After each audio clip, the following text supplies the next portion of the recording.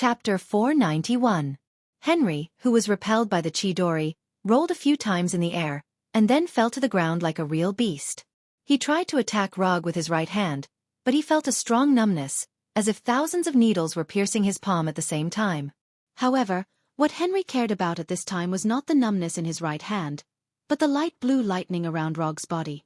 As we all know, only one person in Konoha can use lightning attacks, and that is the director of Konoha's intelligence agency, the 4th Hokage Rog. You're not Minato, you're the 4th Hokage. Henry's face became very serious, and he slowly said in a low voice, Minato is the 4th Hokage. Rog answered with a joke that only he knew. Oh, I didn't expect that the 4th Hokage would not dare to show his true face. Although Henry didn't understand why Rog said that, he didn't care about it, and instead mocked Rog. If you want to provoke me and make me lose my mind in the battle, I advise you not to waste your effort. This kind of simple and idiotic method will only work on werewolves with no brains. Since the other side took the initiative to mock him, Rog certainly won't be polite, and directly taunted him back. At the same time, in front of Henry and many other werewolves, he summoned 4 wood clone jutsu with Minato's appearance. Without any instructions, when these 4 wood clone jutsu appeared, they didn't hesitate and immediately rushed to the north, south, east, and west. Not good. He's going to activate a barrier. When the wood clone jutsu disappeared, Henry immediately realized that something was wrong. However, it was all too late. In just a few seconds, a rectangular barrier with purple transparent flames quickly formed, trapping all the werewolves in the forest. Barrier ninjutsu. 4 violet flame formation. Although Henry didn't know the name and power of the 4 violet flame formation, he was no stranger to it. When the Skrull attacked the headquarters, he saw the 4 violet flame formation from the live TV broadcast. However, when he was trapped in it, he really understood the despair of the Skrull people. Not letting any of them off? As expected of the 4th Hokage, his appetite is really big. The moment the 4 violet flame formation was formed, Harry instinctively thought that Rog was going to wipe them all out.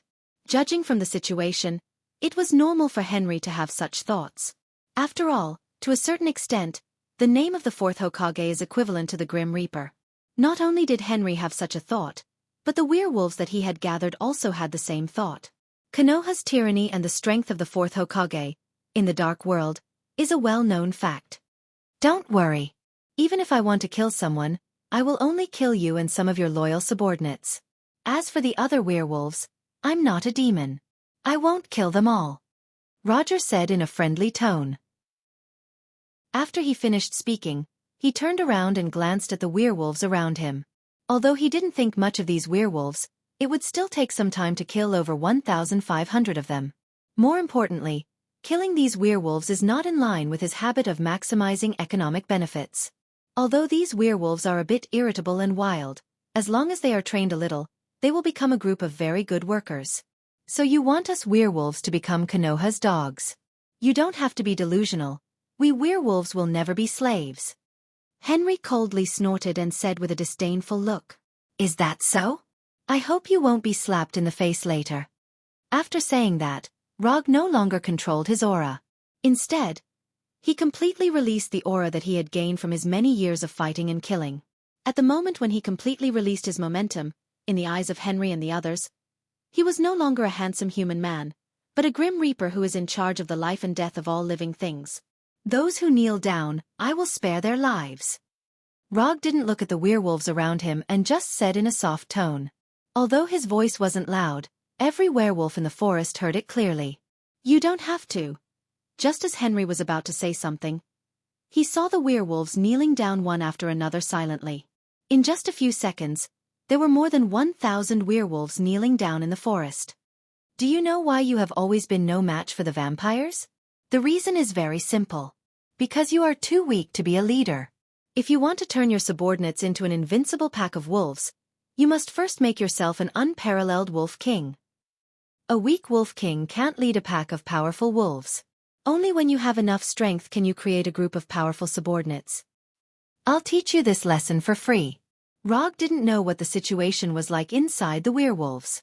But one thing he was sure of was that the werewolves' current small group structure couldn't be compared with the vampire clans that had a complete social structure. This was also the reason why the werewolves couldn't compete with the vampire clans after breaking free from their enslavement. Relying on their superior reproductive ability and the fact that they weren't afraid of sunlight, the werewolves could organize a decisive battle where they had the advantage in terms of numbers and timing. They could use an unprecedented large-scale group battle to establish the werewolves' position. Unfortunately, the werewolves' loose structure of groups of 3 to 5 severely hindered their progress in forming a complete tribe. If the vampires, who used clans as their foundation, were an empire, then the werewolves, who used small groups as their foundation, were a small tribe. Of course, it was impossible for a tribe to compete with an empire's power. There should be a lot of people in the werewolves who saw this. For example, Henry should know this very well. Otherwise, he wouldn't have painstakingly planned for the position of the werewolves' king. Of course, this didn't exclude the possibility that Henry was purely trying to satisfy his desire for power. Looking at the kneeling werewolves, Henry suddenly smiled bitterly and shook his head helplessly. Although the battle between him and Rog hadn't officially started, the result could be announced in advance. There was no need for anything. No matter what the result of the battle between him and Rog was, it couldn't change the reality in front of him. The werewolves were completely kneeling. Well done, worthy of the fourth Hokage who single-handedly established Konoha, you win. Henry removed his werewolf form and returned to his human form, then continued to say, as the loser, I don't know if I'm qualified to make a small request. You can say it. Rog didn't directly refuse Henry. Now, it was impossible for Henry to play any tricks. From the moment the 4 purple flames formation was formed and the werewolves knelt down, the result was already determined. I underestimated you, underestimated Konoha, and overestimated my people. Everything was my own plan. I wanted to become the king of the werewolves, so I schemed against you. None of this has anything to do with them. They just trusted me and thought that I wanted to stop the vampire, so they came here. I know I'm not qualified to ask you to do anything, but the werewolves have been broken by the vampire once. If you can, I hope you can give the werewolves a chance to stand up again in the future. I don't have any satisfactory reward to give you. I hope that my insignificant life will be enough for you to be magnanimous this once. Henry put his right hand on his left chest, turned it into a claw and pierced his chest, then he grabbed it hard. Puff! A faint sound like a water ball being crushed sounded in Henry's body. Henry, with a rough face, maintained his last smile. His whole body fell forward and fell heavily to the ground. Bright red blood continued to flow from the wound, dyeing the surrounding grass red. Looking at Henry, who had completely lost his life, Rog didn't say anything. After a few seconds of silence, he turned and looked at the werewolves behind him. Give him a funeral worthy of his status. After that, Rog didn't pay attention to these werewolves, came in front of Fenrir, and asked Fenrir, those werewolves who didn't kneel, do you think it's necessary to kill them? Although he was 100% sure that Henry was not his opponent, but Henry's action of committing suicide still touched Rog a little. Henry may not be a very qualified leader, but it was undeniable that he was indeed a werewolf who cared about the future of the werewolves. It's just that he didn't choose the right way, but had the idea of killing Rog and Fenrir. Let them live, their tribe is quite pitiful. After thinking seriously for more than 10 seconds, Fenrir gave his answer. Since you've said so, then let's spare their lives. From now on, these guys are under your command. Rog immediately decided the fate of these werewolves. Are you sure you don't want to think about it again? No, they are werewolves. You are the demon wolf. You are the most suitable to lead them. Oh, all right. Fenrir wasn't surprised by Rog's arrangement. In his view, this was what Rog would do. After burying Henry, these werewolves looked up at the direction of the moon at the same time, turned into werewolves, and then howled to the sky. This slightly messy collective howling lasted for nearly half a minute before it gradually stopped. Although Henry was dead, it didn't mean that things were over. After these werewolves held the funeral for Henry, Rog, sitting on Fenrir's back, said again, "Give me the 4 vampire sacred tools. In addition, go and inform the other werewolves that from today onwards, Fenrir is the wolf king of your werewolves. I don't care where they are, let them all come over within 3 days. Those who refuse to recognize Fenrir as the wolf king will have to bear the consequences." Chapter 492. Beverly Hills Hotel. In a 5-star suite. Because the vampire issue had not been resolved, Rog extended the suite for a month when he was at Konoha's headquarters to make it easier for him to live in the future. At this time, he was sitting alone in the suite's living room, looking at the 4 vampire sacred tools that Henry used to lure him into the trap. Bone harp, butcher's knife, ghost lantern, poison bottle. It had to be said that the vampire was a bit too casual when naming the sacred tools. However, Rog could completely understand the vampire's approach, because to a certain extent, he also had naming difficulties. Xiao Hei had a deep understanding of this. Throwing these messy thoughts to the back of his mind, he opened the box containing the bone harp. Bone harp, if one only looked at the name, one would think that this was a sacred tool that looked like a harp. But in fact, the bone harp was an ancient rib. Yes, it was a set of ribs, a complete set of ribs with a spine. The reason why this set of ribs had the name bone harp was purely because when the bones were stained with blood, they would make a creaking sound, making the creatures who heard the sound fall into a state of weakness. In addition to this sound that was similar to the sound of weakening magic, the bone harp had another function. As long as the bone harp was worn on the body, one would have a set of bone armor with amazing defensive power. After putting the ribs that belonged to some unlucky person back into the box, Rog took out the butcher's knife that was said to have killed 5 million people from another box. The butcher's knife, also known as the angel's thorn, was a weapon that was similar to a fist.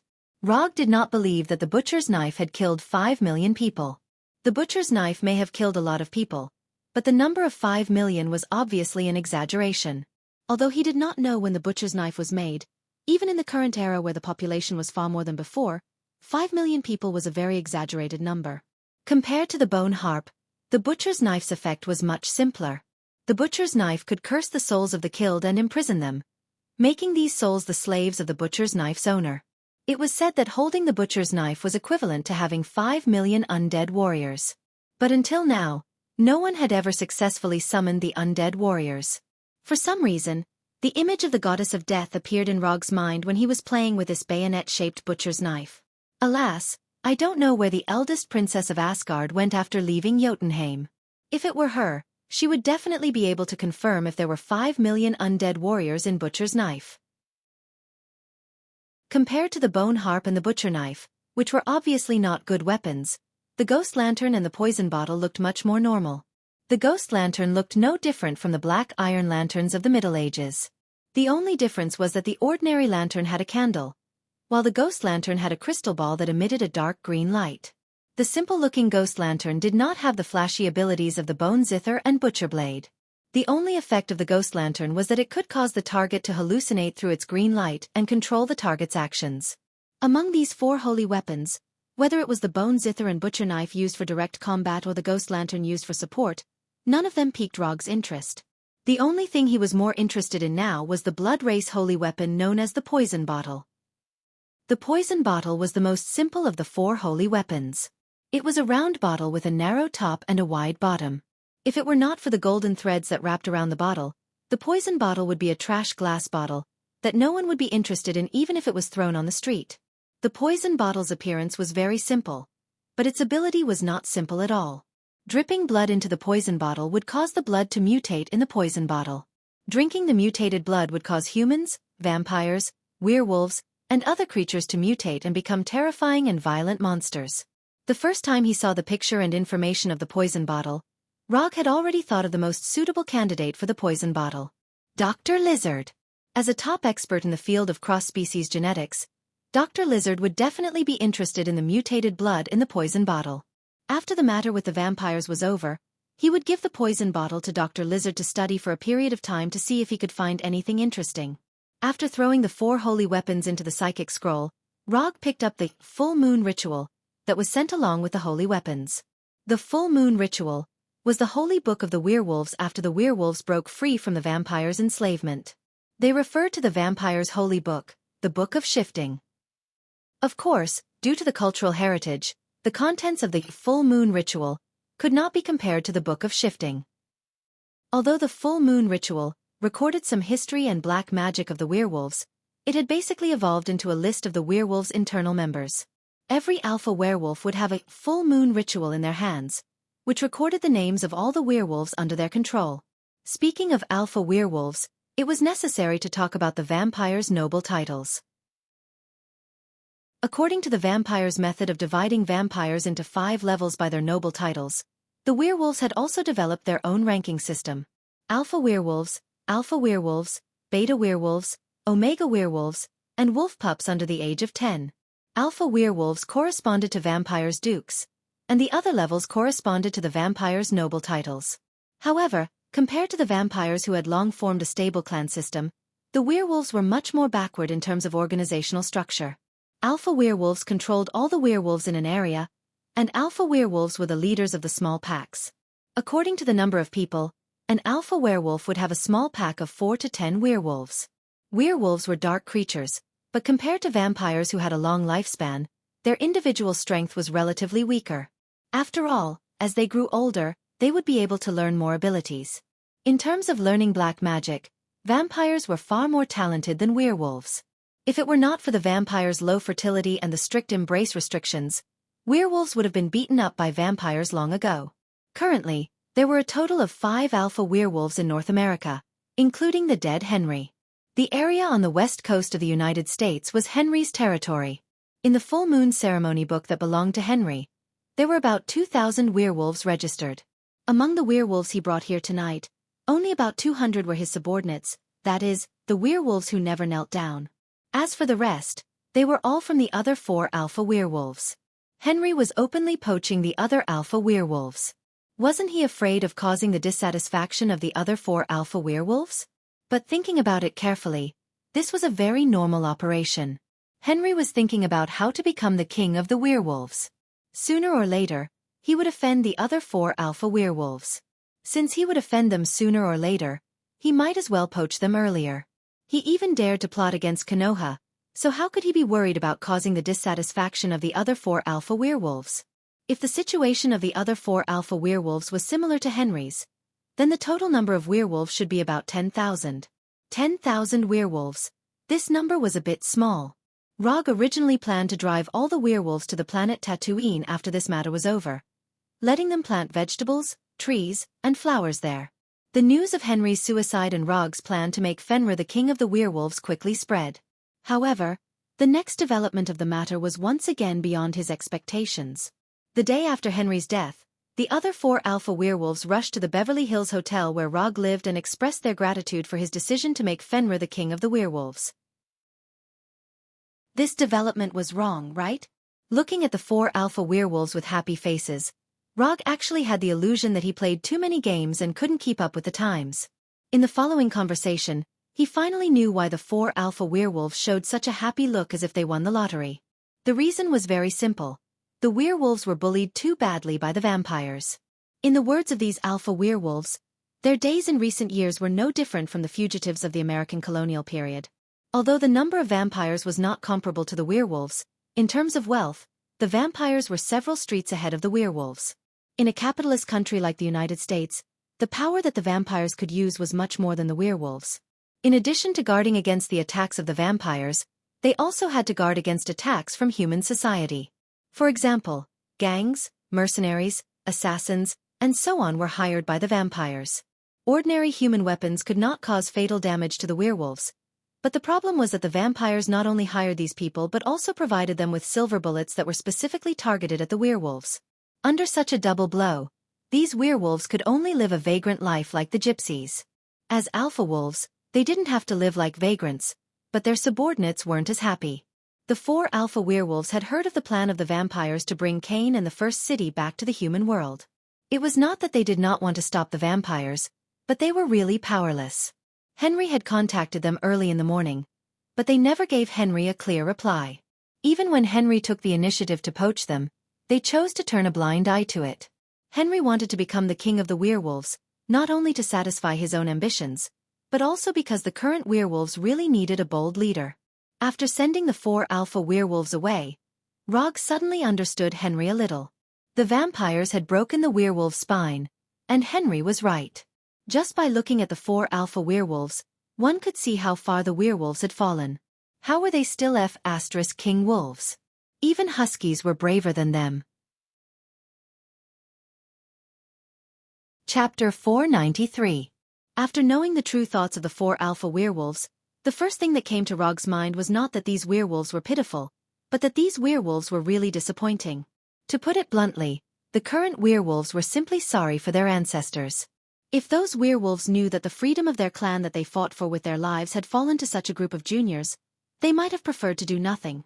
At least this way, the werewolves would not become stray dogs. Although these werewolves were really pitiful, Rog did not intend to stand up for them. He had always believed in one sentence, that is, God helps those who help themselves. If you don't work hard, don't expect others to help you. Although this approach was slightly cruel, it was the basic principle that maintained the operation of the world. For a simple example, it was like borrowing money from the bank. If you want to borrow money from the bank, you have to make yourself valuable first. The bank was not a philanthropist, it would not lend money to people who had nothing. Similarly, the world was not a philanthropist. If you want to change your fate, you have to risk your life to make yourself more valuable. If you can't do this, don't blame the world for being cruel. Although these werewolves were still a little useful in Rog's eyes, they were far from enough to make Konoha fully help them. Konoha would not let others bully its own people, but Konoha would not raise waste. If these werewolves did not show their value, Rog would definitely let them go back to where they came from. Don't even think about eating and drinking for free in Konoha. For the time being, Rog put the problem of these werewolves to the back of his mind, and picked up the information about the blood clan that had just been sent by Konoha's intelligence department. According to the information, the Grand Duke of the blood clan, Wilhelm von Behring, had arrived in Los Angeles a few days ago. On the second day of Grand Duke Wilhelm's arrival in Los Angeles, the vampire hunters in the Los Angeles area were crazily attacked by vampires. The Bat Must Die bar he had been to before had now become a veritable broken bar. In addition to retaliating against the vampire hunters, these vampires were also collecting information about Minato. He didn't know if these vampires had discovered something, or if they were afraid of Minato's strength. Until today, Rog had not been attacked by any vampires. It wasn't a secret that he was staying at the Beverly Hills Hotel. With the abilities of the Blood Clan, it wouldn't be difficult for them to find out. Just as he was considering whether he should take the initiative to meet these vampires, the doorbell suddenly rang. After opening the door of the room, he saw a young man in a hotel employee uniform. "Hello, Mr. Minato. This is your invitation card." Rog didn't make things difficult for the hotel employee, who was obviously under the influence of a control spell. Instead, he took the invitation. Note 1. Got it. After closing the door, he opened the gold-plated invitation. The content of the invitation was very simple. It was to invite him to the top-notch Japanese restaurant Urasawa for dinner at 8 o'clock tonight. Note 2. The name on the letter was Duke William von Behring of the Brooke family. He didn't come directly to his door, but invited him to dinner. Duke William's approach made Rog a little surprised. However, he didn't care too much about this. It was always better to be polite than to be polite. And he didn't know if it was his own illusion, but he always felt that Duke William asked him to meet at the top-notch Japanese restaurant, Urasawa, seemed to be hinting at something. When it comes to Japanese food, the first thing that comes to mind is Japan. And ninja is an ancient profession from Japan. At 8 o'clock in the evening, Rog, who rarely changed into formal clothes, took Henry's Bentley SUV and arrived at the Japanese restaurant Urasawa. The driver who drove for him was also Henry's driver, a young alpha werewolf named Bran. On the way to the restaurant, the young werewolf named Bran didn't say a word, but occasionally looked at Rog in the back through the rearview mirror. Although Bran controlled his emotions quite well, Rog could see at a glance that the young werewolf couldn't wait to eat him alive. But he didn't care about Bran's killing intent at all. A young werewolf who hadn't experienced the beating of society, and only had simple and loyal thoughts in his mind. When he got out of the car, Rog tidied up the collar of his suit and gave the young werewolf named Bran a little advice. Don't do anything stupid. Your lives were exchanged by Henry's own life. Don't let his final sacrifice go to waste. After saying that, Rog ignored Bran, who had a complicated expression, and got out of the car to head to the restaurant. Bran was one of the werewolves who didn't kneel that night, and he was also Henry's most promising junior. If Henry's plan went smoothly, Bran would be the one to take over his position as Alpha Werewolf King. Unfortunately, Henry was destined to live to see this day. Urasawa Restaurant was known as the best Japanese restaurant on the West Coast. It was regarded as the West Coast version of New York's top Japanese restaurant, Masa. Urasawa Restaurant's head chef, Iro Urasawa, was once a student of Masa Restaurant's owner and head chef, the famous Japanese chef, Masa Tamiyax. Urasawa was very famous, and the level of Japanese food was very high, but the restaurant was small, with only 10 chairs, and only 10 customers could be served at most in a night. Tonight, Urasawa restaurant, which had always been difficult to find, only had 2 customers. After entering this authentic Japanese restaurant, the first thing Rog saw was Grand Duke William sitting in a chair at the bar. He was wearing an expensive and elegant classical suit, and meticulously combed long black hair. If it weren't for the unusual blood-red color of his eyes, Grand Duke William would have looked like a European noble template in a girl's fantasy. In addition to Grand Duke William, there was only Urasawa's head chef, Iro Urasawa, who was wearing a traditional Japanese chef's costume in the restaurant. However, this famous Japanese chef was like a child who had been reprimanded by an adult at this time. He stood shivering inside the kitchen counter and looked down at the surface of the kitchen counter. Should I call you Namikaze Minato, or Rog? When Rog entered the restaurant, Grand Duke William took the lead and asked. His tone was very calm, without the slightest pressure, nor would it make people feel the slightest bit nervous. It doesn't matter which one you call me, Rog replied, and then came to a chair next to Grand Duke William and slowly sat down. Let's start. After Rog took his seat, Grand Duke William ordered Chef Iro Urasawa.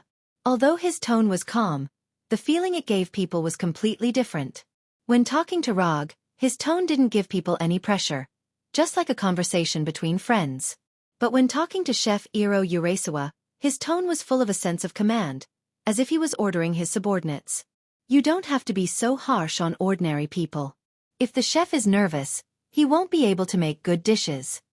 As soon as his voice fell, Rog's chakra came to Chef Iro Urasawa's body, dispelling the pressure of Grand Duke William for him. Does an existence like you still care about the life and death of ordinary people? Grand Duke William turned his head to look at Rog and asked with a smile. Except for the gods, we are all mortals, and you and I are the same. Although he has far more power than ordinary people, Rog doesn't think that he is nobler than ordinary people like the Blood Clan. On the contrary, he cherishes his current human identity. It's a bit interesting. If we didn't meet in this environment, you and I might have become good friends. At this time, Grand Duke William was not as violent and cold-blooded as the rumors said. If he didn't know that Grand Duke William was from the Brute clan, which was the most suitable for fighting among the Blood Clan, Rog would have the illusion that he was a kind aristocrat. Maybe. Rog took a sip of the sake in the glass and said slowly, You took over the Wolf clan, and killed Jacob and the others. I can directly make the decision to write it off. What we are going to do is not against Konoha, and we don't need to let things develop into something more serious. Although Grand Duke William has not fought with Rog, he knows that even if he went all out, he may not be a match for Rog. The strength of a Blood Clan Duke is indeed very strong, but Rog is not weak either. In fact, I am not particularly interested in what you are going to do. Even if you really release Cain from the place of seal, it is not up to me. It's just that you have something in your hands that I want, so you should understand what I mean. Whether or not Cain can return to the human world is, in a strict sense, not within the scope of Konoha's handling. There were already enough hidden big shots on Earth. One more vampire ancestor was not a big deal.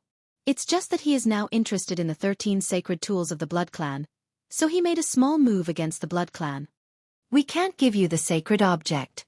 This is related to the dignity of the Blood Clan. Even the true identity of Rog has been investigated, so it is impossible for Grand Duke William not to know what he wants. However, as he said, this is related to the dignity of the Blood Clan, and it is not an existence that can be traded. If someone suddenly tells me that they want what I have, I will not be willing to give it to them. It is human nature, and it is understandable. Well, let's make a deal. For what you are going to do next, Konoha can pretend that they don't know anything. In return, I want 4 sacred tools. Rog made his suggestion to Grand Duke William. The Blood Clan does have 8 sacred tools in their hands, but it is not an easy thing to obtain these 8 sacred tools.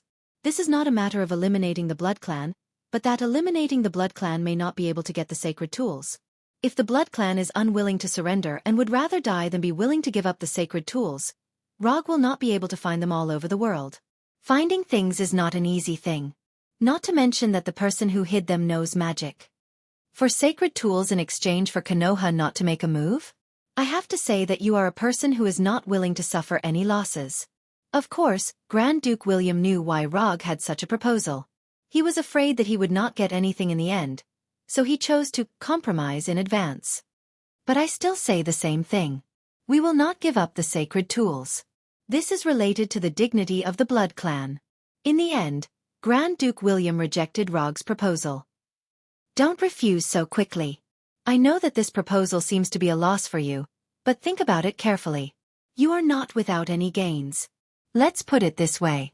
If Konoha stops you with all its strength, you will never have the chance to complete the plan.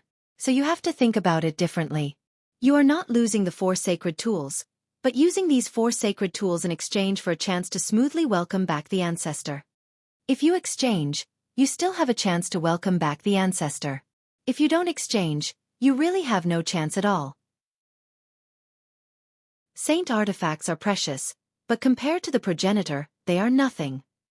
If your ancestor returns smoothly, you can have as many sacred tools as you want. At this time, Rog was like an unscrupulous salesman who was trying to trick the elderly to buy health products.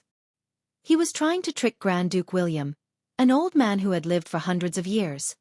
You are secretly changing the concept. In the end, you still want to take away the sacred tools. As an old monster who had lived for hundreds of years, Grand Duke William was not moved at all. You can think of this as secretly changing the concept, but compared to secretly changing the concept, I prefer to call this a forced sale. Since Grand Duke William was unmoved, Rog had no intention of continuing to fool him. He directly said his true thoughts. You can think whatever you want. Anyway, I am going to do this business. Rog would not have the slightest psychological burden to bully dark creatures. Chapter 494. Konoha's tyranny really lives up to its reputation. Grand Duke William turned his head to look at Rog, who was not even a fraction of his age, with a faint smile on his face. This is also something that can't be helped. If Konoha is not tyrannical, it will not be able to suppress those monsters in the dark. Rog replied with a smile. Looking at Rog, whose expression did not change, and who completely grasped the initiative, Grand Duke William did not speak. He picked up the sake in front of him and slowly took a sip. Along with Grand Duke William's silence, the small dining hall fell into a strange silence. The slight sound of the restaurant chef making sushi became the only source of sound in the restaurant at this time. After a few minutes of silence, Grand Duke William spoke again. The matter of the sacred tool is of great importance. I need to discuss it with the other Grand Dukes before I can decide. No problem. I'll give you 3 days. After saying that, Rog directly got up and left this famous top-notch Japanese restaurant on the west coast, without any intention of tasting the sushi. When Rog's figure disappeared from the restaurant, Grand Duke William, who had a pleasant expression just now, immediately changed his expression. His expression was as cold as an iceberg in Antarctica that has not melted for thousands of years. Inform the other clans, let them bring the elites of their clans over, the peace talks have failed. Grand Duke William, who was sitting in the chair, did not get up, as if he was giving orders to the air. Then, he raised the wineglass in front of him again and drank the sake in it. The moment he put down the wineglass, his figure also disappeared strangely from the restaurant like a chalk painting being erased. After returning to the Bentley SUV driven by Bran, Rog took out his mobile phone and sent a message to the Punisher at Konoha's headquarters. In 3 days, bring the Abomination and the Red Tank, as well as 10 teams of special forces to Los Angeles. The weapons will be specially made for vampires. After sending the message, he said to Bran, "Go to the factory in the suburbs." After saying that, he directly closed his eyes and began to empty his mind. Although Grand Duke William said that he wanted to discuss with the other Grand Dukes, his real subtext was that there was no room for discussion on this matter. Rog understood what he meant and gave him 3 days to do so. These 3 days did not refer to waiting for them for 3 days. Instead, it referred to using their fists to do the talking after 3 days. 3 days later, Konoha and the Wolf Clan won, and the Blood Clan handed over the sacred weapon. Similarly, if the Blood Race wins, Konoha and the Wolves won't interfere with the Blood Race's plan. This was a plan that was not explicitly stated, but both sides agreed to. After driving for about 20 minutes, Bran arrived at an abandoned suburban factory. Because Fenrir was not suitable to appear in the city, Rog let him stay in the suburbs and gave him the task of reorganizing the werewolves. Although Fenrir was only a magic wolf, he was born in Asgard and accompanied the goddess of death on her expedition to the Nine Realms. Fenrir definitely couldn't handle government affairs. However, it was not difficult for him to reorganize the wolf clan into an army.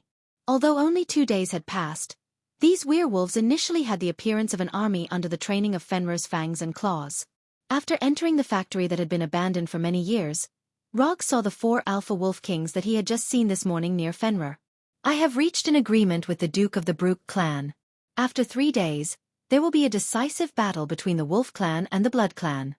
Of course, some people from Konoha will also participate in the battle, but the main ones will be your Wolf clan and the Blood clan. Don't you Wolf clan want to rise? Now the opportunity is here.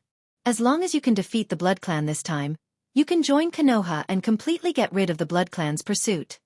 This time, I want all your Alpha Wolf clan to participate in the battle. I don't care where these Alpha Wolf clan are. After 3 days, I want to see them here. As for these Beta Wolf clan and Omega Wolf clan, they can leave now. Rog said his request directly. This was also a small test for the Wolf clan. If the Wolf clan can't complete this test with the help of Konoha, then there are only 2 paths in front of them. One is to be chased to death by the Blood clan, and the other is to be thrown to the Tatooine planet as a laborer. Rog, Sama, isn't this a bit too risky? All the Alpha Wolf clan will participate in the battle. If the losses are heavy, our Wolf clan will really have no resistance. After Rog finished speaking, an Alpha Wolf king named Michael came in front of him and said, "This Alpha Wolf king named Michael is the oldest of all the Alpha Wolf kings and the most timid one." During the day in the hotel, Rog confirmed this. "I may not have told you very clearly during the day, but I will tell you again. Whether you want to get the protection of Konoha or become a part of Konoha, what you have to do is to obediently listen to my instructions and not question my decisions, understand?" Rog glanced at Michael and said with a blank expression, "That's true, but in case." Michael still wanted to explain something, but before he could speak, he saw a silver-white arc across in front of him. In the next second, his vision turned upside down. He saw the upside-down night sky and earth, saw Rog and Fenrir spinning, and saw his own body without a head. Lightning release. Thunderbolt Sword Draw. Rog didn't intend to continue listening to Michael's nonsense and directly ended his life with Thunderbolt Sword Draw. It wasn't until Michael's head rolled a few times on the ground that Rog removed the Thunderbolt Sword in his right hand. Now, does anyone have any questions? Rog didn't look at the dead Michael and looked at the remaining 3 Alpha Wolf Kings. No. None at all. We will definitely support Rog Sama's decision. Looking at the 3 Alpha Wolf Kings who were obedient like pet dogs, Rog sighed helplessly. Bran, from now on, Henry and Michael's position as Alpha Wolf belongs to you. Bran was chosen by Henry and personally guided by him, which meant that Bran was definitely outstanding. Although Rog hadn't discovered Bran's strengths yet, he didn't mind giving this little guy a chance in advance. 3 days passed in the blink of an eye. After Fenrir's training, the 1,000 over Alpha Wolf Kings that appeared in front of Rog finally had the aura of an elite warrior. In the hierarchy of the Wolf clan, the Alpha Wolf Kings were an existence that corresponded to the Vampire Marquis. But in reality, the strength of these Alpha Wolf Kings was far from being comparable to the Vampire Marquis, and they were even inferior to the Vampire Earl. The Vampire clan had strict criteria for the Vampire Marquis. Vampires that weren't strong enough couldn't be promoted to the Marquis until they died. The Wolf clan was much more casual. As long as they had a small group of 4 or 5 people that belonged to them, they could be called Alpha Wolf Kings. The Alpha Wolf Kings that were judged by this criteria were naturally far from being comparable to the Vampire Marquis. At present, there were only 8 clans left in the Vampire clan, and there were only 8 Grand Dukes. As a Marquis that was second only to the Grand Duke, there would be no more than 50 of them. This was still an ideal situation. If the Vampire clan's criteria for promotion were more stringent, the Marquis of the 8 clans may not even add up to 30 people. You are being chased by the Vampire clan. I don't need to tell you how embarrassed you are. You like to be a stray dog, that's your own business. But Konoha never raises trash.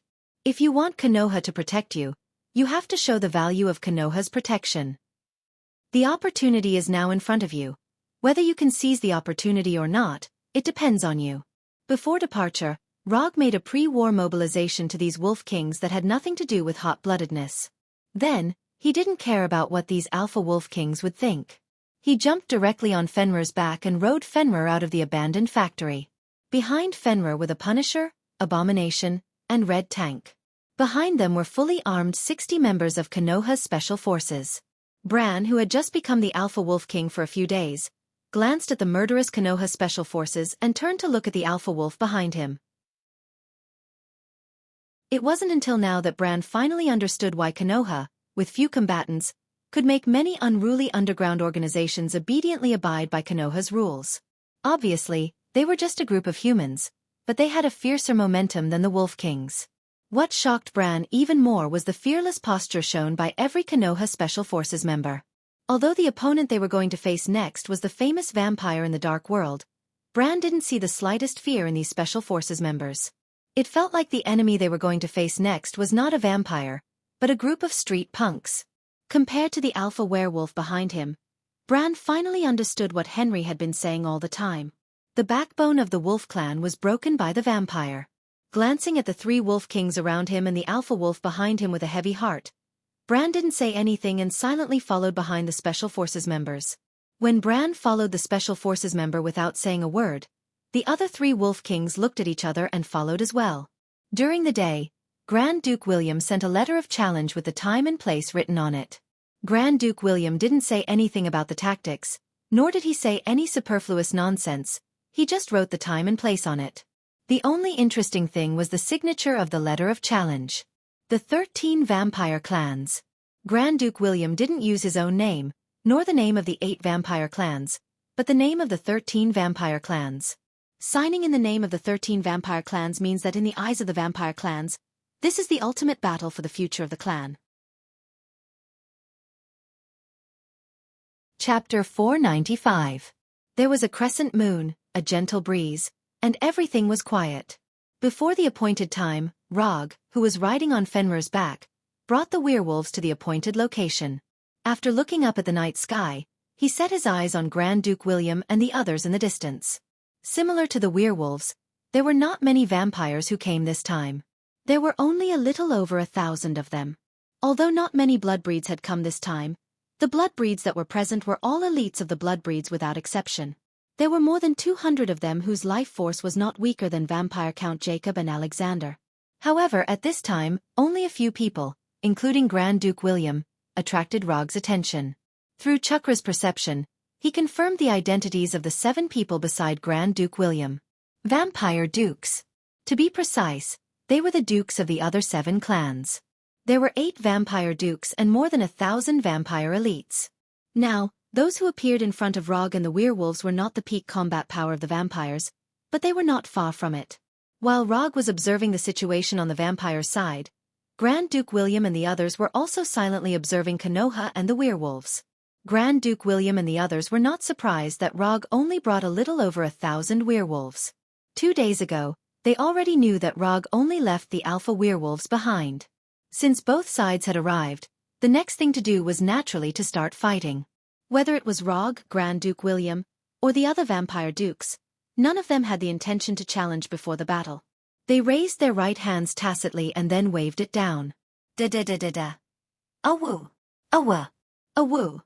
The howls of the werewolves and the endless gunshots rang out at the same time, breaking the silence of the night. The vampires who used firearms and weapons pulled the trigger almost at the same time as Konoha's special forces. The ultraviolet bullets aimed at the vampires and the silver bullets aimed at the werewolves suddenly flew toward each other like rain. At the moment when the gunshot sounded, the werewolves behind Konoha's special force members quickly turned into wolves, and then like real beasts, they ran towards the vampire in the distance. The werewolves charged forward, and the vampires on the other side also started to cast black magic that was extremely unique to the blood race. Bats soared into the sky one after another, and the vampires disappeared one after another like shadows. The crimson light of magic continued to shine. Lava-like fireballs, blood-red lightning, scarlet tornadoes. It was as if the vampires were performing a fireworks show as they threw out the spells in their hands one by one. The silver bullets and magic created a net of death in front of the charging werewolves, crazily harvesting their flesh and lives. You two, go and help them. Rog said to the abomination and red tank as he watched the werewolves fall one by one. No problem. The red tank's reply was as concise as ever. As for the abomination's reply, it was becoming more and more Chinibu. My fists are thirsty for blood. The abomination and the red tank rushed out like two heavy trucks out of control, and rushed straight to the vampire's position. With their completely unreasonable physique, the abomination and the red tank were like two sharp knives that pierced through the vampire's line of defense, and directly crashed into the vampire's position. With the abomination and the red tank opening the way, the werewolves who were desperately charging finally rushed through this critical distance, and the battle became the close combat that they were best at. As the werewolves continued to rush into the vampire's position, the sound of gunshots from the vampire's side became more and more sparse, and the large-scale attack magic almost completely disappeared. When the werewolves rushed out, Rog patted Fenrir's back and said softly, "You go and play." After that, he jumped down from Fenrir's back and jumped to the Punisher's side. "Oh woo!" After a long howl to the sky, Fenrir, with his amazing body size, rushed toward the vampires on the opposite side. However, before he rushed into the vampire's position, he was stopped by a dozen vampires. Blood Race Marquis. The vampires who came to stop Fenrir were all Marquis. After joining Konoha, Fenrir didn't participate in any battle, and he didn't even show up much. But even so, the vampires still didn't dare to underestimate Fenrir. The werewolves and vampires fought in full swing, and they didn't stop until they died. The highest combat power on both sides, at this time, chose to watch the battle instead of participating in it. Rog didn't make a move, nor did Grand Duke William and the other 8 dukes. They were like chess players, quietly watching the chess pieces kill each other. You command the special forces, let them provide long-range support, don't go up and fight the vampires. After watching the battle for more than 10 minutes, Rog turned to the Punisher and said, "No problem, I will never let any of the special forces die here." After hearing the Punisher's answer, Rog, wearing black casual clothes, walked toward the werewolves and vampires. At the moment he stepped out, Grand Duke William and others also moved. The plan of the vampires was simple. The 8 dukes were responsible for holding back Rog, while Fenrir, Red Abomination, Tank, and the alpha werewolves were dealt with by the Marquis. As for the other werewolves, the Count led the other elites to deal with them. Although the fertility of the vampires was far less than that of the werewolves, their individual strength was far stronger than the werewolves. As long as the 8 dukes could hold back Rog, the victory would only belong to the vampires. There was no problem with the arrangement of the vampires. If Rog was on the side of the vampires, he would make a similar arrangement. However, a plan was just a plan. The comparison of strength on the surface couldn't determine the real victory or defeat. If you want to know what the final result is, you will know after the battle. Rog hadn't gone far when Grand Duke William and others came in front of him and stopped him. "The battle over there is not suitable for an existence like you." Grand Duke William looked at Rog and said in a calm tone. In gaming terms, there is a term called exploding fish. It means that high-level gamers maliciously bully low-level gamers. In the past, I also hated these exploding fish players. But later on, I understood a principle. That is, in esports, being weak is the original sin. As soon as he finished speaking, Rog's figure disappeared in front of Grand Duke William and the others. Lightning body blink. Lightning sword slash. A silver-white arc instantly appeared in front of Grand Duke William. Grand Duke William didn't expect Rog to attack just like that. What surprised him even more was that Rog's speed was faster than he had imagined. Vampires were dark creatures with high agility and speed. However, compared to Rog, their speed talent was not worth mentioning. Even Grand Duke William, who was a duke, couldn't completely react. The katana, which was completely formed by lightning, slashed across Grand Duke William's neck as easily as cutting through a ripe watermelon. However, no blood splattered from the neck that was slashed by the lightning sword, nor was there a head that flew high into the air. There was only a group of black bats that were fluttering chaotically. Bat incarnation! The moment the lightning sword was about to slash him, Grand Duke William instantly transformed into hundreds of bats and dodged Rog's lightning sword. Rog wasn't surprised that Grand Duke William was able to dodge his lightning sword slash. If the Blood Race's dukes were so easily beheaded, the Blood Race would have long gone extinct in the long river of history. The moment Grand Duke William used his bat incarnation to dodge Rog's attack, the other 7 Blood Race dukes didn't stay idle and attacked Rog. Scarlet Whip, Bloodblade, Deathclaw. It was unknown whether it was because of tacit understanding or because they had discussed beforehand, but the 7 Bloodrace Dukes didn't engage in close combat with Rog. Instead, they cast magic at the same time. The casting speed of these 7 Bloodrace Dukes couldn't be considered slow, but Rog's casting speed wasn't slow either. Wood Release, Wooden Spindle Wall. Clang clang clang, a curved circular wall instantly appeared and completely enveloped Rog, who was wielding the lightning sword, while blocking the magic attacks of the 7 Bloodrace Dukes. Although the wooden wall was a circular arch made of wood, in terms of defensive power, the wooden spindle wall's defensive power was not inferior to ordinary steel. While casting the wooden spindle wall to block the magic attacks of the 7 Bloodrace Dukes, Rog removed the lightning sword in his right hand and used the wind release ninjutsu that he rarely used. Wind Release, Tornado Hurricane. What had been a gentle breeze suddenly turned into a gigantic tornado. Like a natural disaster, it engulfed the 7 Vampire Dukes who had just cast their spells. The gigantic tornado struck the 7 Vampire Dukes in the blink of an eye, sweeping them into the sky and twisting their bodies wildly. If other vampires were hit by the tornado, they would definitely be twisted into fried dough twists even if they didn't die. However, as one of the top existences in the Blood Race, the means of the Bloodrace Dukes were far from what other vampires could compare to. In the midst of the howling tornado, it was unrealistic to transform into a bat because no bat could escape from such a tornado. Shadow Leap, Moonlight Flash, Moonlight Transformation. It had to be admitted that the Blood Race was several streets ahead of the werewolves in terms of magic talent and magic inheritance. Magic that was incomparably difficult for others was a piece of cake for the Bloodrace Dukes. Relying on different flash magic and evasion magic, the 7 Bloodrace Dukes all got rid of the tornado's attack. However, this was far from the end. As soon as the 7 Bloodrace Dukes got rid of the tornado, they saw Rog suddenly appear on the wooden spindle wall. Wind Release, Vacuum Chain Wave. Before they could react, dozens of sickle weasel-like transparent wind blades came in front of them.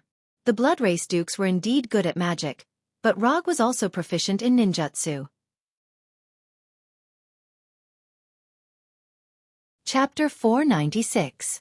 Not only were the 7 Vampire Dukes attacked by the sickle weasel-like wind blades, but even the bats that Grand Duke William had transformed into were also hit. Whoosh! Sharp cutting sounds rang out one after another. Shredded clothes and broken limbs flew up in a disorderly manner. Although these Vampire Dukes had speed and reaction that were far beyond that of ordinary people, none of them noticed that Rog's white eyes had turned into a blood-red color that was very similar to theirs. 3 Tomo Sharingan. When Wind Release, Tornado hit these Vampire Dukes, Rog opened his Sharingan. With the Sharingan's unparalleled dynamic vision and rich experience honed over many years of combat, Rog accurately predicted the landing spot of these Vampire Dukes and used Wind Release, Vacuum Renbwa in advance. Whether it was Tornado or Vacuum Renbwa, they were not particularly powerful wind release ninjutsu. But as long as they were used properly, even the most basic ninjutsu could produce an effect beyond imagination. After the end of Vacuum Renbwa, Rog did not continue to use ninjutsu. Instead, he stood calmly on the arch of the wooden spindle wall and looked at these Vampire Dukes with a smile. Although the sickle weasel-like wind blades did not cause fatal damage to them, they seriously destroyed their image. The damage was not high, but it was extremely insulting. In addition to Grand Duke William, the other 7 Vampire Dukes had similar thoughts. Their clothes were messy, and their hair was messy. Coupled with the wounds that had not been completely healed and the blood stained on their bodies, these Vampire Dukes were as embarrassed as they could be. Looking at their current image, rather than the legendary noble vampires, it was better to say that they were special lovers who had just experienced a forbidden party.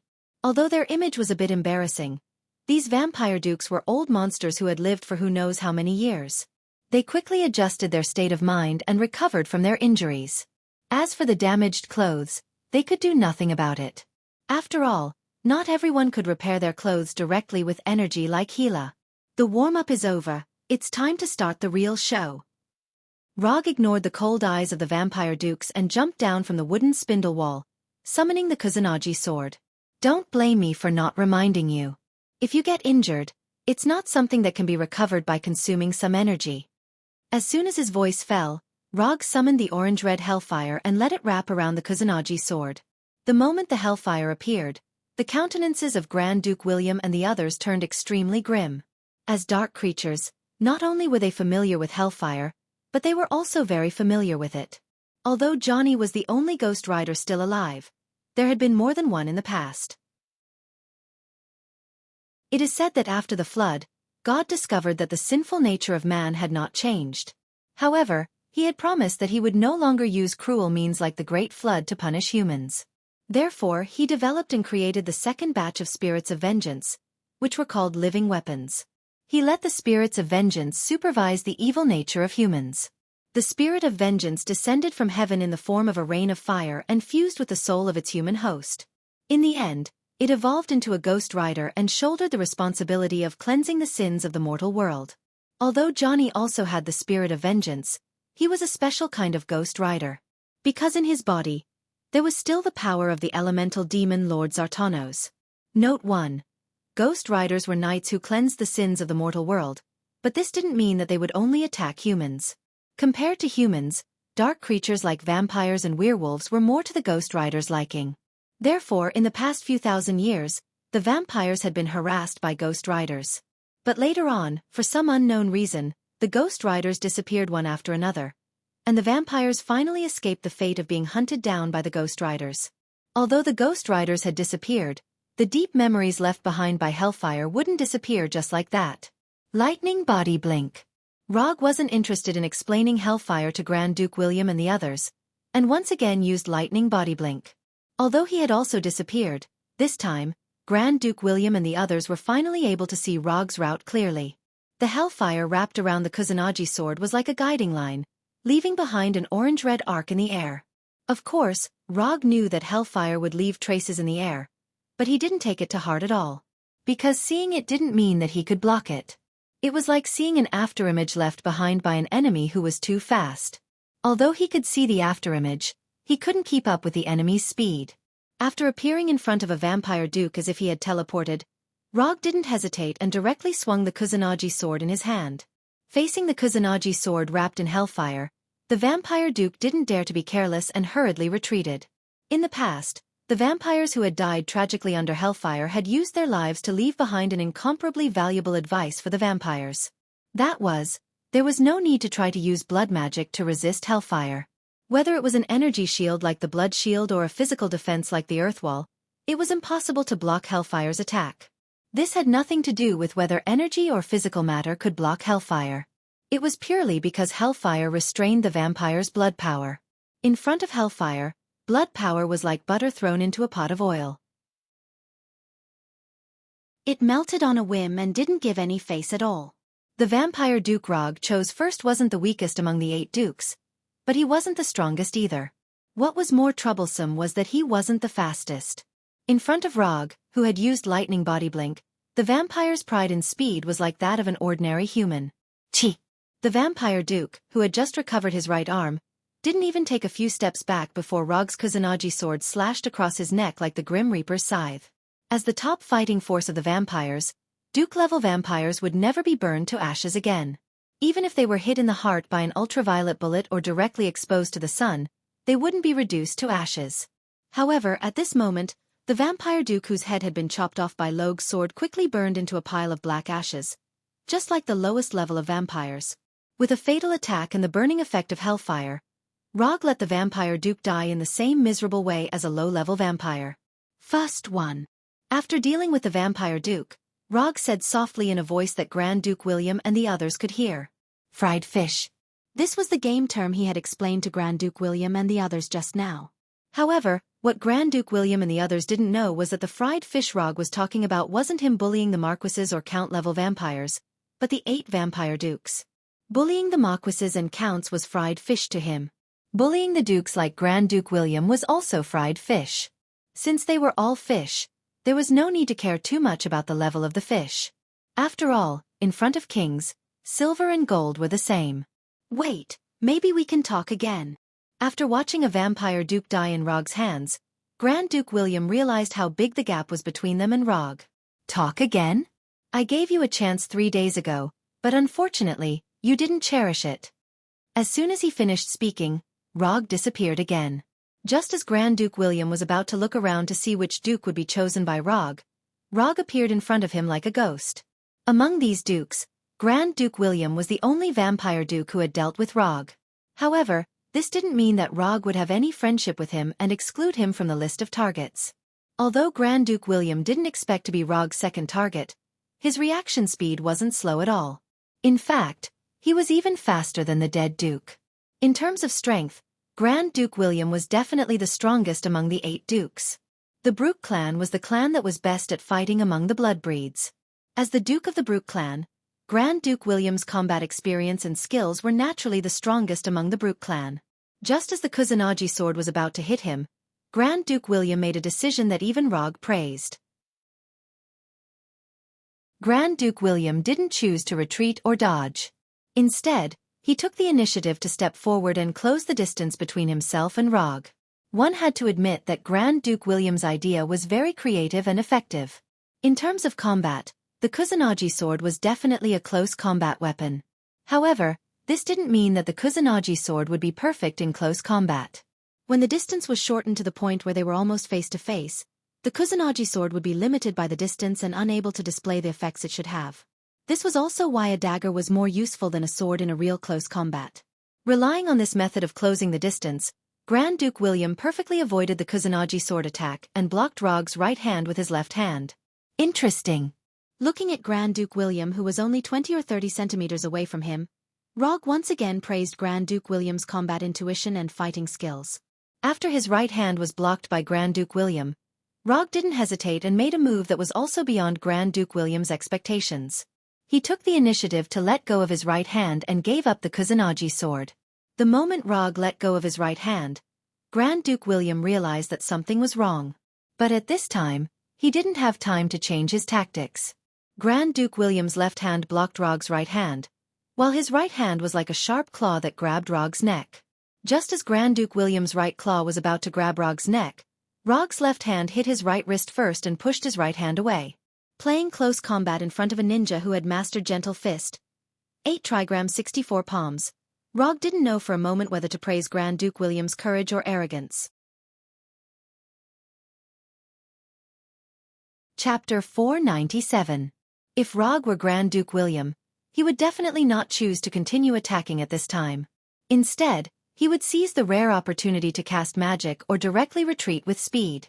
In a battle, one must always be cautious to avoid suddenly losing one's life. In the face of an opponent who was extremely good at close combat and whose trump cards were unknown, close combat sometimes not only did not bring about an advantage, but it could also easily become the key to a complete defeat. Thoughts flashed through his mind, but Rog's hand movements did not slow down in the slightest. Byakugan. Open. Under Grand Duke William's gaze, Rog's Sharingan disappeared and was replaced by the Byakugan, which had blue veins popping out beside his eyes. Soft Fist Technique. 8 trigrams 64 palms. Before Grand Duke William could fully react, Rog's left hand turned into a fist and hit a key acupoint on his chest. Of course, it was impossible for a vampire to have the chakra meridian system, and there were no so-called acupoints. The key acupoint that Rog had hit was actually an important energy node on Grand Duke William's body. However, in order to be more in line with the style of Soft Fist, he called all these energy nodes on the enemy's body acupoints. When the first palm of the 8 trigrams 64 palms hit Grand Duke William, the initiative of the battle completely fell into Rog's hands. Compared with other physical arts, the 8 trigrams 64 palms was a set of slightly cumbersome fist techniques, and the time to perform it was also longer. If it were other physical arts moves, this kind of continuous attack time of 2 or 3 seconds would be easy for the opponent to seize the opportunity to counterattack. The time to perform the 8 trigrams 64 palms was indeed a little longer than other physical arts moves, but this did not mean that it was easy to interrupt. If the 8 trigrams 64 palms were so easy to break, it would not have become the secret technique of the Hyuga clan. As long as the enemy could always be controlled in the rhythm of their attacks, it did not matter if the time to perform it was a little longer. In Rog's vision at this time, he and Grand Duke William were in an illusory 8 trigrams array.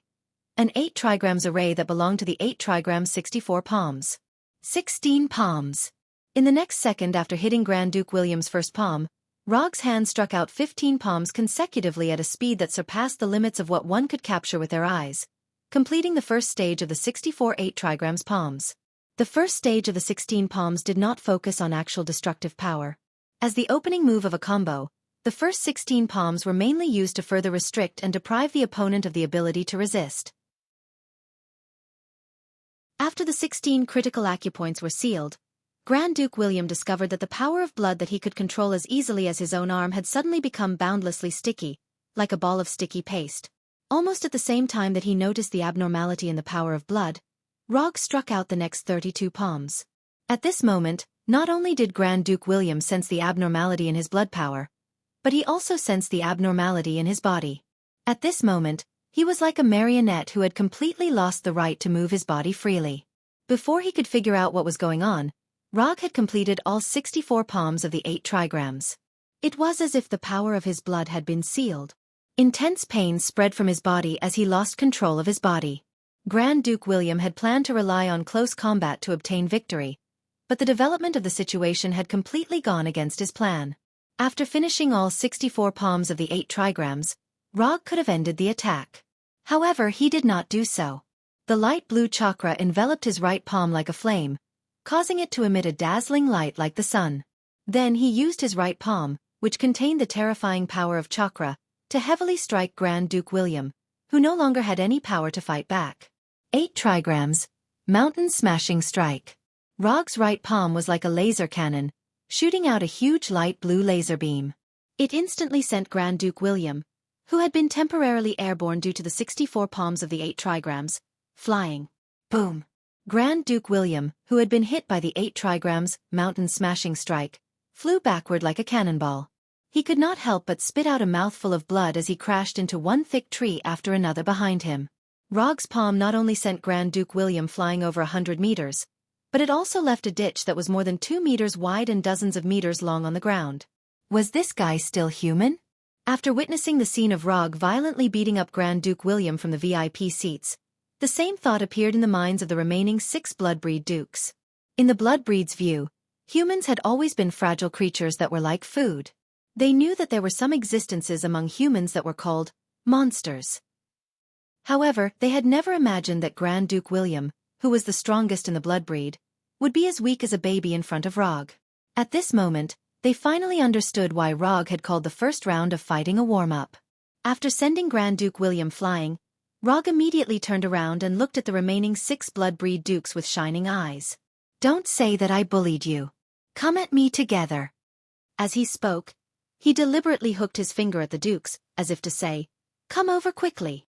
However, the 6 bloodbreed dukes did not attack him as he had expected. Instead, they retreated a distance with great tacit understanding and shook their heads at the same time. Weren't these guys a little too cowardly? Wasn't Grand Duke William still alive? At the final stage of the mountain smash, Rog intentionally held back some of his strength and controlled the power of the mountain smash to the extent that it could only severely injure Grand Duke William but not kill him. At the beginning, he did have the intention of killing a few bloodbreed dukes to let these dukes, who had seriously broken away from the bottom of the hierarchy, understand the threat of death. However, he changed his mind when he used the 64 palms of the 8 trigrams to attack Grand Duke William. He did not care what tricks these bloodbreed dukes could play, but he was curious whether they could rescue Cain from the seal. Cain, the ancestor of the bloodbreed, was the 3rd human in the myths and legends. Of course, this myth referred to the legend of God in heaven. The myths of other civilizations would not admit this. For example, Wuxia myths and Norse myths. Just as he was about to give up on communicating and use his fists to persuade the remaining 6 bloodbreed dukes, Grand Duke William's voice sounded from afar. "Don't make things difficult for them. Even if you continue to attack them, they will only think about how to escape and not fight to the death with you." Grand Duke William's words could be said to have given the 6 dukes a hard slap in the face. However, not only did the 6 dukes not express any dissatisfaction, but they also nodded in agreement. F***CK. Looking at the 6 bloodbreed dukes who had completely lost their will to fight, Rog cursed in his heart. After standing in place and waiting for nearly half a minute, Grand Duke William, who had been sent flying, finally returned in front of Rog. At this moment, Grand Duke William no longer had the demeanor of an aristocrat. His expensive, custom-made clothes had completely become beggar's clothes. "We admit defeat. The 8 sacred weapons will be sent to the hotel tomorrow morning." Without any discussion with the other 6 dukes, Grand Duke William immediately decided to admit defeat and hand over the sacred weapons. From the perspective of the clans, Grand Duke William did not have the right to decide the sacred weapons of the other clans. However, the 6 dukes of the other clans had tacitly agreed with Grand Duke William's decision. It seems that they should not address you as Grand Duke, but as Your Majesty. Although Grand Duke William was only a duke, from his current performance, he was no different from the king of the bloodbreeds. The title of Your Majesty is not something that I can bear. Grand Duke William knew what Rog meant and immediately denied Rog's words. I hope to see the remaining 8 sacred weapons before noon tomorrow. For Rog, it was not difficult to completely kill Grand Duke William and the others. However, this would increase the difficulty of obtaining the 8 sacred weapons, and he might even fail. After thinking seriously for a few seconds, he accepted Grand Duke William's suggestion to admit defeat. However, just as Grand Duke William was about to ask the other bloodbreeds to stop, Rog immediately stopped him. Let them continue fighting. I'll ask the people from Konoha to stop, and you can ask the marquises to stop as well. Although Rog did not say it clearly, Grand Duke William immediately understood his intentions. He wanted the bloodbreeds to use their lives to train the werewolves. Although this would lead to a large number of deaths, Grand Duke William finally agreed to Rog's request. Under Grand Duke William's signal, the bloodbreeds who besieged Fenrir, Abomination, and the others immediately withdrew from the battlefield and looked at Grand Duke William with a puzzled expression. Fenrir and the others also noticed that something was wrong, but before they had time to show their skills, they received Rog's order to retreat. At the same time, the Punishers and the Special Forces also stopped attacking. This battle between the bloodbreeds and the werewolves, after some unexpected factors, finally returned to its original state. Aren't you afraid that all the werewolves will die here? Although the bloodbreeds withdrew from the battle, the bloodbreeds still had the advantage, and the number of deaths was far less than the werewolves. If they die, it can only mean that they are not suitable to join Konoha. Rog answered calmly, as if he was stating a fact that everyone knew. It's no wonder that Konoha can become a frightening fighting organization. With a director like you, how can Konoha be weak? Grand Duke William thought that Rog only accepted these werewolves for the sake of the bloodbreed's sacred tool and sympathized with the tragic experience of the werewolves. Now it seems that his guess was wrong from the beginning. No, you think too much. I didn't make Konoha cold-blooded. I just told them that if they were bullied, then they should double back. Of course, in this process, I also contributed some insignificant help. Rog didn't think that Konoha could have its current reputation because of him. He just gave Konoha's people weapons and put forward some of his own opinions. As for those records, they were fought by the superheroes like the Punishers and Konoha's Special Forces.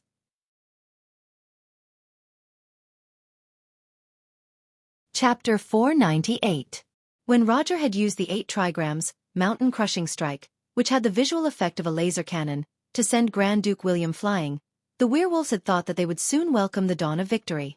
However, within a few minutes, they found that things were developing in a direction they didn't expect at all.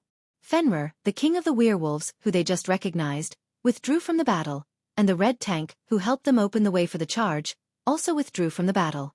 Even Konoha's Special Forces, who were remotely assisting them in the rear, also withdrew from the battle. Although the werewolves were not a race known for their IQ, it didn't mean that they were idiots with developed limbs and no brains.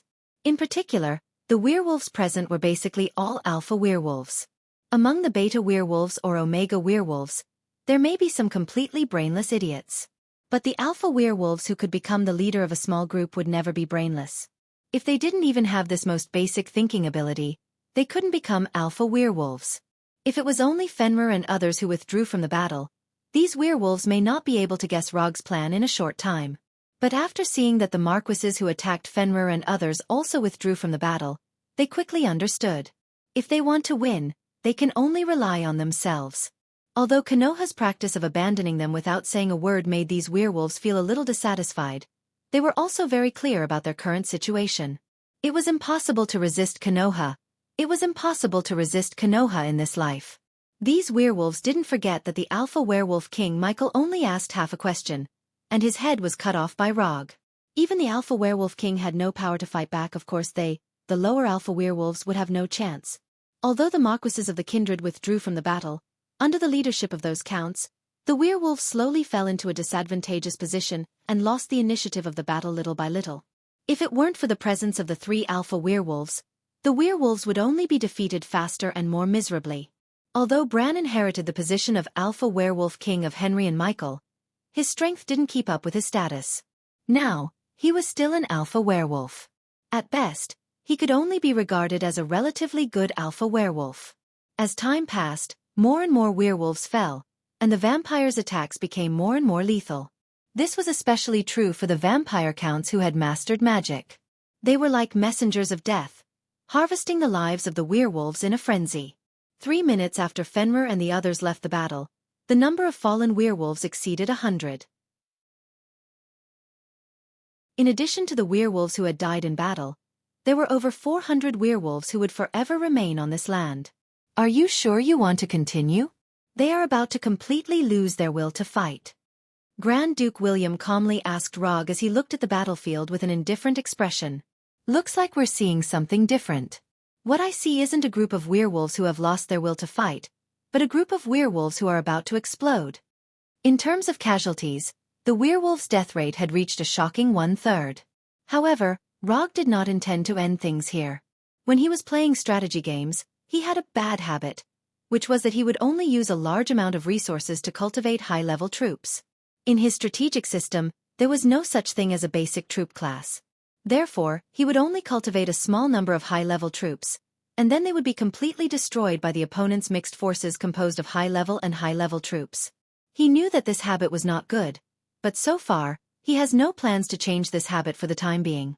This can also be seen from the number of Konoha's special forces. Konoha's intelligence agency, a violent organization that has used force to defeat many opponents, has only a little over 300 combatants so far. More than 200 special forces members who have been strengthened by extremists once, plus more than 60 Umbu members who have been strengthened twice. These more than 300 people are Konoha's conventional armed forces. If Rog remembers correctly, the number of police officers in a New York police station is about 360 people. Note 1. This is still under the premise that only police officers are counted. If civilian personnel are included, there are more than 550 people in a New York police station. Although Secretary of State Ross has been reminding Rog openly and secretly that he can increase the number of Konoha's special forces appropriately, he has never done so. Perhaps it is precisely because of his unreasonable insistence that Konoha's special forces have the combat effectiveness of any agency in the United States. Not to mention compared with ordinary agents or army soldiers, even compared with the famous SEALs, Konoha's special forces can easily defeat enemies 10 times their own number. The reason why Rog remembered it so clearly was that Secretary of State Ross had arranged a meaningless battle before. A Konoha Special Forces team of 6 people fought against 10 SEALs combat squads of 8 people. The result was obvious: Konoha's Special Forces won easily, and it could even be regarded as a crushing victory. Since that time, Ross has never talked to Rog about increasing Konoha's Special Forces. Before setting off from the abandoned factory tonight, Rog roughly speculated how many werewolves could return alive. More than 300. According to his estimations, only 300 or so werewolves would be able to leave this place alive. Of course, whether his estimation is correct or not depends on when these werewolves will awaken. Apart from magic factors, the werewolf's physique is actually not worse than vampires. But the life of escape has made these werewolves instinctively afraid of vampires. What Rog is doing now is to reawaken the wildness and blood of these werewolves. Aren't you afraid of vampires? Then I'll arrange a big fight between you and vampires. Whether you die like a coward with fear, fight to the end with blood, or leave with your head held high, it depends on your own ability. This approach is cruel, but it is the fastest way to awaken the blood and wildness of these werewolves. Time continued to pass, and the werewolves continued to die. Although these werewolves also took the lives of some vampires, compared to the number of werewolves, the number of vampires who died was less than 1/3 of theirs. Soon, the number of werewolves dropped from more than 800 to more than 700. Then, from more than 700, it dropped to more than 500. Although he was quite a distance away from the battlefield, Rog could clearly smell the scent of blood that was blown by the night wind. If he could smell the scent of blood even though he was almost 100 meters away from the battlefield, the werewolves in the center of the battlefield would of course be even more aware. Just as the number of werewolves was about to drop below 500, a werewolf covered in blood suddenly let out a howl filled with indignation and anger. It's actually him? Henry really has a good eye. This werewolf howling crazily as if he had completely lost control was none other than Bran, who was once heavily groomed by Henry. Through the Byakugan, Rog could see Bran's blood-red eyes. He could see his growing fangs and claws. He could also see the inhuman aura that belonged to a beast. Under the immense pressure of death and the unwillingness of his own kind being slaughtered, Bran crossed the natural chasm between Alpha Werewolf and Alpha Wolf King, and was promoted to Alpha Wolf King. Before the vampires could react, Bran, who had completely awakened his wildness, charged towards them like a ghost. What followed was a primitive and bloody show of slaughter. Broken limbs, severed arms, heads, organs. The newly promoted Alpha Wolf King Bran was like a meat grinder, crazily shredding the vampires in front of him. Vampire Baron. Dead. Vampire Viscount. Dead. Vampire Count. Dead. In front of Bran, no vampire could escape his fangs and claws. One by one, they went to hell. Bran's sudden awakening not only allowed him to obtain strength and speed far surpassing before, but more importantly, he awakened the other werewolves. Wolf howls filled with anger and unwillingness sounded one after another. One by one, the werewolves opened the door of wildness that originally belonged to them, but was personally closed by them. Although the wolves in the zoo and the wolves in the wild were both wolves, the difference between them was at least 10 huskies. A wolf without wildness and blood was just a pet dog with the appearance of a wolf. In 10 minutes, call a halt to the battle, Rog said to Duke William and Fenrir beside him as he looked at Bran, who had transformed into a bloodthirsty beast, with satisfaction. After planning for so long, he finally saw the werewolf troops he wanted. 10 minutes was not long, but it was not short either. It mainly depended on whether you were the one being beaten or the one being beaten in these 10 minutes. When the 10-minute countdown ended, Grand Duke William and Fenrir stopped the vampires and werewolves fighting at the same time. However, one of them used magic to transmit his voice, and the other directly looked up to the sky and howled. Although still unwilling, Bran, who had just been promoted to Alpha Wolf King, did not completely lose his mind. In accordance with Fenrir's howl, he stopped his attack. Remember to send the sacred tool tomorrow. After reminding Grand Duke William again, Rog jumped on Fenrir's back and rode Fenrir to the remaining werewolves. Looking at the werewolves, who were panting but still exuding a majestic killing intent, Rog nodded with satisfaction and slowly said, "Welcome to Konoha." After hearing Rog's words, the werewolves looked up at him at the same time, and then issued the most uniform howl of the night. A woo. After this battle, only 276 werewolves left alive, and more than 800 werewolves completely stayed here. However, they were not alone, because there were more than 600 vampires who were sleeping here with them.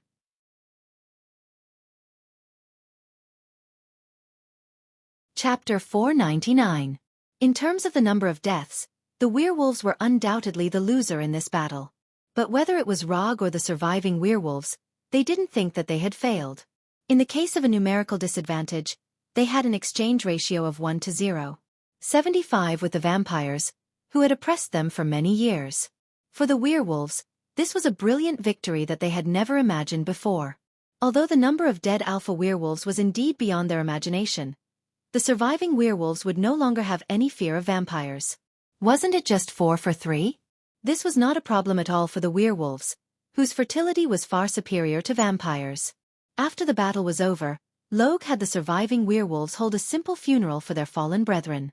Then, he opened the portal back to Konoha's headquarters. Looking at the huge portal with a diameter of more than 10 meters, Bran and other werewolves pressed their right hand on their heart and saluted Rog. Under the leadership of the Punishers and other members of the Special Forces, the surviving 276 werewolves came to Konoha's headquarters, which was feared by the outside world like a tiger. When Fenrir and Xiao Hei, who were walking at the back, also entered the portal, Rog ended the portal magic that was extremely in line with Kamartaj's aesthetic style. Although the werewolf's recovery ability was good, in order to ensure that his werewolf troops would not decline due to some objective factors, Rog sent them to Konoha's headquarters for the first time. Konoha's headquarters had top-notch medical resources, which could give the werewolves the best treatment that had just experienced a bloody battle. Although the battle between the werewolves and the vampires was over, the smell of blood lingering on the grass did not dissipate for a long time. After looking around the battlefield, Rog used quantum transmission and returned to the 5-star suite of the Beverly Hills Hotel. Before getting the 8 sacred tools of the vampires, he would not leave Los Angeles for the time being. The next morning, Rog had just finished breakfast in the hotel's restaurant when he saw the messenger sent by the vampires. Mr. Rog, good morning. My name is Peter, and I was sent by Grand Duke William to deliver a gift. The Grand Duke's gift has now arrived at the hotel parking lot. Do you want to receive it in the parking lot or directly to your room? The messenger sent by Grand Duke William at this time was a young vampire, who looked to be in his early 20s. Rog saw Peter last night. If he remembered correctly, Peter was one of the vampire marquises who attacked Fenrir last night. He was already a vampire marquis at such a young age. This vampire named Peter's future was limitless. After looking at Peter, Rog casually said, "Send it directly to my room." After receiving Rog's reply, Peter didn't stay any longer. He immediately left the dining hall and ordered the accompanying vampires to deliver the box containing the sacred weapon to Rog's room. Although they were of the vampires of the vampires, it of the vampires of the vampires of the hotel of the vampires of vampires. After sending all the sacred artifacts to Roger's room, Peter did not immediately leave the hotel. Instead, he returned to the restaurant. Mr. Rog, the Grand Duke's gift has all been sent to your room. The Grand Duke specially instructed me to give it to you. I hope you can accept it. After saying that, Peter, who was wearing an expensive custom-made suit, took out a pure black business card from the pocket of his jacket and handed it to Rog with both hands. This pure black business card looked just like a piece of black paper. But after really getting it in his hands, Rog discovered that this business card was actually a kind of black metal he had never seen before. Not only that, but there were also magic fluctuations on the business card. Unlike other business cards, this black business card did not have any name or contact information on it. There was only a slightly complicated imprint. A solidified communication magic array. Interesting, is this the foundation of the vampires? Although Logue wasn't a professional mage, his knowledge of magic wasn't weak. Just by simply observing a few magic patterns on the imprint, he inferred the real function of this business card. This was a communication magic array that could contact Grand Duke William at any time. Of course, Grand Duke William could also contact Rog in reverse. I'll accept the gift. Thank Grand Duke William for his generosity on my behalf. Although Peter was a vampire marquis specially arranged by Grand Duke William to deliver the vampires of the vampires of the vampires, it was not difficult to infer from Peter's previous words that he did not know what these so-called gifts were. Okay, then I'll take my leave first. After bowing slightly to Rog, Peter left the restaurant and left the hotel with the accompanying vampires. Evil Key, Decayed Bracelet, Magic Puppet, Blood Cup, Spirit Staff, Soul Ring, Punishment Axe, Illusion Mirror. After returning to the hotel suite, Rog checked the vampires of the vampires sent by Grand Duke William. There was nothing wrong with the vampires, but the vampires of the corpse hand, which he was most curious about, was not among them. The corpse hand was said to be the left hand of Cain, the ancestor of the vampires. Because the secret of the world was hidden in his hand, it was cut off. As for whether the person who cut off the left hand was Cain himself or someone else, it was unknown. In addition to the bone harp, butcher's knife, ghost lantern, and poison bottle obtained from the werewolf, Rog now has 12 of the 13 vampires of the vampires. To some extent, he should be the first person to collect the 12 vampires of the vampires after the birth of these vampires. Although he did not collect all the 13 vampires, he was quite satisfied to be able to do this to this extent. As for the corpse hand, whose whereabouts were unknown, he did not care too much about it. Even if he could not find it, it was not a particularly troublesome matter. As long as the vampires can rescue their ancestor Cain from the sealed land, the corpse hand can make another one. Isn't it just Cain's left hand? Just cut it off. With Cain's recovery ability, not to mention a left hand, even if he lost 10 left hands, he could grow them back. After playing with the 8 vampires sent by Peter, Rog threw them all into the summon scroll, and then used quantum transmission to return to the underground training room of Konoha's headquarters. As soon as the aurora-like brilliant light dissipated, he put his hands together and used an ability that he had not used for a long time. Inherent Enchantment. Shikatsu Forest. In the blink of an eye, his private training room, which had an obvious modern style, had turned into a lush forest. Looking at this lush forest that he had once used to cultivate immortal mode and had even served as a logistics transit station, Rog took a deep breath and sighed with emotion. After ending the memories in his mind, he came to a wide open space and used a Mokuton that he had just thought of a name. Mokuton. 3 rooms and 2 halls jutsu. As the chakra in his body continued to pour out, a building made entirely of wood appeared in front of him. Building a house with Mokuton was not his original idea. A ninja who inherited Mokuton and did not want to reveal his name once invented a Mokuton ninjutsu that used Mokuton to build a house. At this time, Rog was just using the idea of this ninja. However, he did not completely use the architectural style of that ninja, but used the style of the Hall of Supreme Harmony in the Forbidden City of China. In other words, he directly copied the Hall of Supreme Harmony. Except for the color that was not the classic red and yellow, the building that appeared in front of Rog was exactly the same as the Hall of Supreme Harmony in his memory. There were 11 rooms wide, 5 rooms deep, 64. 24 meters long, 37 meters wide, 26. 92 meters high, and the building area was 2,377 square meters. Note 1. There seems to be something wrong? With his precise control, Rog can be sure that the Hall of Supreme Harmony he copied will not have too much error. But he doesn't know why. He always felt that something was wrong. It's not a problem with the color, it's the kind of place that is obviously conspicuous, but you can't pay attention to it for a while. After frowning and seriously recalling for a few minutes, Rog finally knew what the problem was. Platform base. It's the lack of a platform base. Since his own Earth release is not very good, Rog directly gave up the idea of using Earth release to create a platform base, but continued to use Mokuton. When the platform base completely made of wood was completely formed, the Hall of Supreme Harmony in front of him was finally completed. After happily admiring his Mokuton, Hall of Supreme Harmony, he walked up the wooden steps to the Hall of Supreme Harmony and pushed open the door. Although the structure of the main hall was the same as in his memory, there weren't as many fancy things. For example, he didn't create the emperor's throne that represented feudal rule. After entering the main hall, the first thing he saw were 2 rows of parallel wooden tables. After arriving at the innermost table on the left, he took out the reality Rubik's Cube containing the gem of reality and placed it on the specially designed table.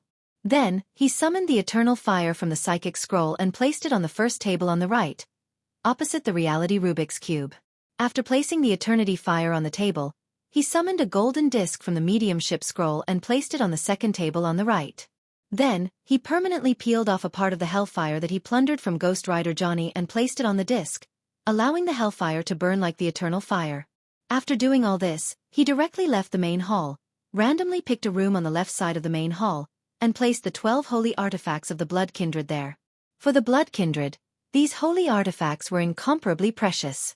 But for Rog, these holy artifacts were just ordinary collectibles that had just surpassed the standard of his collection. If he placed these 12 holy artifacts in the main hall, not only would it be an insult to the Gem of Reality and the Eternal Fire, but it would also be an insult to the Hall of Supreme Harmony. That's right, the Hall of Supreme Harmony. After using Mokuton to create the platform base of the Hall of Supreme Harmony, he decided on the real name of this ninjutsu. Mokuton. Hall of Supreme Harmony. In addition to the 12 holy artifacts of the Blood Kindred, he also placed the Hell Scroll that he hadn't officially signed with Mephisto in this room. Then, he returned to the main hall of the Hall of Supreme Harmony and seriously looked at the 3 collectibles, the Gem of Reality, the Eternal Fire, and the Hellfire. Although he didn't have many collectibles now, he believed that sooner or later, he would be able to fill all 12 tables in the main hall. Because now, he had already determined the next collectibles in the main hall. The Crown of the Flame Giant Surtur.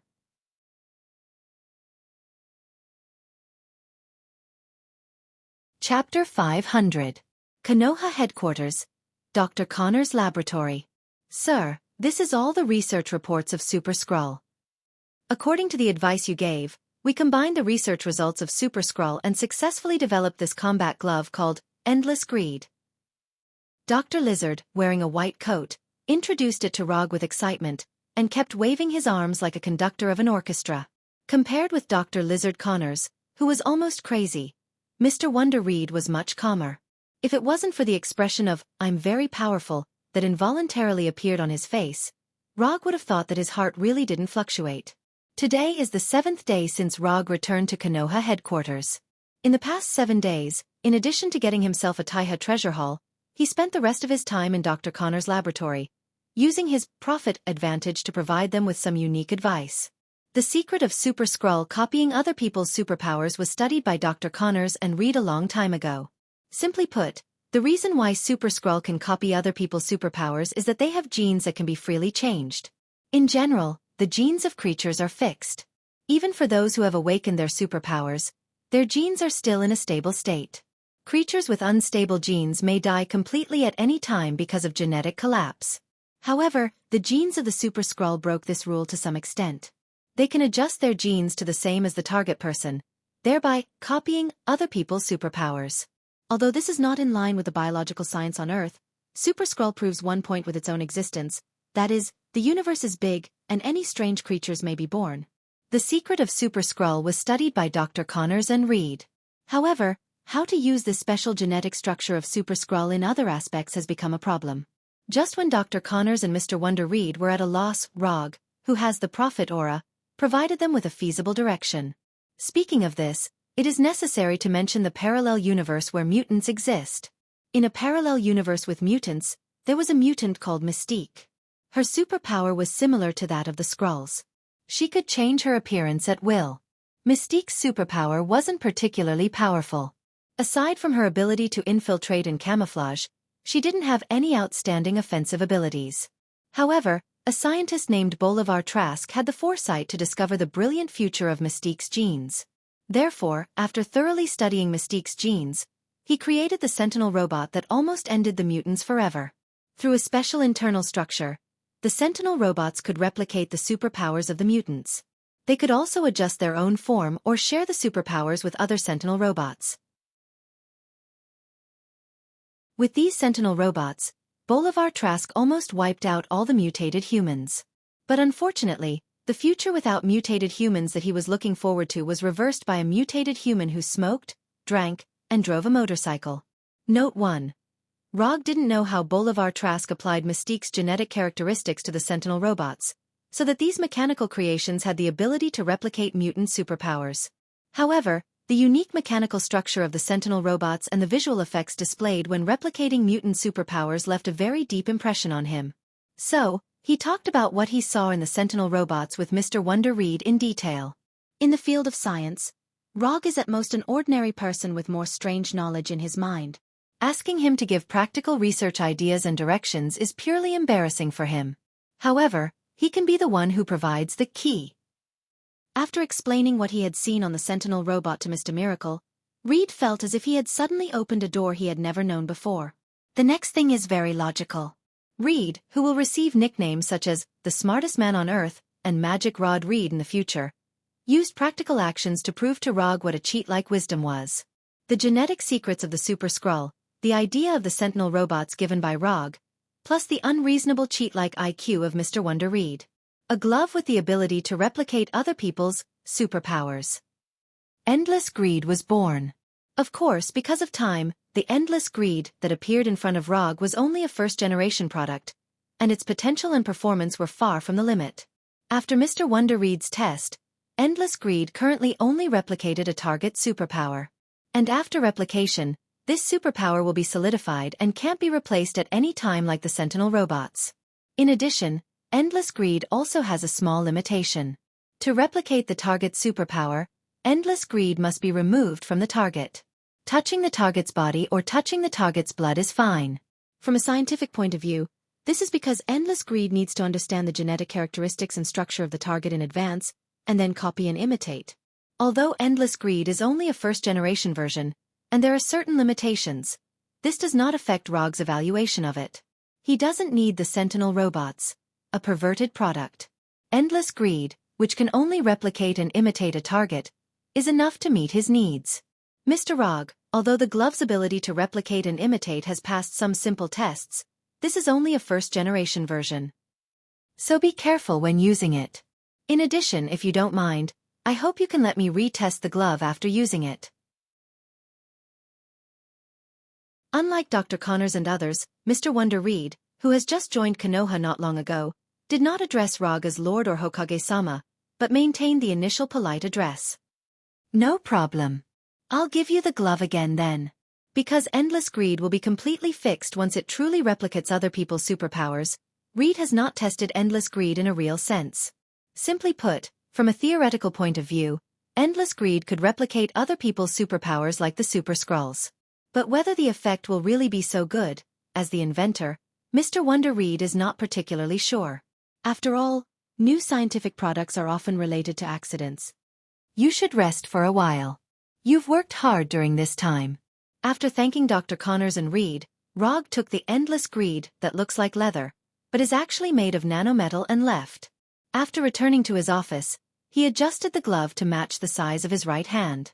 Then he made a phone call to Dr. Doom. Are you ready to conquer Muspelheim? At noon the next day, Rog opened the portal connecting to Doom's castle and let him come to Konoha's headquarters. Like the last time they met, Doom was still dressed in the metal mask and armor. Of course, the green robe that symbolized the identity of the monarch of Latovinia was still on him. Rog did not take Doom to visit Konoha's headquarters. To be precise, he did not even let Doom step into Konoha's headquarters building. After casting the portal magic, Doom arrived at the grassland behind the headquarters building. Then, he mobilized the mana in his body and cast the portal magic again. Asgard Bifrost Hall. Dr. Doom thought that Rog would take him directly to Muspelheim, the country of the flame giants. Unexpectedly, Rog took him to Asgard. After arriving at the Bifrost Hall, Roger briefly explained his intentions to Heimdall, the guardian of the Bifrost, and then received 2 Bifrost tickets to Muspelheim. Say hello to Thor for me. Because of Dr. Doom, Rog did not plan to go to the Golden Palace to meet Thor, and quickly left Asgard with Doom. Although Rog appreciates some of Doom's practices, it does not mean that he has forgotten what kind of person Doom is. This is a supervillain known for pursuing the mysteries of the universe at all costs. Letting him stay in Asgard is no different from letting a mouse into a grain barn. Muspelheim, the country of the flame giants, a world like a lava hell. Rog did not let Heimdall send them directly to Surtur, but let Heimdall choose a teleportation point at random.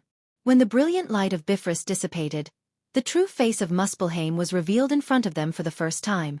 After carefully observing the world composed of black earth and red magma in front of him, Rog lifted the infinite mode that he had just cast. Although the natural conditions of Muspelheim are a bit harsh, it has not reached the point where human lives will be endangered in a short time.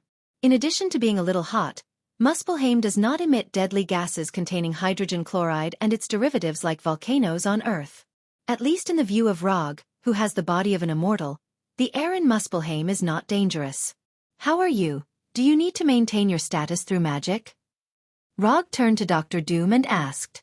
Unlike the last trip to Hell, this time they would stay here for a while and explore Muspelheim, which was known as the Country of Fire. It's okay, it doesn't affect my status without magic. The concentration of natural energy here is very high. Even if magic is maintained 24 hours a day, it won't have much impact. Doom's armor just looks a little quaint, but in fact, his armor is not much worse than Tawny's Iron Man armor.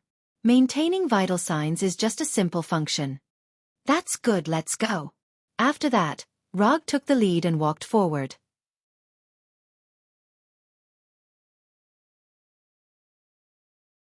Chapter 501. Although Muspelheim was ruled by the flame giant Surtur, there were far more than just flame giants living in this hell-like world. Muspelheim's natural environment was a little harsh, but this harsh result was obtained after comparing it to Earth and Asgard. If the scope of comparison was expanded to the entire universe, not only was Muspelheim's environment not harsh, it even exceeded the survival standard by a lot. Big brother, can we really find the lava fruit today? Beside a river formed by magma, a boy who looked similar to an earthling raised his head and asked his brother who was a head taller than him. Definitely. Lava fruit likes to grow next to rivers of fire the most. As long as we are patient, we will definitely find it. Unlike the younger brother who looked very similar to an earthling, the older brother's appearance was not earthling at all. The older brother's height was similar to a 13 or 14-year-old child on Earth, but the color of his skin was dark red, which earthlings did not have.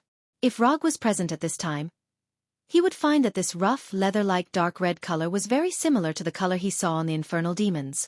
Apart from that, there were also cracks on the boy's dark red skin. These cracks were scattered messily on the boy's body, and from time to time, they emitted a magma-like orange-red light. We will definitely find it. After hearing his brother's answer, The younger brother, who looked only 7 or 8 years old, nodded heavily with an optimistic and determined look on his face. Just as the younger brother was about to continue looking for the lava fruit, he saw 2 shadows moving slowly. As a native born in Muspelheim, the younger brother was sure that the 2 shadows were not flame giants at a glance. Although the flame giant's skin was as black as charcoal and looked like a black shadow from afar, the flame giant did not wear clothes, let alone a black robe. Yes, flame giants did not wear clothes. To some extent, flame giants could be considered a race with a long history and civilization. However, the special nature of their bodies determined that they could not wear clothes like other intelligent races. The flame giants' bodies emitted high temperatures all the time. If it was just high temperatures, it was not particularly troublesome. The real trouble was that the high temperatures emitted by their bodies sometimes directly formed flames on their skin.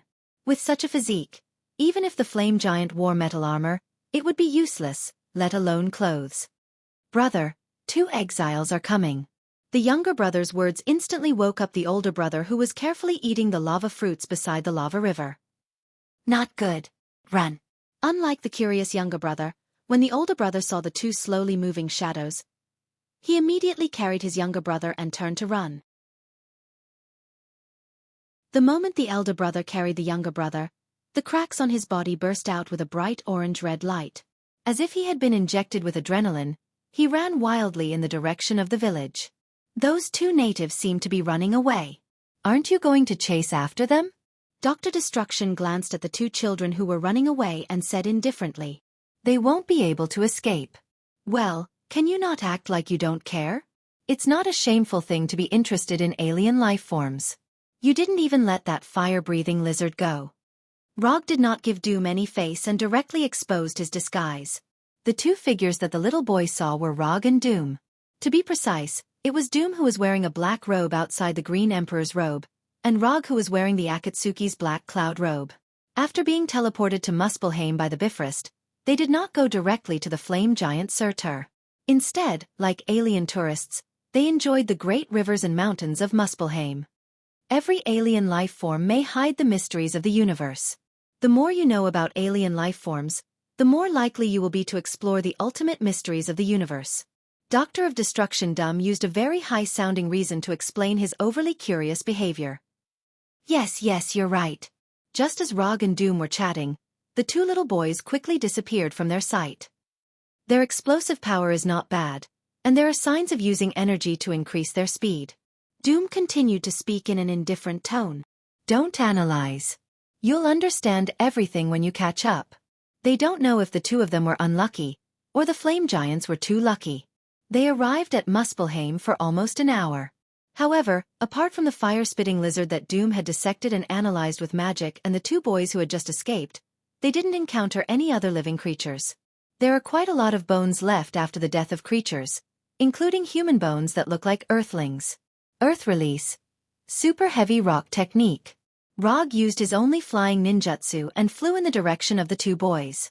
After Rog flew into the sky, Professor of Destruction, Doom, also cast a flying spell and followed closely behind him. Although super heavy rock technique is not a ninjutsu that can fly very fast, flying is always faster than running on the ground. Without much effort, the figures of the 2 little boys reappeared in their line of sight. After flying behind the little boys for more than 10 minutes, a small village appeared in front of them. The dome-shaped houses built with scorched earth were like pieces of black stone sitting on the scorched plain. Judging from the size of the village, this is a small village with at most dozens of families. Byakugan, open. In order to see the situation in the village further, Rog opened Byakugan. The next second, he saw a scene that he didn't expect at all. The dozens of round houses in the village are not the kind of houses he imagined, but the entrance to the underground cave. Under the seemingly barren scorched plain, there was an incomparably huge karst cave, a huge karst cave that could hold over 1,000 people. Living in the cave are not only humans like the little boys, but also some creatures like giants and magical beasts.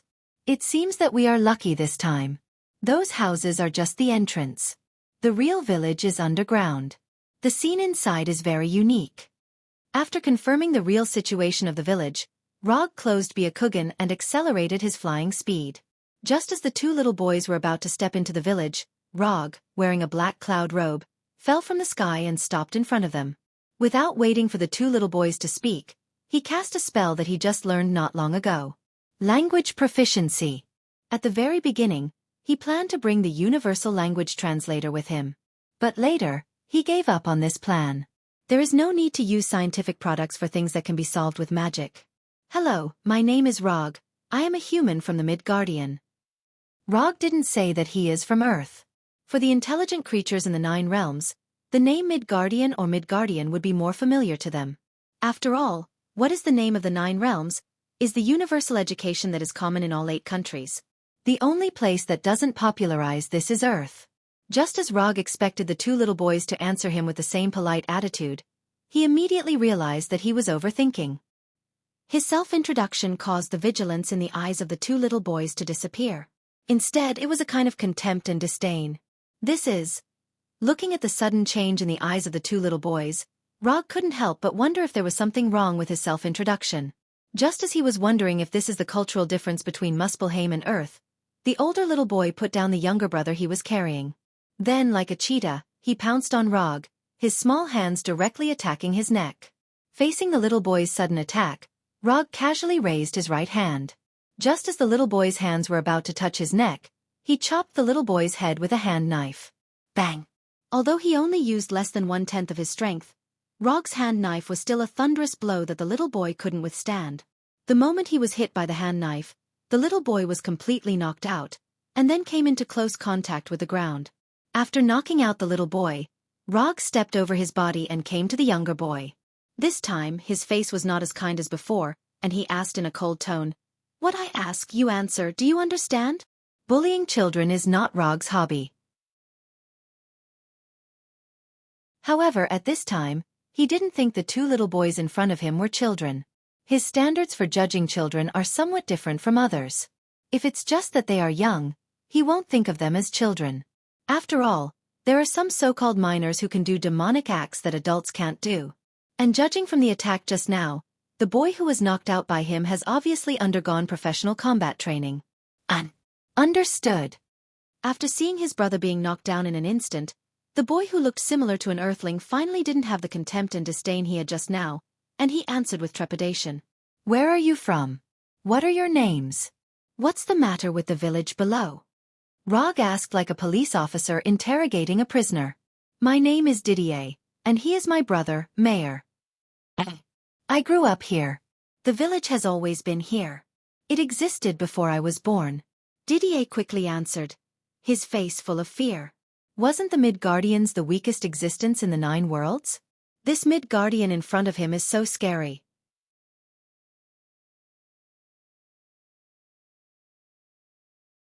Chapter 502.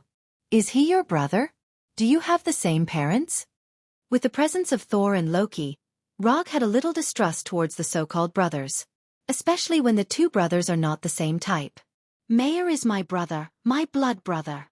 Didier, who was trembling just now, suddenly became very excited, clenched his fists, and shouted with all his strength. At this time, Didier was like a cat whose tail was stepped on, showing his horror with an aura that was not scary. "Wake your brother up.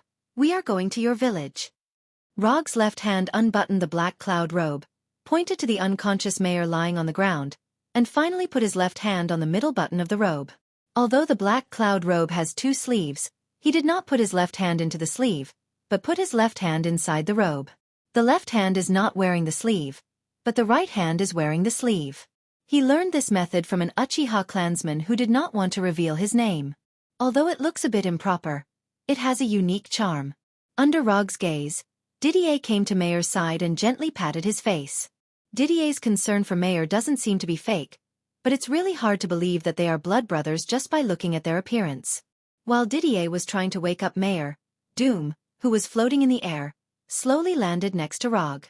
"Did you get any useful information?" Doom glanced at Didier and Mayor, then turned to Rog and asked. "No." Under Didier's gentle patting, Mayor, who was knocked unconscious by Rog, slowly woke up. However, when he saw Rog and Doom standing behind Didier, he pulled Didier behind him and watched Rog and Doom with great vigilance. "Boy, I don't like people looking at me like that.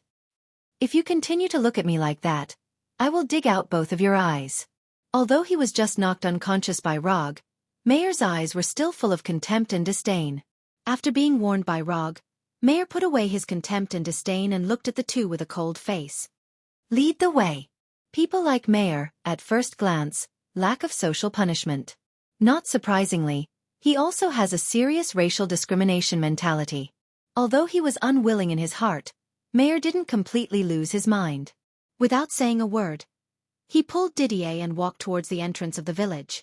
Under Mayor's lead, Rog and Doom walked into the winding entrance passage. However, just as they were about to walk out of the entrance passage, Mayor, who was walking in the front, picked up Didier, and the cracks on his body once again emitted a lava-like red glow. In the blink of an eye, Mayor rushed more than 10 meters away. I'll leave it to you this time. Rog handed the matter of stopping Mayor to Doom. Doom didn't have any objections to this and agreed. He silently snapped his fingers. Hold human. A faint green light flashed on Mayor's body. Mayor, who was running wildly, was instantly frozen. Under the effect of inertia, he maintained his running posture and rolled forward. Didier, who was in his arms, also rolled forward with him. Hold Human was a control spell that was specifically used against humanoid creatures. It could paralyze the target and make them unable to move. Targets who were hit by the human immobilization spell could remain conscious and breathe normally, but they couldn't speak or do anything. Similar spells included Hold Animal, Hold Monster, Group Hold Monster, and Group Hold Human. There were detailed records of these spells in the magic book, Bewitching School of Magic, from beginner to expert. When Doom used Hold Human, a series of relevant information involuntarily appeared in Rog's mind. Because the effect of these Hold Jutsu was similar to his ninjutsu, Hold Jutsu, he didn't learn these spells. But this didn't stop him from recognizing this spell at a glance. After using Hold Human to easily stop Mayor who was trying to escape, Doom, who was wearing a metal mask, stepped in front of Mayor step by step and lifted him up. Just when Doom decided to punish the disobedient Mayor a little, several adult men with the same skin color as Mayor appeared at the end of the passage. Before the younger ones could be taught a lesson, the older ones had already appeared. The few adult men who had just appeared only glanced at Mayor who was being lifted up by Doom. The cracks on their bodies lit up with lava-like radiance, and then they ran towards Doom madly. In less than 2 or 3 seconds, they arrived in front of Doom and fiercely pounced on him like a pack of wolves. Magic Missile! More than 10 bright white magic missiles flew out in an instant and hit these men like cannonballs, sending them flying. Before these men landed, Doom aimed his left hand at them and added another evocation spell. Lightning Chain. Silver-white lightning rushed out of Doom's left hand and instantly hit the man closest to him. After the first target was hit, the dazzling lightning jumped to the second target at an astonishing speed. Then the third, the fourth, the fifth. Although Doom was a mage, he was definitely not the kind of mage who would be in danger when someone got close to him. On the contrary, he was extremely good at this kind of close-range spellcasting battle. With only 2 spells that weren't very advanced, Doom easily repelled the men who tried to attack him and left them with an incomparably deep impression. Although the lightning chain didn't take their lives, there were obvious scorch marks where the lightning hit. We don't want to kill anyone yet. Don't try to test our patience. With that, Doom loosened his right hand and let the immobile Mayor fall to the ground awkwardly. Then, he removed the immobilization spell on Mayor. After this small episode, Rog and Doom finally arrived at the village located in the underground karst cave. However, at this time, it was not only the 2 brothers Mayor and Didier who were leading the way, but also the adults who were casually taught a lesson by Doom. The arrival of Rog and Doom quickly caused a sensation in the village. Especially after knowing that the 2 of them came from the atrium, the villagers in the village looked at them like they were looking at rare animals. It didn't take long for them to see the person they wanted to see, the village chief of this strange village. Asgard? After seeing the village chief in a grey robe, Rog was stunned. He didn't expect that the village chief of this strange village would be in Asgard. Although there were many races in the universe that looked similar to Asgard, such as Warner Protoss and Earthlings, he was 100% sure that the village chief standing in front of him was an Asgard. To be precise, he was an old Asgard. I'm Abhijit, the village chief of this small village.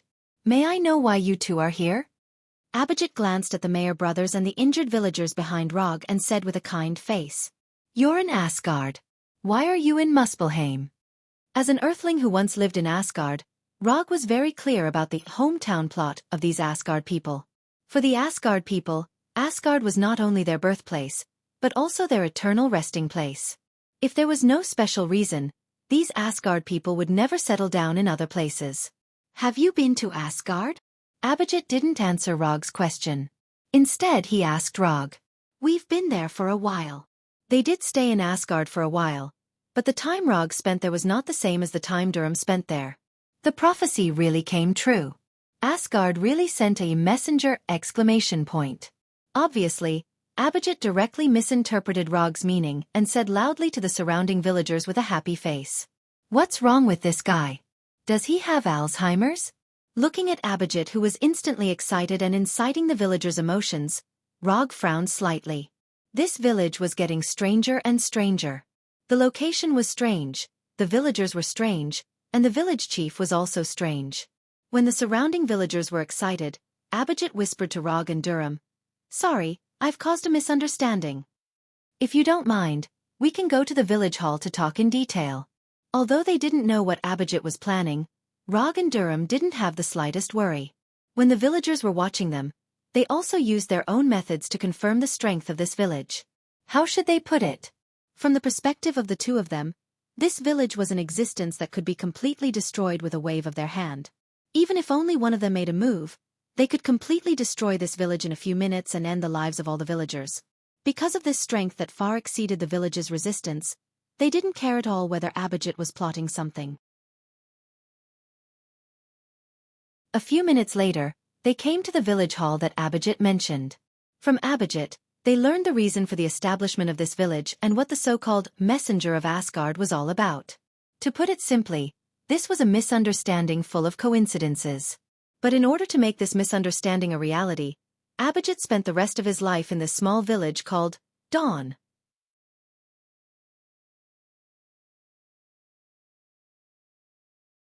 Chapter 503. More than 2,000 years ago, Abhijit, who was in his prime, was a somewhat famous blacksmith in Asgard. Although he was only a blacksmith, he was a blacksmith with a dream. Simply put, he wanted to create a weapon like Thor's hammer Mjolnir or Gungnir so that he could become a divine blacksmith on par with the Dwarf King. In order to fulfill this dream, he went to Nidavel, the kingdom of the dwarves, to Vanaheim, which was ruled by the Vanir gods. He even sneaked into Jotunheim, the kingdom of the frost giants. Of course, he also went to Earth, which was called Midgard. However, when Abhijit traveled to all the countries in the 9 realms, he discovered a truth that he should have understood long ago. What determined a person's future was not hard work, but innate talent. As an ordinary Asgard, Abhijit did not have the innate talent for forging like the dwarves, nor was he one of those lucky people who could awaken divine power. After putting in all his effort, he still could not break through his own limits. Abhijit despaired. He closed his blacksmith shop that was doing well, said goodbye to his family and friends, and left Asgard alone. After pursuing the dream of being a divine blacksmith for half his life in the end, he found that it was just his own wishful thinking. Disheartened, Abhijit became a wanderer and began to wander aimlessly in the universe. If the development of the matter ended here, then Abhijit's experience could at most be regarded as the helpless life of an ordinary person. However, fate, the little guy that people loved and hated, obviously did not intend to let Abhijit go so easily. According to Abhijit himself, at that time, he was working as a bounty hunter on a backward planet that he forgot the name of. Although Abhijit's talent in weapon forging was not outstanding, it was undeniable that he was an Asgard who had undergone combat training from a young age, and whose physical fitness surpassed most of the races in the universe. With these 2 points, he became a relatively strong bounty hunter on that planet. Just when Abhijit planned to end his unaccomplished life as a bounty hunter on that planet, he received a mission that completely changed his life. The mission was very simple. It was to escort a group of people who claimed to be fire elves to Muspelheim. These fire elves said that they were the descendants of the Alfheim elves and the Muspelheim flame giants, so they wanted to go to the flame giant kingdom, Muspelheim. Abhijit did not believe a single word of the fire elves' statement. Although he was only a blacksmith in Asgard, it did not mean that he did not have a good general education class.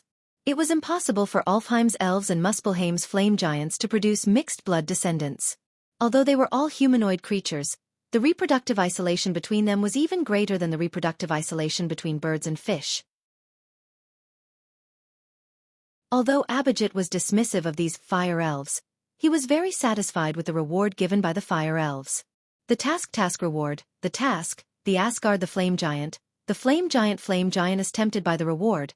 Abhijit accepted the task of escorting the fire elves to Muspelheim. He knew where Muspelheim was, and these fire elves did not offend anyone, so there was no so-called pursuer. So for him, as long as he could get a spaceship that could carry these fire elves, he could easily complete this task and then use the reward from the fire elves to live a life of idleness. The mission went smoothly. With the help of Abhijit, the fire elves arrived at Muspelheim, the place they had been dreaming of. At this point, his mission should have been over. However, just when he was satisfied with the reward from the fire elves and left Muspelheim, an accident happened. The fire elves who had just arrived at Muspelheim did not even build a temporary camp before they began to excitedly look for the flame giants. Not sure if it was fate, but not far from where the spaceship landed, there happened to be a group of idle flame giants. The fire elves saw the flame giants of their dreams, and then they became the flame giants' food and playthings. Like Abhijit, these flame giants did not think that the fire elves were their descendants. So they, who had nothing to do, personally broke the unrealistic fantasy of these fire elves. They were slaughtered like prey, and devoured like food. These fire elves had just seen the same kind of people of their dreams, and a nightmare came to them. Abhijit, who planned to pilot the spaceship away from Muspelheim, saw this scene on the spaceship. Not sure if it was the tragic experience of the fire elves that made Abhijit think of his past, but he made a decision that was not in line with a bounty hunter, but was very much in line with the Asgard people. He saved the fire elves who had died, more than half of the fire elves. At the cost of being seriously injured and completely destroying the spaceship, he saved these fire elves alone. The spaceship was destroyed, and Abhijit and the remaining fire elves were completely trapped in Muspelheim.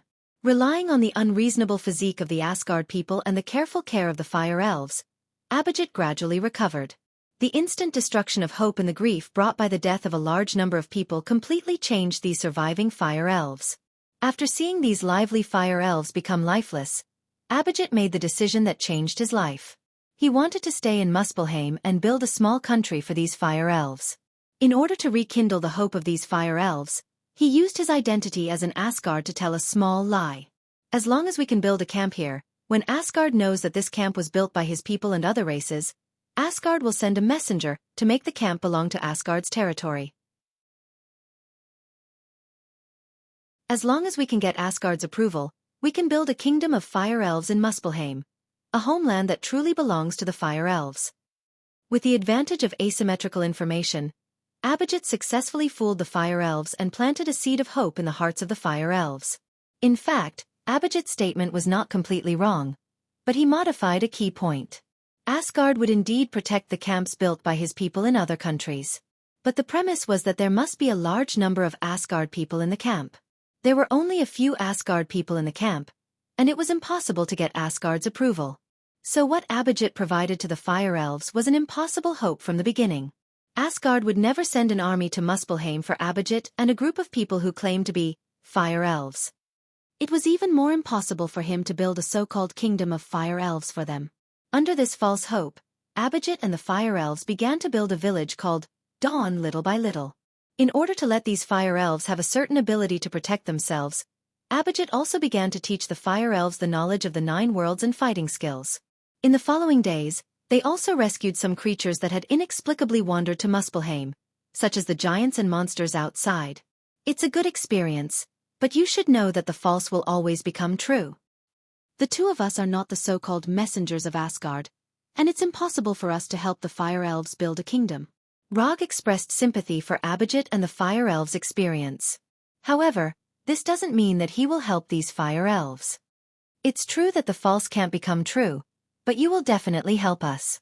Abhijit didn't care about Rog's rejection, and his face still maintained a happy expression. Is that so? I'm a little curious. Where did you get your confidence from?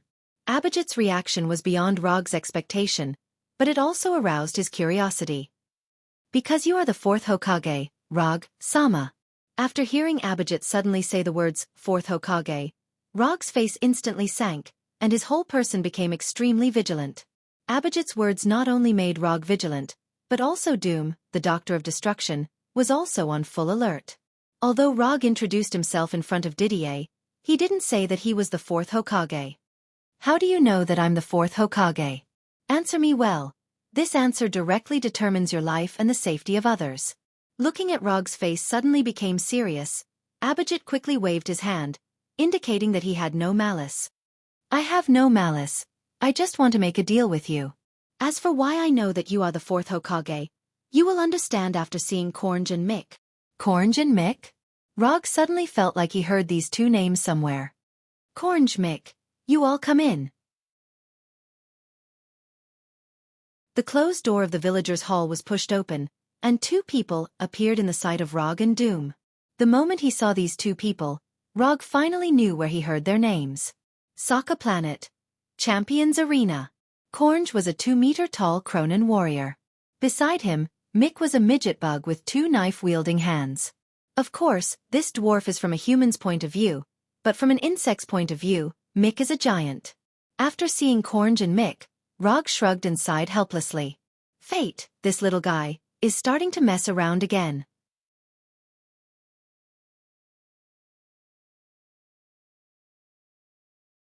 Chapter 504.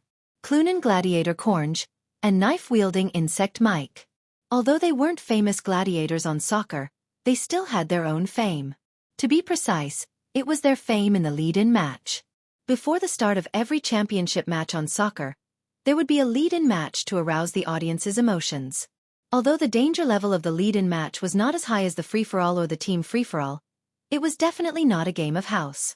It wasn't easy to make a certain amount of fame and survive in the lead-in match. Rog vaguely remembered that before his fight with Ronan, the one responsible for the lead-in match was this Clunan gladiator called Kornj. How did you get out of soccer? Looking at Kornj and Mike, who were still alive and kicking, Rog asked curiously. We robbed Gao Tianzuan's spaceship, passed through the Devil's Lair, and then came here. Although the environment here isn't very good, it's still much better than my hometown. After all, my mother and her little boyfriend won't appear here. Kornj gave a simple explanation. Kornj and Mike's spaceship fell into the lava river, and we rescued them. They told me that you are the fourth Hokage. Abhijit added. The two of them may explain why you know that I am the fourth Hokage, but you still haven't explained why you were so sure that I would make a deal with you. Although Abhijit's strength wasn't very good, just at the level of an ordinary Asgard gladiator, but for some reason, Rog always felt that he wasn't that simple. Rog didn't doubt Abhijit's experience, but he suspected that he was hiding something else. You go out first, and close the door on the way. Abhijit didn't directly answer Rog's question, but let Kornj and Mike leave the village hall first. After Kornj and Mike left and closed the door, Abhijit slowly said, Although I don't know what you want to do in Muspelheim, I think that with your outstanding strength, you won't refuse the opportunity to continue improving your strength. After that, Abhijit took out a small metal box from his arms, and then solemnly handed the box to Rog. Open it and take a look. You won't be disappointed. Roger glanced at Abhijit, who had a serious expression on his face, and took the metal box from his hand and opened it. Inside the box was a strange jelly that looked like magma, but it wasn't completely solidified. Rog and Doom were both well informed, but they still didn't recognize what this thing was. Thing. Explain it? On this strange jelly, Rog, Abhijit, jelly. This is plain origin energy, Muspelheim's origin energy. Abhijit suppressed the excitement in his heart and pretended to be calm as he spoke. But as soon as he finished speaking, Doom opened his mouth to deny his statement. Impossible. This can't be the origin energy of the realm. The origin energy of the realm can only appear in the form of materialization when the realm is about to collapse. The current Muspelheim definitely can't have materialized origin energy of the realm. While Doom was refuting Abhijit, Rog quickly recalled the information about the origin energy of the realm in his mind. The origin energy of the realm was a term used in the field of magic. To put it in simpler terms, it could be understood as the core energy of a planet, or the source of life of a planet. In short, this was one of the most precious existences of a planet or plane. You are all powerful mages. You have enough ability to distinguish whether this is the origin energy of the realm or not. It won't do me any good to lie about something that can be easily exposed. Abhijit didn't care about Doom's refutation, and still firmly believed that the jelly in the box was the origin energy of the realm. Whether this is the origin energy of the realm or not, I will confirm it later. If this is true, what do you want to trade it for? Rog closed the box and asked Abhijit. A kingdom that belongs to the Fire Elves. Whether it's in Muspelheim or somewhere else, it's fine. As expected, Abhijit gave an answer that Rog expected. No problem, as long as this is the origin energy of the realm, I can help you fulfill this wish. For Rog, it wasn't difficult to help Abhijit fulfill this wish. Wasn't it just a kingdom that belonged to the Fire Elves? It was a piece of cake. If these Fire Elves didn't like Muspelheim, he could also give them a piece of land on Tatooine and let them build their own kingdom. Furthermore, on Tatooine, no one would come looking for trouble with them. After all, it was Rog's private territory. Mastering a planet of your own, that's how rich you are. After agreeing to Abhijit's conditions, Rog didn't hesitate and directly began to confirm the authenticity of the origin energy of the realm. When he used magic to confirm the authenticity of the origin energy of the realm, Doom stood aside without saying a word, neither speaking nor planning to help. After a dazzling operation, he finally completed the confirmation of the authenticity of the origin energy of the realm. This is indeed the origin energy of the realm, but I want to change the way of the transaction. After that, Rog handed the metal box back to Abhijit, and then summoned a commission scroll. I have obsessive-compulsive disorder, and I like to complete important transactions in the form of commission. The reward is the origin energy, and the content of the commission is to help the Fire Elves build their kingdom. If there is no problem, you can write the commission now. Although this kind of commission can't get too many ninja coins as a reward even after the system's judgment. But no matter how small the reward is, it's still ninja coins. Rog has never minded taking advantage of the system. Although Abhijit didn't know why Rog had to complete the transaction in the form of commission, since Rog said so, he had to follow Rog's obsessive-compulsive disorder. As for Doom, he was directly ignored by Abhijit. Abhijit had never heard of Doom's name at all, and compared with Rog, Doom with a metal mask seemed a bit unserious. It didn't take long for Abhijit to finish writing all the content on the commission scroll. Content of commission: help the Fire Elves build their kingdom. Commission status: incomplete. Commission reward: 20 ninja coins. Perhaps the difficulty of the commission was too low, or maybe the system noticed his idea of taking advantage of a system. The system gave a commission reward that was lower than he imagined. I'll accept your request.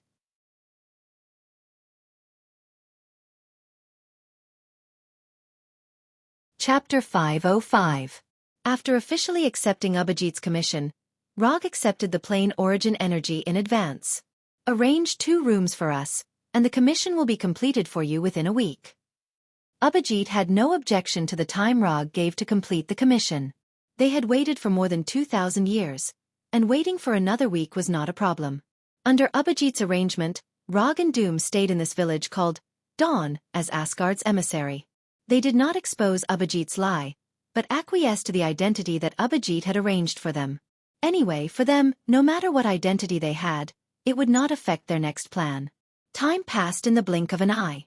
Unknowingly, Rog and Doom had stayed in the village for 3 days. During these 3 days, Rog did not leave the room he lived in and digested the plain origin energy in peace. Plain origin energy was the most important and basic energy of the plane. To some extent, the plain origin energy could even be called the source of all things. As long as it was matter and life that existed in the plain origin energy could evolve. To put it simply, the plain origin energy was omnipotent. Although there were many uses for the plain origin energy, Rog did not use it to do strange things. Instead, he used it directly to strengthen his physique. Although his usage was somewhat wasteful, he didn't care about it. Although he knew some magic now, he could be considered a pretty good mage.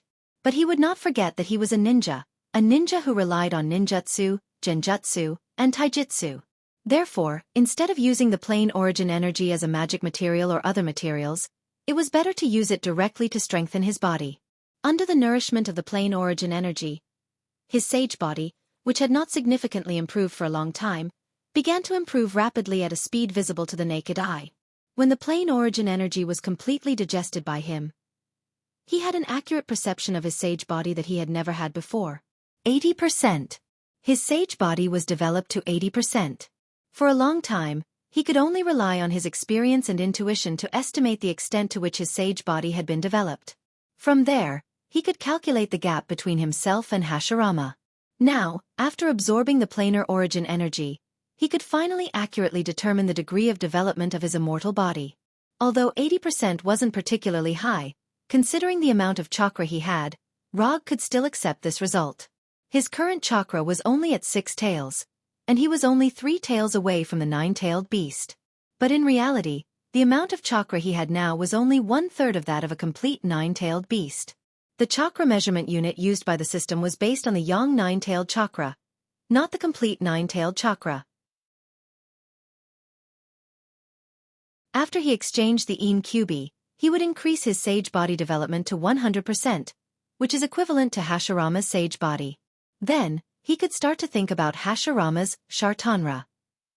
How much chakra Senju Hashirama had was an unsolved mystery.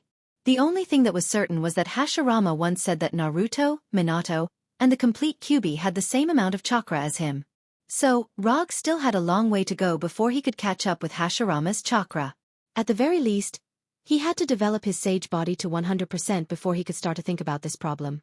After all, Hashirama also had the sage body and practiced for decades before he had the unreasonable chakra. While Rog digested the commission reward given by Abhijit in advance, Doom, the Doctor of Destruction, was not idle and carried out his own research.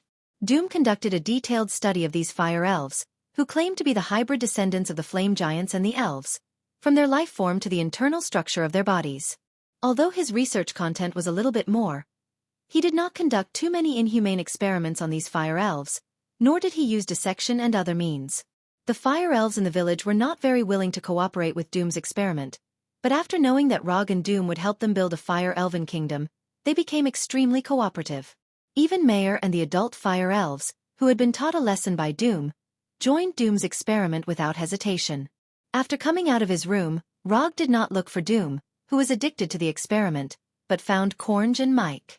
As he expected, although Gao Tianzuan didn't win against Thanos and couldn't stop Thanos' attack, Gao Tianzuan still left Sokka Star alive. According to Cornge, when they robbed Gao Tianzuan's private spaceships, he saw Gao Tianzuan leaving the hangar with a strong female guard Topaz in another spaceship.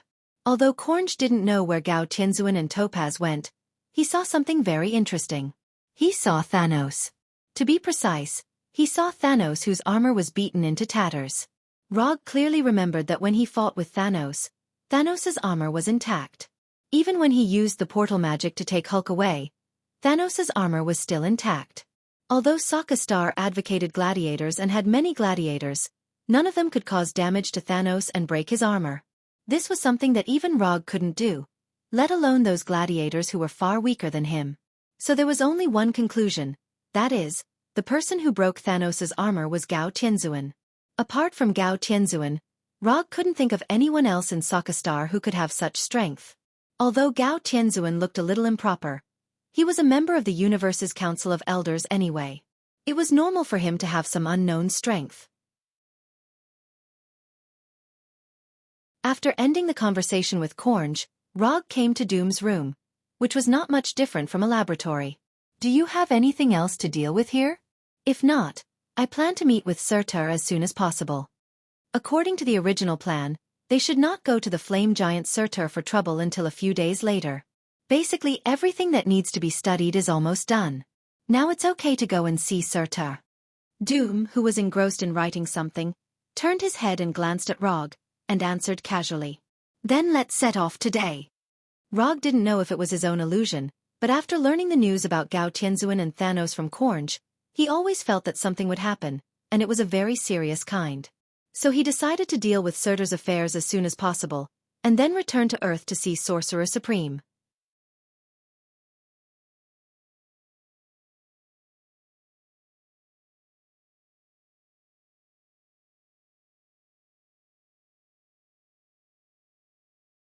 Rog glanced around and said calmly to Dum. However, just as he finished speaking, a sense of danger suddenly surged in his heart. Something's wrong.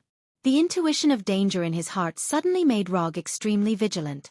Just as he was considering whether to activate the Byakugan to confirm the surrounding situation, A familiar figure walked out from behind Surtur's throne. Damn it! Why is she here? The person who walked out from behind Surtur's throne was none other than the Princess of Asgard, Thor's sister, the goddess of death, Hela.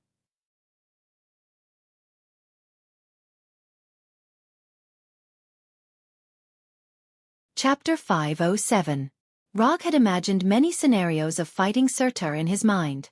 However, he did not expect to meet the goddess of death Hela in Muspelheim. What's wrong with this big sister? Is she planning to stay in the 9 realms? Last time, it was Jotunheim, the kingdom of the frost giants. This time, it was Muspelheim, the kingdom of the flame giants. The universe is so big. Doesn't she want to go to other places? Although Professor Doom did not know the goddess of death Hela, he knew at first glance that Hela was not an ordinary person. The aura of the goddess of death Hela was too strong. Although she wasn't as tall as Surtur, her aura overshadowed Surtur's the moment she appeared. Compared to Surtur, the current Hela was more like the ruler of Muspelheim. However, the following development perfectly proved this point. When Hela walked out from behind the throne, Surtur, who was sitting on the huge stone throne, immediately stood up and gave the throne to Hela. Then, like a guard, he stood beside the throne. Who is she? Seeing Rog's expression become more and more serious, Doom asked. Odin's eldest daughter, Asgard's eldest princess, the goddess of death Hela. Rog quickly answered Doom, and at the same time, activated his 3-Tomo Sharingan. After hearing Rog's answer, Doom also silently mobilized the magic in his body, vigilant of everything around him. I didn't expect us to meet again so soon. Did that kid Thor ask you to come again? Hela, who was sitting on the throne, leaned lazily on the back of the chair, crossed her right leg, and asked with a queen-like tone. Although Hela temporarily gave up the throne of Asgard, it did not mean that she recognized Thor. In her opinion, she was still the most qualified person to inherit the throne of Asgard. As for Thor, he was just temporarily holding that position for her. It has nothing to do with Thor. It was purely my personal decision to come here. Looking at the queen-like Hela on the throne, Rog answered calmly. Hela was indeed very strong, but she was still defeated by him. In the face of his defeated opponent, Rog couldn't think of any reason to be afraid. When I sensed the eternal fire from Fenrir, I had a premonition that you would come to Muspelheim. But I didn't expect you to come so quickly. Hela's tone was still as arrogant as ever, but for some reason, this repulsive tone actually made people feel as if it was the way it should be. Actually, it's not that fast. It's just that the lifespan of humans on Earth is far inferior to that of Asgard's, so everyone's perception of the speed of time is a little different. Roga glanced at Surtur, who was standing beside the throne, and replied in a casual tone. The lifespan of Earthlings is indeed shorter, but it is not difficult for an existence like you to extend your lifespan. At this point, Hela suddenly paused, frowning as she sized up Rog. Interesting. You actually absorbed Muspelheim's planar origin energy. Because he had just digested the plane origin energy, Rog's body still had some of the plane origin energy's aura.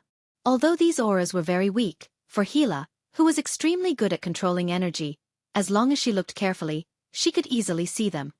I was lucky. I just happened to find some. Rog casually found an excuse to dodge the question.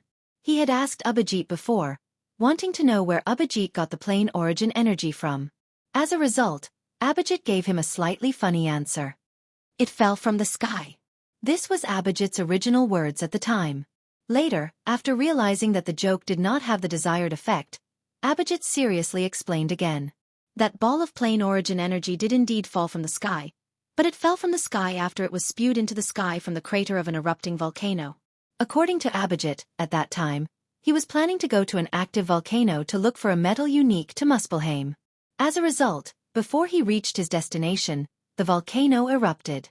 Or rather, the volcano exploded. The erupting volcano sprayed a large amount of magma into the sky. After a fire rain that was like a natural disaster, Abhijit found the plane origin energy near the volcano. After confirming that the jelly he picked up was the plane origin energy, Abhijit went to the volcano a few more times, hoping to find more plane origin energy. But it was a pity that after that eruption, the active volcano became a dormant volcano, and even the magma inside disappeared completely. To be able to find a plane origin energy in a stable plane, your luck is indeed very good. However, your good luck ends here.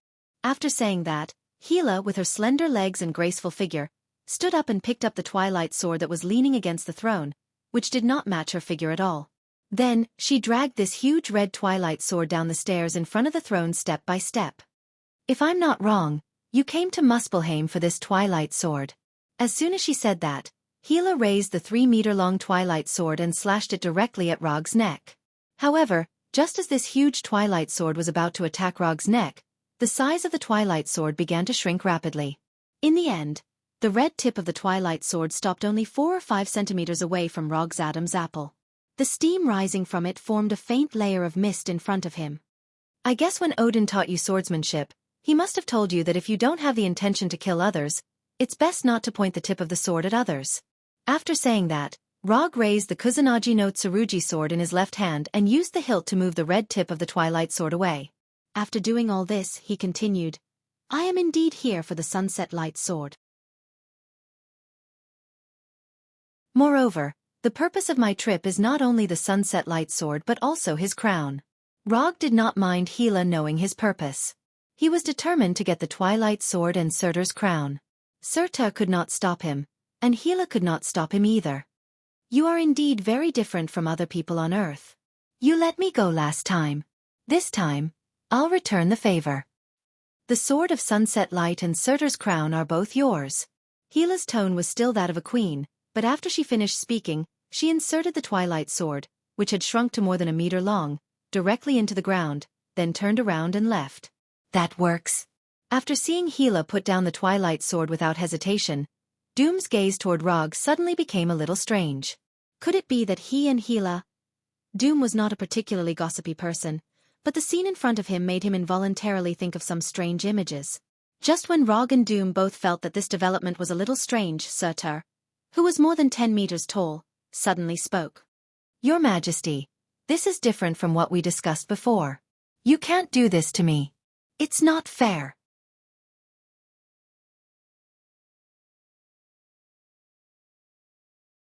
Chapter 508.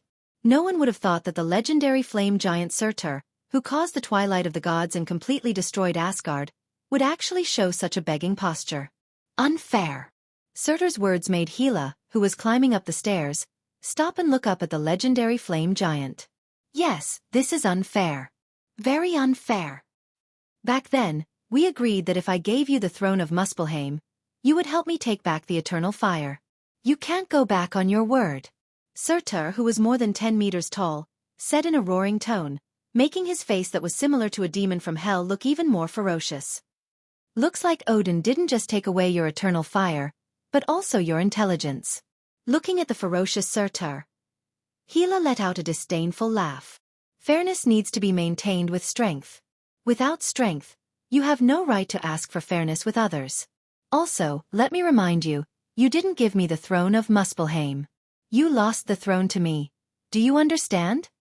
With that, Gila ignored Surtur, returned to the huge stone throne, and sat down. Gila used her actions to prove how much she did not put Surtur in her eyes. However, if one thought about it carefully, it was normal. Gila was someone who dared to go against Odin directly. Without the eternal fire, Surtur's condition was far worse than before, and he indeed had no right to make her fear him. Through the short conversation between Gila and Surtur, Rog and Dum finally understood why Gila appeared in Muspelheim and occupied Surtur's throne. Compared to Asgard, Muspelheim was indeed a backwater. However, no matter what, Muspelheim was a country in the 9 worlds, a country with complete world rules. Although the throne here was not as good as Asgard's, it was still not bad. After all, this throne symbolized the ruling power of Muspelheim. Ha ha ha, I knew it. I knew I couldn't trust any of you Asgard people. Since you don't keep your word, then don't blame me for not giving you face. Little ones, go. Let this Asgard bitch know who has the final say in Muspelheim. Surtur's voice quickly spread out. Then, nothing happened. Although there were many flame giants in the underground cavern, they completely ignored the summons of their former sovereign king. They continued to hide in the shadows of the cavern, motionless, as if they didn't hear Surtur's summons at all.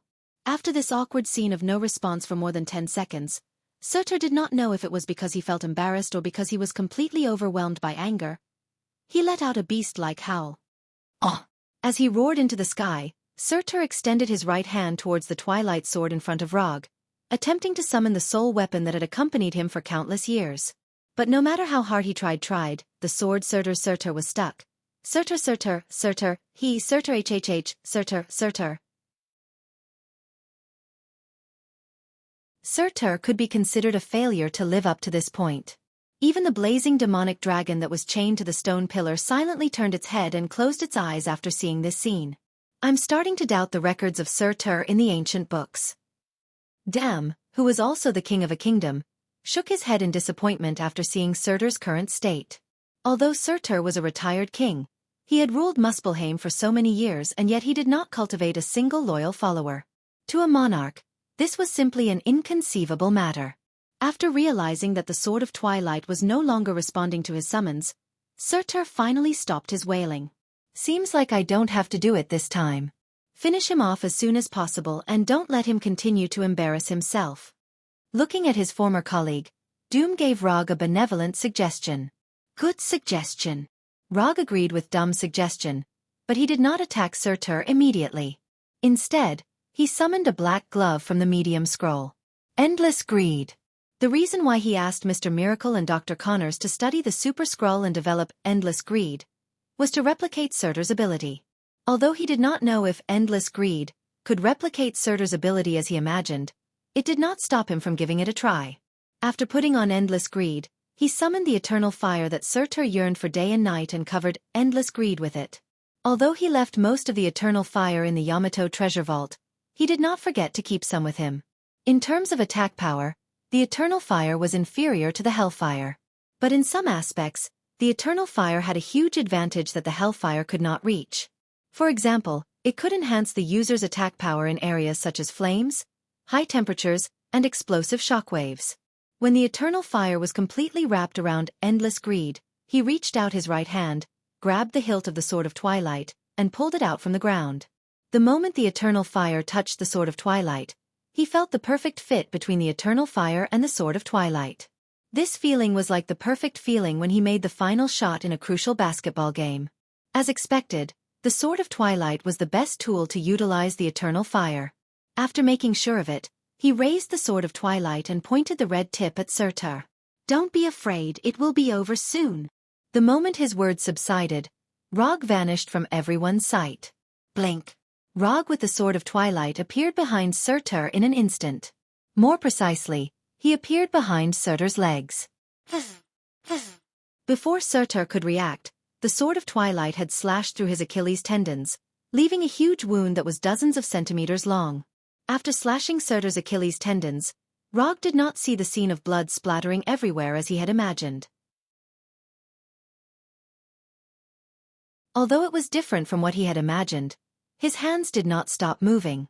After attacking Surtur's legs, he used Body Flicker again. This time, he left the ground and leaped high into the air. He was at the same level as the back of Surtur's neck. Chi chi chi chi.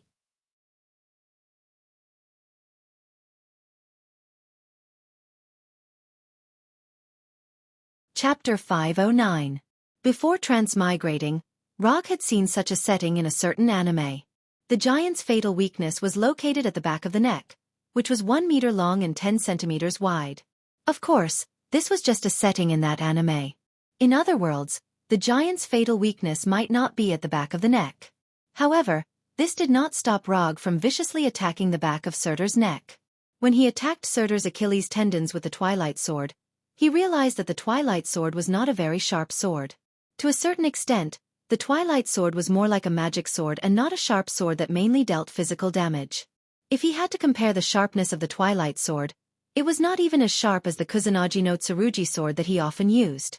Although the Twilight Sword was not as sharp as he imagined, it was more than enough to attack the back of Surtur's neck.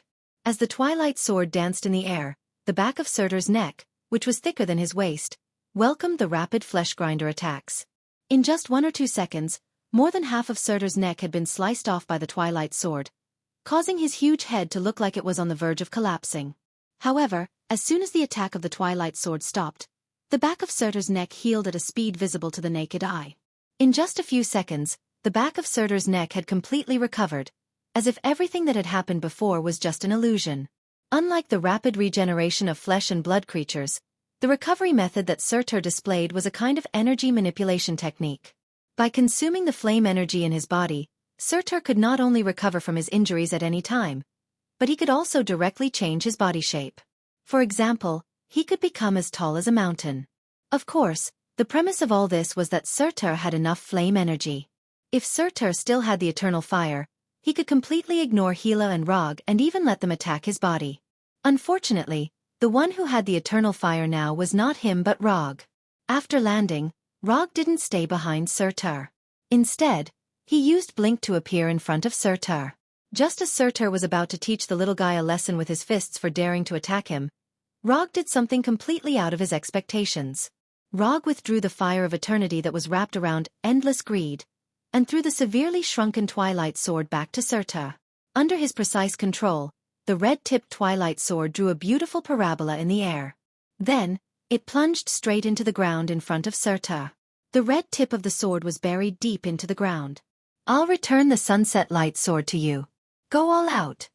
No one expected Rog to return the Twilight Sword to Surtur. However, after he gave up on the Twilight Sword, not only did Surtur not pull it out from the ground immediately, but he also took a few steps back vigilantly. This didn't make sense. This was a trap. Looking at the Twilight Sword that had accompanied him for countless years on the ground, all kinds of conspiracy theories appeared in Surtur's not-so-bright mind. Not only did Surtur not believe Rog's good intentions, but even the goddess of death, Hel, who had fought with Rog before, also had a doubtful look on her face. Although Hel had only fought with Rog once, she knew that Rog was the kind of person who would think of ways to increase his chances of winning. In simpler words, Rog was the kind of person who would do anything to win. And what he was doing now was obviously inconsistent with his previous style. "You don't even dare to take it back? The previous ruler of Muspelheim, don't you have the guts to do that?" Looking at the vigilant Surtur, Rog began to use Taunt to attack. The reason he returned the Twilight Sword to Surtur was, of course, not to pursue the so-called fairness of the battle. And even if Surtur had the Twilight Sword, this battle was still not a fair one for him. Surtur couldn't even win against Hel, so how could he win against Rog, who had defeated Hel before? If it was described in terms of ranks in the game, the current Surtur was a big rank lower than Rog, maybe even 2 ranks lower. With such a difference in strength, as long as Rog didn't act recklessly, Surtur's chances of winning were at most 10%. Although he was ridiculed by Rog in public, Surtur still maintained his vigilant look. Surtur was looking at Rog vigilantly, guarding against his sudden attack. At this time, Rog took the initiative to turn off his Sharingan. To be precise, he turned off his right Sharingan. Originally, the Sharingan could only be turned on or off. However, after the development of the Sage body reached 80%, Rog suddenly realized that he could perform different operations on his left and right eyes. After turning off the Sharingan in his right eye, he did not let his right eye remain in its normal state. Instead, he used his right eye to activate Byakugan. With the activation of Byakugan, the blue veins around his right eye instantly burst, giving his eyes an asymmetrical beauty. Left Sharingan, right Byakugan. The two completely different Keki-eye dojutsu gave him a special perspective he had never experienced before. This feeling was a bit like opening the other eye when using a monocular. After activating the different dojutsu in his left and right eyes, Rog did not rush Surtur, who was still in a dilemma, but pulled out the Kusanagi sword and the thunder fan behind his back. With Endless Greed in his right hand, he held the Kusanagi sword, and the thunder fan, which was too huge for his size, was held in his left hand. When Rog held the weapons in both hands, Surtur, who was worried about whether he was plotting something, finally pulled out the Twilight Sword from the ground. The moment Surtur pulled out the Twilight Sword, a flame instantly emerged on the blade of the Twilight Sword, and the size of the shrunken sword also expanded rapidly with the surging flame. When the flame completely dissipated, the Twilight Sword in Surtur's hand also returned to the size suitable for him, turning into a two-handed sword nearly 10 meters long. So this is how to change the size. I'll accept this method. After witnessing the scene of Surtur restoring the Twilight Sword to its original state, a satisfied smile appeared on Rog's face.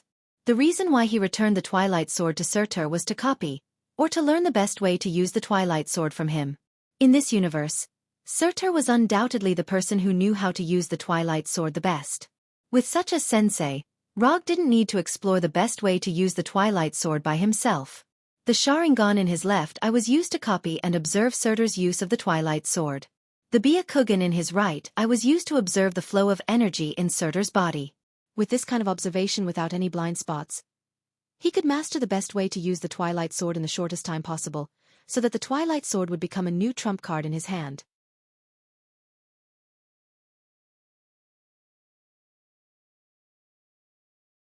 Chapter 5:10.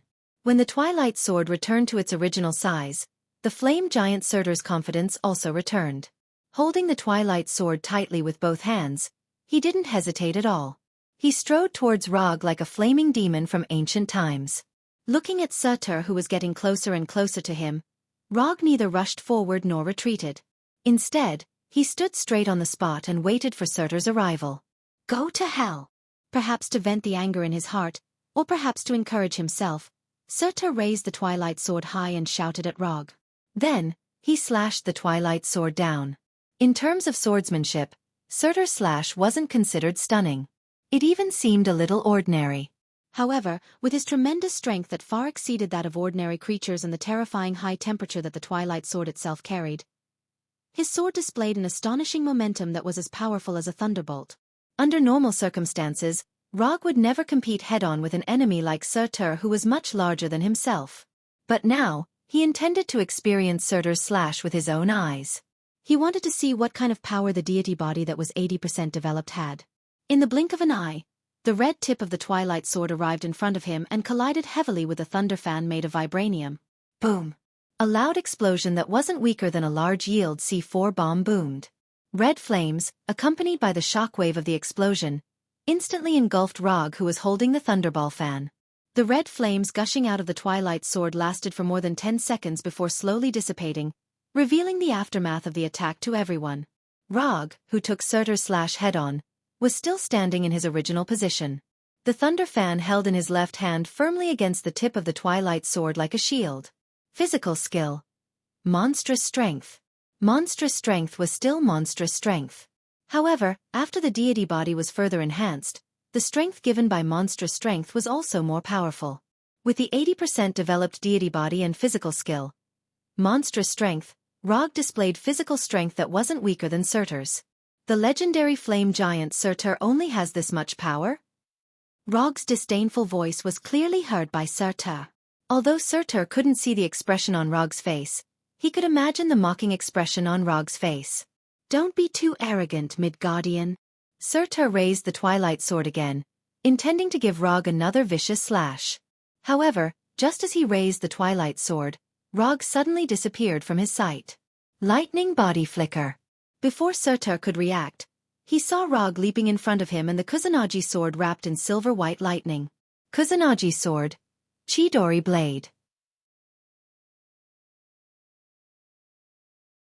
Under Surtur's gaze, the Kusanagi sword, which was not even as thick as his finger, was slashed fiercely on his head, which was fused with his crown.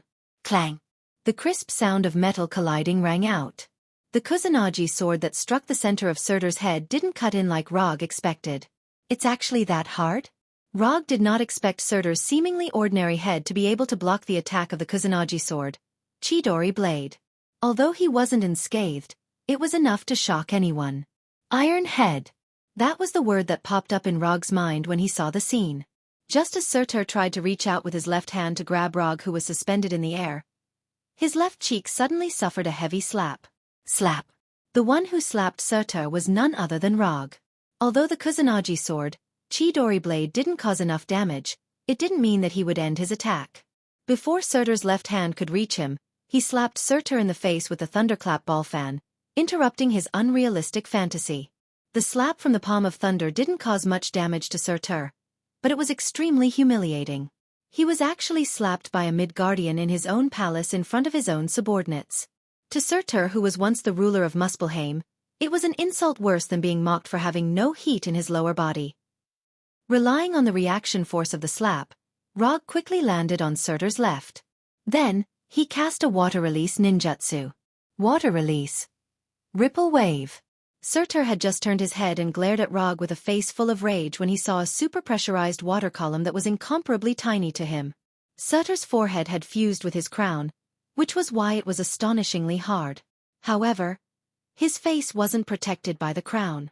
Although the super-pressurized water column of Ripple Wave was thin, its power and water pressure were extremely terrifying, possessing a terrifying lethality that didn't lose out to metal blades. The second Hokage Tobarama's Ripple Wave could easily sever the roots of divine trees. Although Rog was as proficient in water release as Tobarama, his Ripple Wave did not lose out to Tobarama's power. Poof! The Ripple Wave that Rog spat out of his mouth hit Surtur's left cheek like a bullet. Then, it directly pierced through his entire face and came out from the right side. If there was anything worse than a slap to the face, it would be spitting saliva on the other party's face after slapping them. At the moment, Rog was using his actions to prove what it meant to be slapped in the face repeatedly. Due to their life form, the flame giants were a race that was especially easily angered. Their temper was like the flame energy that sustained their life. The slightest provocation would cause them to completely explode. "I'll kill you. I'll definitely kill you." After being slapped in the face repeatedly by Rog, Surtur could no longer suppress the rage in his heart and bellowed as if he had lost control. Now, there was no other thought in Surtur's mind at all. His only thought now was to grind the bones and scatter the ashes of this Midgardian that popped out of nowhere, using his blood and life to wash away his humiliation. "You'll have to use everything you've got if you want to kill me." Rog didn't take Surtur's threat to heart at all. The reason he provoked Surtur again and again was to thoroughly enrage him. Only then would Surtur use everything he had against him, fully fulfilling his duty as a teacher, and showing him all the ways to use the Sunset Light Sword.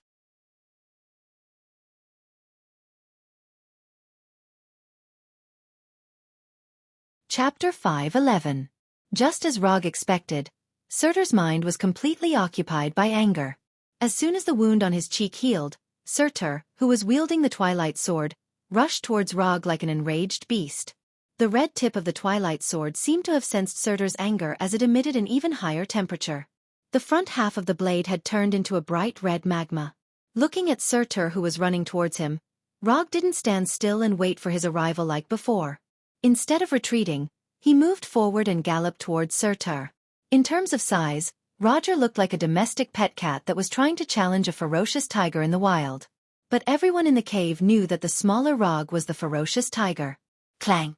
The Kusanagi sword, which was on a completely different level in terms of size, met the Twilight Sword head-on and blocked Surtur's furious strike. Although Surtur used all his strength, the Twilight Sword still couldn't suppress the Kusanagi sword in Rog's hand.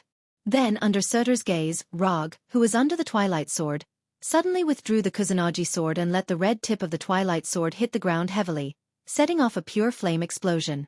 The flame engulfed Rog once again. However, before the flame completely dissipated, he stood on top of the Twilight Sword like a ghost with the Kusanagi sword in his hand. Although the Twilight Sword was shockingly hot, with the protection of the chakra coat, he didn't need to worry about being burned by the Twilight Sword at all.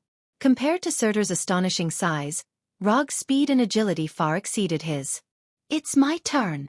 Rog, who was standing on top of the Twilight Sword, said to Surtur with a blank expression.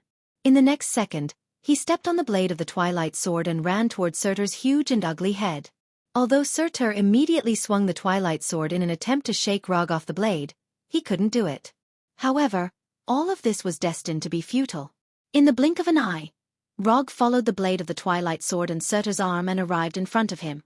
Kusanagi sword. Chidori blade. Although the Kusanagi sword, Chidori blade that he used before did not chop off Surtur's head that had fused with the crown, it was still not enough. However, this time, Rog didn't continue to attack Surtur's head. Instead, he aimed the tip of his Kusanagi sword at Surtur's right eye. Chi! The Kusanagi sword with silver lightning around it pierced through Surtur's right eye as if it was piercing through a soft cake. Ah! Although the flame giants were not creatures of flesh and blood in the conventional sense, they also had a sense of pain. When their vitals were hit, they would also feel the extreme pain that penetrated deep into their bones. After piercing Surtur's right eye with his sword, Rog once again did something that was out of everyone's expectations. Under the gazes of Hila, Dum, and the others, he let go of the sword in his right hand. Lightning evasion. 1,000 birds. A thunderous sound that sounded like 1,000 birds chirping at the same time suddenly rang out. Rog's endless greed right hand was instantly enveloped by silver lightning. His entire right hand seemed to have turned into lightning. Then, he ruthlessly pierced this lightning-like right hand into Surtur's remaining left eye. After the previous exchange, Rog had a general understanding of Surtur's physical strength. Although he could directly pierce Surtur's left eye with his right hand even if he didn't use 1,000 birds. However, in order to make the battle more exciting, and more importantly, to make Surtur more painful, he used 1,000 birds. Without any suspense, Rog's right hand pierced into Surtur's left eye like an indestructible sword, completely destroying it. If he wanted to kill Surtur, he could have completely destroyed Surtur's entire head in one go, turning him into a ball of flame and fusing with the crown. However, he did not do so because he still had a small task to complete before killing Surtur. After using 1,000 birds to blind Surtur's left eye, Rog removed 1,000 birds from his right hand and activated the one-use duplication function of Endless Greed. Duplicating the flame giant Surtur's physique was the second preparation he made to fully utilize the eternal fire. If he only had the Twilight Sword, he might not be able to fully utilize the power of the eternal fire. Therefore, he did not intend to let go of Surtur's special physique. In addition to the main plan A, preparing a backup plan B could effectively reduce the occurrence of accidents and the failure of the plan. A cautious ninja would never place all their hopes on a plan. The tactical glove, Endless Greed, which was created according to the duplication ability of the Super Skrull, quickly completed the duplication of Surtur's physique. From the moment Rog pierced his right hand into Surtur's left eye to the time Endless Greed was completed, it took less than 2 seconds. In such a short time, Surtur couldn't even heal the injury to his eye. After confirming that Endless Greed had completed the duplication, Rog pulled out his right hand and once again held the hilt of the Kusanagi sword. After doing all this, he kicked Surtur's nose fiercely and returned to the ground with the Kusanagi sword. When Rog stepped on the ground again, Surtur finally had time to heal the injury to his eyes and restore his vision. Surtur's vision was restored, but his tragic experience did not end there. After duplicating Surtur's physique, Rog launched a one-sided crushing battle, constantly forcing Surtur to fight with his life on the line. Time passed little by little. After this cat-and-mouse battle lasted for more than 10 minutes, Rog finally had the intention to end the battle. In more than 10 minutes of ravaging, Surtur showed all the ways to use the Twilight Sword. Although he didn't hurt Rog, who jumped up and down as if he wasn't human, his efforts made him a responsible teacher, and taught Rog everything he had learned in his life. Raitun. Chidori Agi. Before Surtur could turn around, Rog inserted the Kusanagi sword diagonally into the ground and summoned the Chidori Agi made up entirely of lightning. Chi. Under Rog's control, the Chidori Agi, which was more than 10 meters long, instantly cut off Surtur's sword-wielding right hand, causing the Twilight Sword and the broken arm to fall to the ground with a clang. Then, while Surtur's broken right arm was rapidly recovering, he rushed forward, jumped high, and performed the ultimate skill of this battle. Ninjutsu. Super Large Jade Rasengan. Rog, who jumped above Surtur's head, condensed a super large jade Rasengan with a diameter of 10 meters and smashed the super large jade Rasengan, which was like a small blue sun, hard on Surtur's head. Boom! Surtur's astonishing body was instantly knocked down by the super large jade Rasengan. His body made of flame energy shattered inch by inch under the terrifying distortion of the super large jade Rasengan, returning to the most primitive flame form. When the super large jade Rasengan completely erupted, Surtur's body also disappeared completely, turning into a red flame that rushed into the demon-like crown of more than 1 meter long.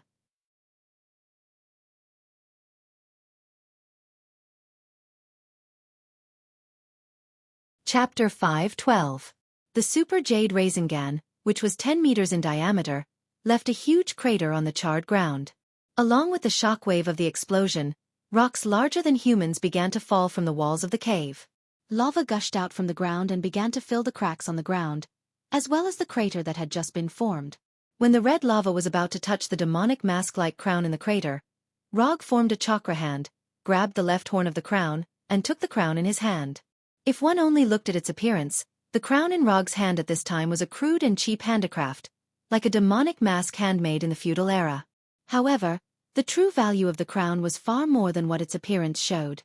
To a certain extent, the flame giant Surtur had already died, under Rog's Super Jade Rasengan. However, this did not mean that Surtur was completely dead. As long as this crown was placed in the eternal fire, not only would Surtur be resurrected, but he would also completely recover his strength and have a terrifying mountain-like body. However, Rog wouldn't give Surtur the chance to do so. Surtur, who was sealed in the crown, had only one fate in this life, which was to become a collection in the Taiha treasure vault. After carefully examining the crown with the chakra hand, Rog threw the crown into the psychic scroll.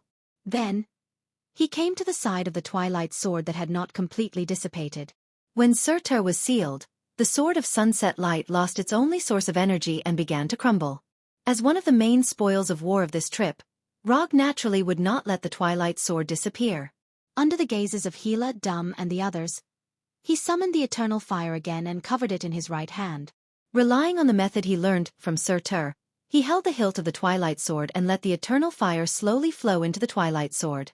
Under Rog's control, the body of the twilight sword began to rapidly repair, and its size also began to shrink rapidly. Within a few seconds, the twilight sword had become a one-handed sword that was more than a meter long. After casually brandishing the twilight sword a few times, Rog nodded in satisfaction. With this twilight sword alone, his trip to Muspelheim could be considered a fruitful one. With the addition of Surtur's crown and the energy manipulation techniques he had learned from Surtur, he had reaped a bountiful harvest this time. After swinging the twilight sword with satisfaction, Rog stabbed it into the ground and threw his Kusanagi sword, Thunderfan, and Endless Greed back into the mediumship scroll. After doing all this, he once again held the twilight sword. Then, the twilight sword was completely shattered. Bang! Under the double destruction of chakra and the eternal fire, the twilight sword instantly exploded like a popped balloon. Before the wreckage of the sword fell to the ground, it completely dissipated into the air. When the twilight sword completely turned into nothingness, Rog raised his right hand that was wrapped in the eternal fire as if he was holding a transparent sword. From his left shoulder, he slashed down diagonally. As his right hand swung down, the twilight sword that had completely turned into nothingness once again appeared in his right hand. Starting from the hilt, it rapidly formed. When his right hand completely fell down, the 1-meter-long twilight sword also appeared. The twilight sword was not a physical weapon in the conventional sense. To be precise, the twilight sword was a magical physical weapon formed by fire energy. As long as one mastered the correct energy manipulation method, they could summon or create the twilight sword at any time. This was also the main reason why the twilight sword could change its size. From this point of view, the twilight sword was very similar to Hila's sword of the night sky. It was just that one used fire energy, and the other used death energy. After confirming that he had completely mastered the method of summoning and creating the twilight sword, Rog held the twilight sword and came in front of Hila. Hila, who was sitting on the huge stone throne, still had the lazy and aloof posture of a queen. "Thank you for your generosity. Since you don't mind me taking the twilight sword and Surtur's crown, I believe you won't mind fulfilling a small wish of mine." The twilight sword and Surtur's crown were in his hands, but Rog would not forget that he still had a commission to complete. Although the commission only rewarded 20 ninja coins, no matter how little it was still ninja coins. "Do all men on Earth not know how to be satisfied like you?" Hila did not directly refuse Rog. She propped her head with her left hand and asked with deep meaning, "I don't know if other men know how to be satisfied, but personally, I am still a little greedy." Rog did not care about Hila's tone at this time and replied in a happy mood. Hila, who was sitting on the throne, looked at Rog condescendingly for a few seconds, then slowly said, "Tell me, what else do you want?" Starting from here in the southeast, about 600 kilometers away, there is a small village called Dawn. The village was built by an Asgard called Abhijit. When you were still in Asgard, you may have heard of his name. He is a little famous civilian blacksmith. In the village, there is a group of fire elves who claim to be the hybrid descendants of the flame giants and elves, and some others who wandered to Muspelheim. If you don't mind, I hope you can give them a small piece of land near the village and let them build a small country belonging to the fire elves. Just a piece of land is enough, and they will take care of the rest. Of course, if you can restrain the flame giants and prevent them from entering that area, that would be even better. Rog briefly explained the village. After Surtur's death, Hila was the supreme ruler of Muspelheim. If the fire elves wanted to build a country in Muspelheim, Hela was an existence that could not be avoided. Therefore, instead of hiding the existence of Abijit and the fire elves, it was better to tell the truth to Hela openly. This could at least avoid many unnecessary problems in the future. For example, the safety of the village and the fact that Abijit was in Asgard. Why is it that every time I see you, you are helping someone else? Last time, you were helping that kid Thor, and this time, you are helping these so-called fire elves. Hela could not understand Rog's actions. In her opinion, a person like Rog should not be the kind of person who would work for others. Because I am a ninja, and ninja is a profession similar to bounty hunters and mercenaries. If someone asks for a job, I will help them complete it. Of course, the commission requires a corresponding reward. If you need it, I can also accept your commission. Because there was no such profession as a ninja in Asgard, Rog simply explained what a ninja was. Of course, things like ninjutsu and chakra were not within the scope of the introduction. I see. The eternal fire and plain origin energy are the rewards you received. In that case, we will use the form of a commission to solve the fire elves' problem. I will allow them to build a country in Muspelheim, and this is the reward I will give. As the price, I want you to kill Thor. Hela said to Rog with a serious face, and it did not look like she was joking at all. Is she serious? Rog did not expect things to develop in such a strange direction. However, he quickly made a decision. Sorry, I cannot accept this commission. The reward is not equal to the difficulty of the commission, and Thor is my friend. I will not accept a commission to assassinate a friend.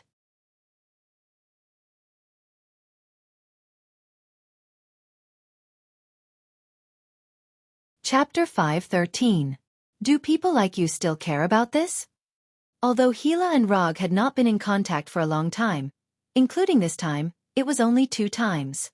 However, when Rog introduced her to what a ninja was, she knew that Rog was not the kind of person who would be bound by so-called morality and conscience. The reason was very simple. A person with a Virgin Mary's heart could not become a good bounty hunter or mercenary. So she did not take Rog's refusal seriously at all. You have to pay more. Sure enough, Rog immediately gave an answer that she expected. She didn't know why, when she saw Rog say, "You have to pay more," Hela always felt that he was imitating someone. That look, that tone, it was completely different from his previous style. Ha ha ha ha, you have to pay more, interesting. Tell me, what do you want as a reward? Hela was not worried about Rog asking for too much. In her opinion, no matter what Rog wanted, she could pay the corresponding reward. Although Hela was not the king of Asgard, she had to admit that she looked more like the king of Asgard than Thor. The life of Thanos. As long as you can kill Thanos, I will accept the commission to assassinate Thor. Rog didn't hesitate at all as he stated the reward he wanted. Thanos? Who is he? After hearing Rog's answer, Hela frowned slightly and asked puzzledly. Only then did Rog realize a problem. Hela was imprisoned by Odin more than 600 BC, and only recently ended her life of imprisonment. Thanos was born 1,000 years ago, so Hela did not know who Thanos was. Note 1. He is a member of the eternal race of Titan Star, with a purple potato-like chin and purple skin. He is quite famous in the universe, with the titles of Mad Titan and Universe Emperor. He is currently one of the most popular, famous, and powerful existences in the universe. Rog briefly explained the identity of Thanos. A long time ago, he had always been curious about a question. That was, who was the strongest villain in the conventional state between the goddess of death Hela and the Mad Titan Thanos? I will kill Thanos, and you will assassinate Thor. This deal sounds quite fair. However, I refuse. Hela had never seen Thanos and did not know what kind of strength Thanos had. However, she was very clear that if Thanos was so easy to solve, Rog would have done it himself. Moreover, she heard the hidden loopholes in Rog's words. Using Thanos' life in exchange for Saul's life, this sounded fair. But the problem was that the reward Roger wanted was Thanos' life, and the price he had to pay was to assassinate Saul. As we all know, assassination does not mean killing. A failed assassination is still an assassination. From these 2 contacts, Hela felt that Rog was likely to deliberately let the assassination fail, and then use the failure of the commission as an excuse to let Thor go. If that's the case, then there's no other way. Rog shrugged and deliberately said in a regretful tone. Okay, don't pretend, your acting is not very good. Gila directly pointed out Rog's slightly rough acting. Well, let's not talk about other things. About the Fire Elf Kingdom, if you agree, I can help you do something of equal value for free. If you don't agree, it doesn't matter. I will take them away from Muspelheim. Rog brought the topic back and waited for Gila's final answer. If Gila agrees, of course, it would be best. Whether it was for him or for the Fire Elves, this was the most effortless way. If Gila did not agree, he could only bring these Fire Elves to Tatooine, and then give them a piece of land and let them build their own Fire Elf kingdom. It's just some Fire Elves. I won't go so far as to make things difficult for them. You can go back and tell them that with their village as the center, the area within 100 miles will belong to them. As long as they don't leave that area, there won't be any flame giants to trouble them. Gila waved her hand and directly gave the land within 100 miles of the village to the Fire Elves without mentioning the reward. For an existence like Gila, she would not care about the reward of a small piece of land. The reason why she mentioned the reward of assassinating Thor was nothing more than to see what Rog, this so-called ninja, could do. Then I thank you for your kindness on behalf of the Fire Elves. After saying that, Logue bowed slightly to Gila and said sincerely, Thank you. All right, you two can leave now. The next time we meet, I won't be so easy to talk to. Gila regained the attitude of a high and mighty queen and said to Rog and Abigail condescendingly. Since the host had ordered them to leave, Rog and Abigail of course would not continue to shamelessly stay here. After removing the Twilight Sword, Rog pressed Doom's shoulder with his right hand and directly used quantum teleportation to return to the village called Dawn. After passing on Gila's words to Abigail, Rog did not plan to continue staying in the village. He left the village with Doom and called Heimdall, who was in charge of Bifrost. Within a few seconds, the gorgeous rainbow-like beam of light descended from the sky and completely enveloped the two of them. Asgard. Bifrost Hall.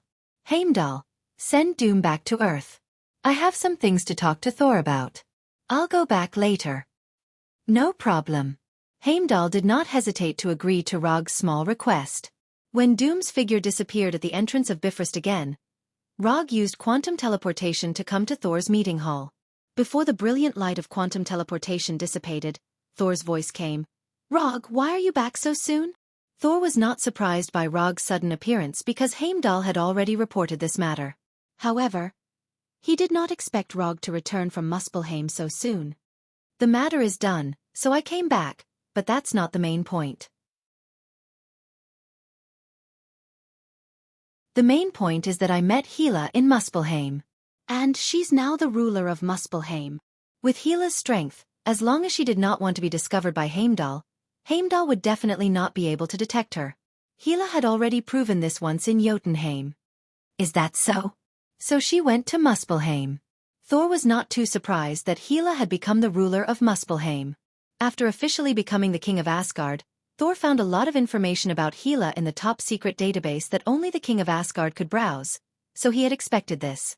Or rather, this was what Gila would do. You can seriously consider how to deal with the matter between Gila and Muspelheim. Also, there's one more thing I came here for this time.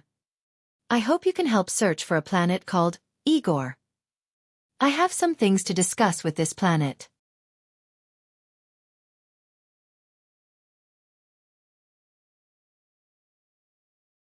Chapter 5:14.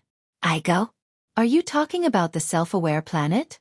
What are you looking for him for? For humans on Earth, a self-conscious planet is an illusory existence that only exists in their imagination. But for those civilizations that have opened the Grand Universe era, the existence of Igo is a long-confirmed fact. Although not many people know the specific location of Igo, there are many people who know of Igo's existence. Yes, it's the self-conscious planet. I want to go and see it, and do something I've been wanting to do for a long time. Rog didn't tell Thor his real plan because it involves some secrets about chakra. Planting the divine tree on Igo is something he has planned for a long time, and it is also the key to whether he can break through to the Heavenly Father level or the Six Paths level. I will try my best to find out the specific location of Igo, but as a friend, I suggest you don't have any strange ideas. Igo is not an ordinary life. His strength is stronger than you think. After pondering for more than 10 seconds, Thor slowly said, Don't worry, I won't joke with my life. Although in his memory, Igo was defeated by the Milky Way awkward dance troupe. But Rog didn't underestimate Igo's strength because of this. Igo is an out-and-out Heavenly Father-level existence. An existence stronger than Thanos. But any existence of the Heavenly Father level is not easy to deal with. Odin, the father of the gods, the Ancient One, and the Lord of Hell Mephisto, were good examples of this. After asking Thor to look for Igo, Rog did not return to the Bifrost Hall, but directly opened the portal back to Konoha headquarters in front of Thor. By the way, did you break up with Jane? The secret guard I arranged told me that Jane seems to have a new boyfriend recently. Thor didn't expect that Rog would care about his emotional life before leaving. In order to express his gratitude, he replied to Rog with a flash of lightning. But unfortunately, just at the moment he raised his right hand and tried to release the lightning, Rog used the body flicker technique and disappeared on the other side of the portal, and decisively closed the portal. Two people's long-distance relationship. Four people's carnival. Long-distance relationship is really unreliable. Rog, who returned to his office, said in his heart. Ninja coins not consumed. 960. After putting Surtur's crown in the Yamato treasure hall, Rog opened the system page and glanced at the current number of ninja coins. 40 more. For a person who is saving money, the most impatient time was the period when they were about to reach their goal. At this time, Rog is experiencing this pain. Number 2. Show me all the recent valuable commissions. Rog, who was sitting on the sofa chair. Although Hinata went to the Konoha hidden village on Tatooine to study the Android project, she didn't forget to transfer the authority of the commission website to number 2. Yes, sir. In the next second, the commissions that have been preliminarily screened were presented in front of Rog in the form of holographic projections. Although these commissions have passed the preliminary screening procedure set by Hinata, there are not many of them that can really arouse Rog's interest. To be precise, there are only 2. Inform these 2 clients that I am a little interested in their commissions, and ask them to come to the Konoha headquarters to discuss in detail. In the end, Rog chose 2 commissions that are suspected to be related to the players. Of these 2 commissions, one is a serial killer, and the other is a ghost in the house. However, because there is no conclusive evidence to prove that this is done by the players, these 2 cases were only reported to the local police and not to Konoha. In Konoha's living room, Roger met the 2 clients of the commission. After a detailed conversation, he accepted these 2 commissions and signed the commission scroll with them. Perhaps because of the patronage of the goddess of luck, these 2 commissions passed the judgment. Although the commission reward given is not high, the total reward is 45 ninja coins. In order to redeem the Yin Kyubi as soon as possible and reunite the Yin and Yang Kyubi, he carried out the commission without stopping. After spending a week, he successfully dealt with the inhuman serial killer, as well as the inhuman who had similar abilities to the ghost. When he got the ninja coins, he returned to the office at the Konoha headquarters. Without even changing his clothes, he directly opened the system's exchange page and found the exchange icon representing the Yin Kyubi.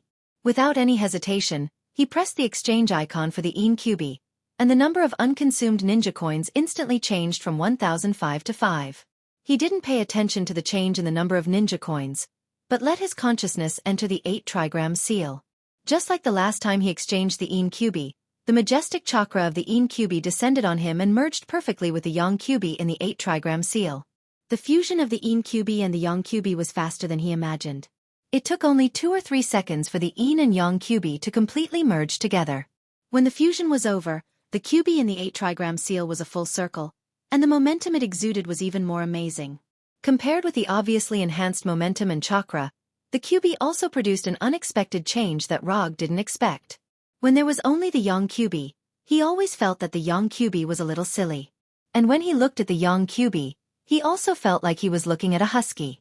But now, the Kyubi no longer had that kind of husky momentum. Instead, it was replaced by a kind of brutal momentum like an ancient beast. This momentum, good, very energetic. Rog didn't take the hostility of the Kyubi to heart and nodded with satisfaction. The current Kyubi gave him a feeling a bit like the Berserk Kyubi during the Kyubi rebellion. With satisfaction, Rog looked at the Kyubi who was baring his teeth at him and trying to tear the 8 trigram seal, and his consciousness withdrew from the sealed space. When his consciousness returned to his body, He opened the system's attribute panel and looked at the two columns of Jinchuriki and Chakra. Jinchuriki, QB, resonance, 3. Chakra, 0. 5 column, 0. 25 main body, 0. 25 tailed beast. The resonance with the QB dropped to 3, but Rog wasn't surprised. His previous resonance with the Yang QB was 6, and now with the addition of the Yin QB, the resonance also dropped by half, which was not surprising. Now what really attracted his attention was the latest measurement unit of chakra given by the system, column.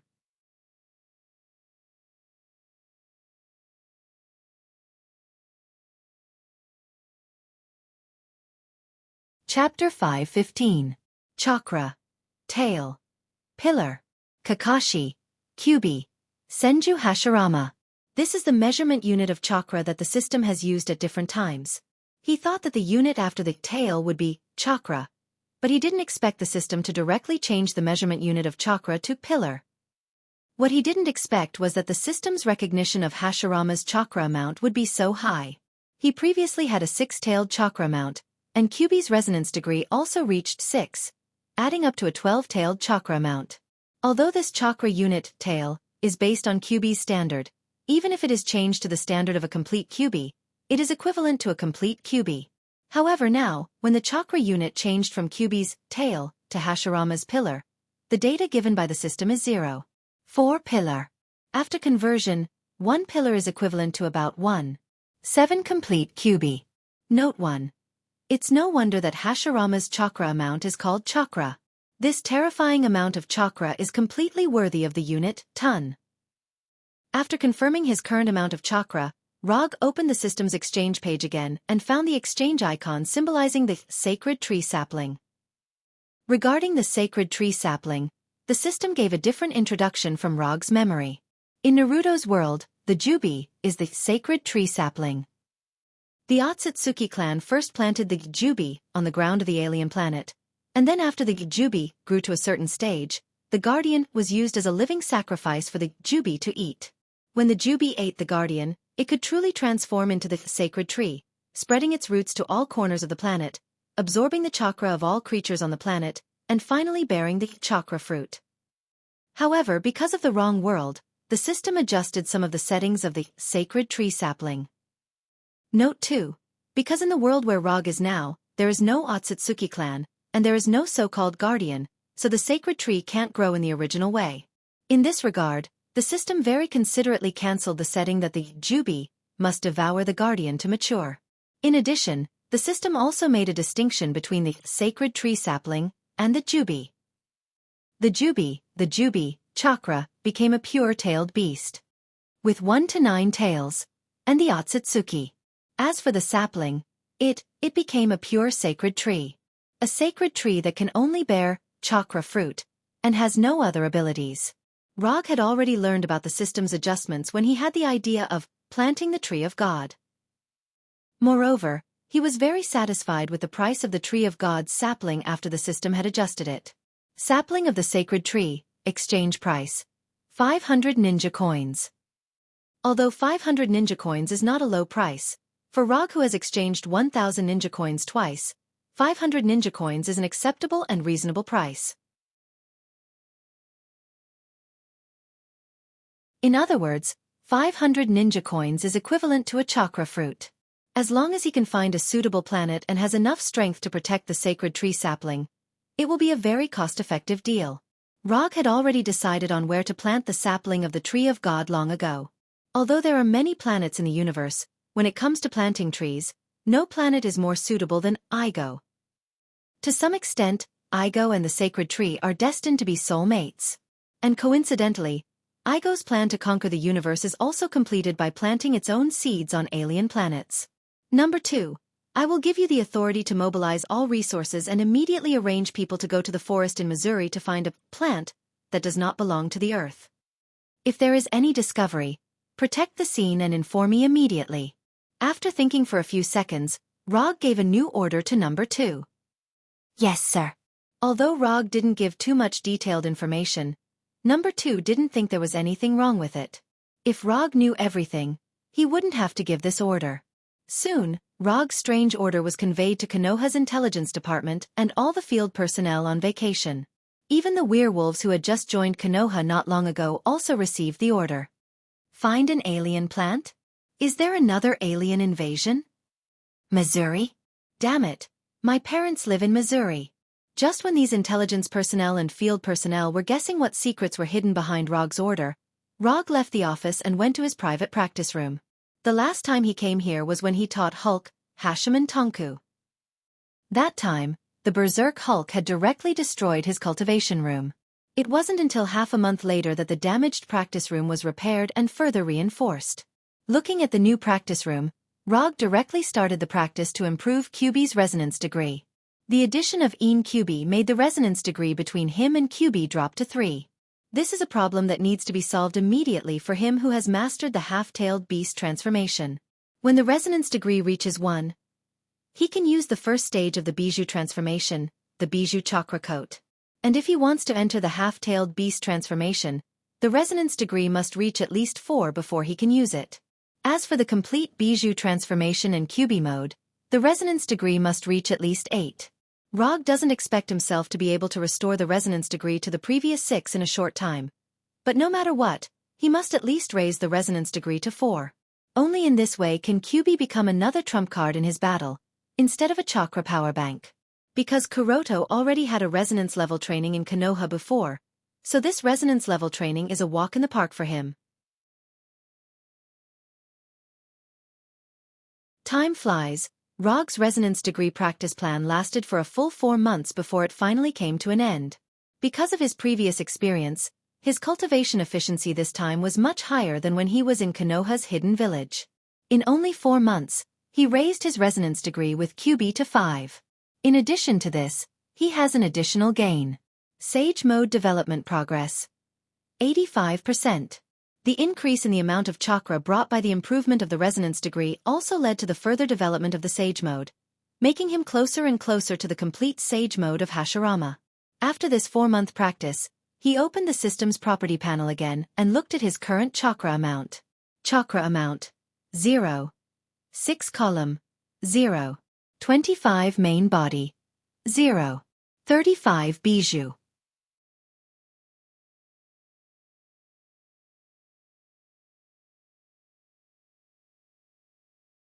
Chapter 516. Planet Tatooine, Konoha Hidden Village, Hinata's Private Laboratory. Android Project, 137th Test. Configuration Version 3. 52. Test begins. Hinata's new projection stood in the middle of the laboratory, looking at the cradle of life in front of her with an expressionless face. It has been almost half a year since she officially started the Android Project. In the past 6 months, she didn't waste a single day and devoted all her energy to the Android Project. Relying on the Illusion Calculation Matrix data and the Cradle of Regeneration Project data, obtained by Rog, Hinata designed the most important key instrument in the Android Project, the Cradle of Life. Unlike the traditional cloning project, what she's doing now is simulating the birth process of life through technology. To some extent, she's trying to become her own creator. According to the laws and ethics of Earth, Hinata's Android Project is definitely a taboo evil experiment. However, whether it was Hinata herself or Roger, the supporter behind her, they didn't take this to heart. What's more, Hinata didn't carry out the experiment on Earth, but built the laboratory on Tatooine. The sword of the previous dynasty can't kill the officials of this dynasty. The laws and ethics of Earth can't bind other planets. As time passed slowly, the progress bar on the display screen in front of the Cradle of Life continued to advance towards 100%. Looking at the progress bar, which has reached 83%, Hinata's face still didn't change. In previous experiments, she has pushed the progress of the experiment to more than 90% more than once. The best time was when she pushed the progress to 96%. But she didn't know if it was fate or the problem of the equation. The experiment failed in the end. After experiencing failure again and again, Hinata's state of mind became more and more stable, and no longer changed because of the failure of the experiment or another breakthrough in progress. Under Hinata's patient waiting, the progress bar on the display screen of the Cradle of Life finally broke through to the key 95%. At this time, the Cradle of Life, which was running smoothly, slowly stopped, as if it suddenly entered a standby state. At the same time, Hinata's holographic projection began to gradually disappear, and the warning light on the Cradle of Life changed from a gentle blue to a dazzling red. Laboratory closed, Energy Mobilization Authority raised to the highest level. Main System Control Authority transferred to number 3. Database Backup. Computation Matrix Backup. Konoha Hidden Village's security system has entered Level 1 alert. The second phase of the Android project, Artificial Intelligence Implantation Phase, has been activated. When Hinata's holographic projection disappeared, an emotionless mechanical voice sounded in the laboratory. The door of the laboratory began to close, and then no. 3 foot under the Konoha Hidden Village was activated, and various data and permissions were transferred one by one. Although Rog didn't get the plan for artificial intelligence implantation into organic organisms from Dr. Banner, he got Reed's version of the implantation plan from Mr. Fantastic. Based on the implantation plan given by Reed, Hinata used her own computing matrix to modify it and finally determined the implantation plan that was suitable for her. When the Cradle of Life's progress reached 95%, Hinata would transfer her calculation matrix to the Cradle of Life, allowing the Cradle of Life to implant the final consciousness and memory into the brain of the body. As the red warning light on the Cradle of Life kept flashing, Hinata let her main body enter the Cradle of Life and began the final step that would determine the success or failure of the experiment. Earth, Konoha Headquarters, Rog's private massage room. You can use a little more strength. Rog, lying on the massage bed with his eyes closed, said to his life assistant Sharon Carter. Sharon was originally his second assistant, but after he had Hinata, Sharon's position changed from his personal assistant to his life assistant. Letting an agile and experienced former S.H.I.E.L.D. agent be a life assistant, this kind of thing can only be done by Rog.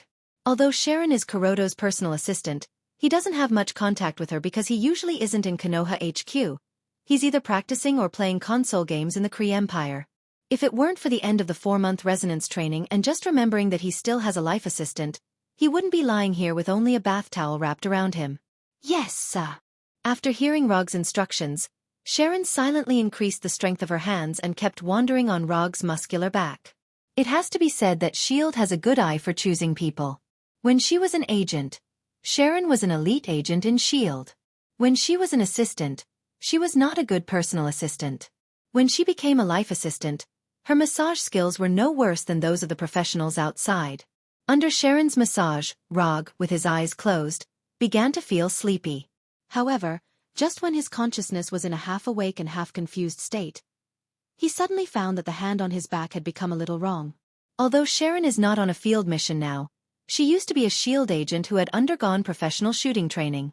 On her hands, there are some calluses left from shooting practice.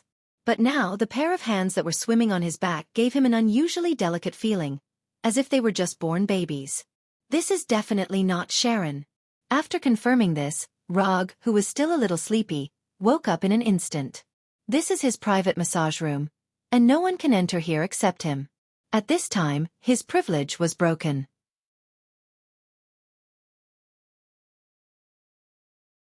If it were any other matter, he might just turn a blind eye to it and forget about it.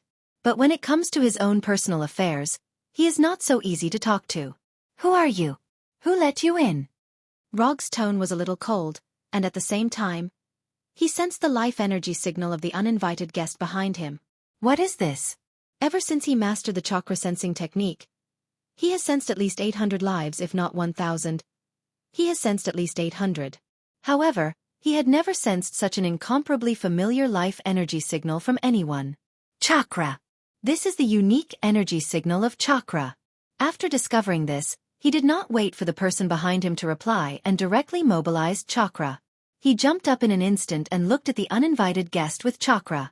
However, when he saw the uninvited guest who suddenly replaced Sharon, a look of surprise appeared on his face. Waist-length black hair with some light purple eyes, a gentle appearance with a very oriental style. A sleeveless lavender top with a black belt, black sports shorts, and black boots. This uninvited guest who replaced Sharon is none other than Hinata.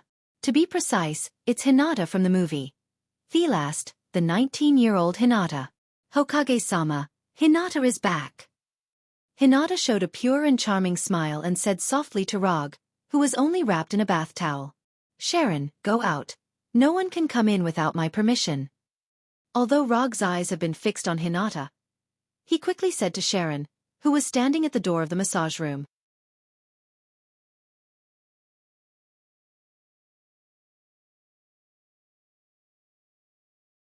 Chapter 5:17.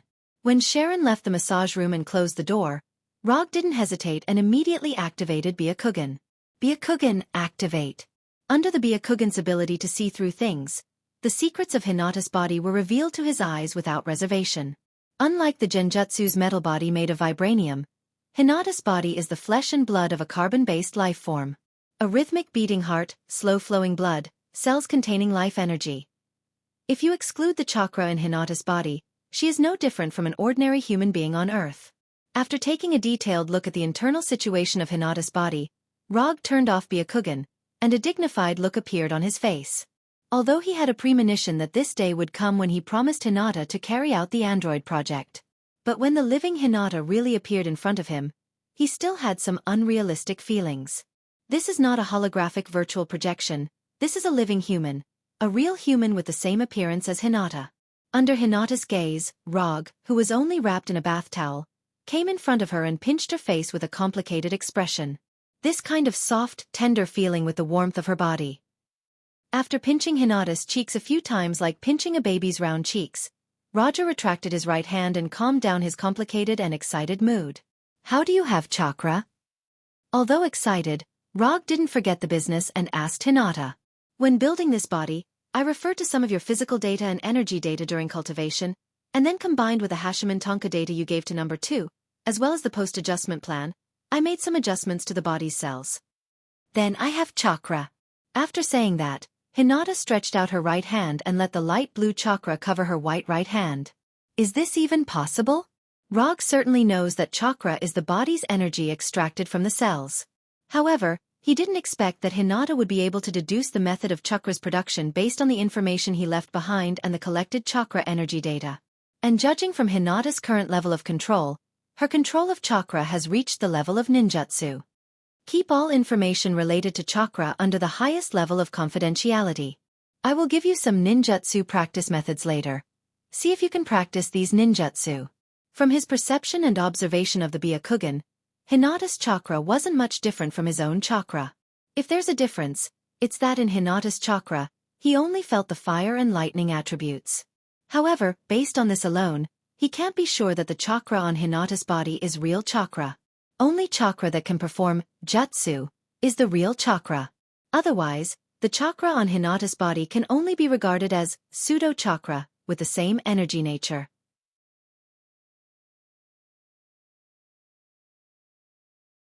Okay, Hinata had no objection to Rog's proposal and agreed with a smile. Only she knows that with chakra, she is far from being the same as Rog. What she wants is not only the appearance that Rog wants, but also the same ability as him. Only in this way can she become the only irreplaceable existence around Rog. In the next few minutes, Roger asked a few more questions about other matters. For example, after having a body, does Hinata still have the ability to control Konoha's main system? In this regard, Hinata gave him a reassuring answer. Although the current Hinata is no longer an artificial intelligence in the pure sense, the abilities possessed by artificial intelligence have been perfectly transformed and inherited by her. To put it simply, the current Hinata is like an Esper with the electronic network control ability. Although she no longer had her own program in the virtual world, she was now a living artificial intelligence program. It's just that because she is now in a human body, she can't do the terrifying amount of calculations she used to do. If she wants to perform a large number of calculations, she can only remotely control the mainframe of Konoha's headquarters and let the mainframe complete the data calculation. Although in this regard, Hinata is not as good as the previous artificial intelligence form, Rog didn't take this to heart. There is a living Hinata standing in front of him. Only a fool would want those programming programs that can only be seen but can't be touched at all. Moreover, although Hinata is no longer an artificial intelligence, Konoha's headquarters still has number 2, with the same structure and ability, and Konoha's hidden village also has number 3. Even if number 2 and number 3 are gone, he can create another number 4, number 5, and number 6. Copying and pasting is the traditional craft of the internet age. Okay, you go out first, I'm going to change clothes. After learning what he wanted to know, Rog issued an eviction order to Hinata. Go out? You can change clothes in front of me, I don't mind. Hinata's face still had that naive smile. However, Rog can be 100% sure that Hinata's real thoughts are not as naive as she shows. Miss, I mind. Don't look at indecent things, understand? Hurry up and go out. After driving Hinata out of the massage room, Rog took off the bath towel wrapped around his body and put on his clothes. At the same time, an inexplicable idea emerged in his mind. How to make a life that was originally an artificial intelligence have the moral emotions of a human? This is a problem worth studying. If Hinata was really just a robot, it would be easier to solve, and he would just ignore this problem. But the problem is that the current Hinata is a living human, a human who created herself. Facing such a Hinata, Rog can't treat her like an artificial intelligence or robot. However, he quickly threw this question to the back of his mind. Androids are also human. Androids can fall in love with humans, so androids are not a problem. After dressing up, Rog left the massage room and returned to his office with Hinata. You are now a human, so you can leave all the daily things to number 2. You are still my personal assistant, and your authority is only under me. As for the rest, you can arrange it for yourself. While talking to Hinata, Rog's fingers were frantically tapping on the keyboard, typing out the Hyuga clan's gentle fist cultivation method, as well as several fire release and lightning release ninjutsu cultivation methods. Of course, there is also the necessary hand seals to perform ninjutsu.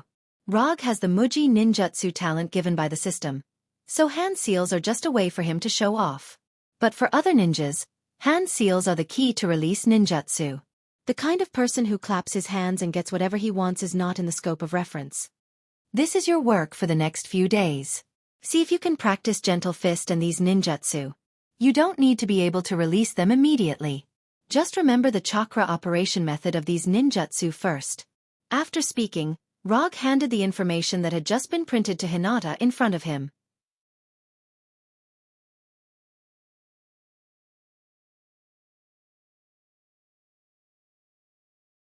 Chapter 5:18. Hinata's appearance caused a small sensation in Konoha's headquarters. Except for Rog, no one thought that after disappearing for a few months, Hinata would turn from an artificial intelligence into a living human. Although it's a bit unbelievable, with the case of J.A.R.V.I.S.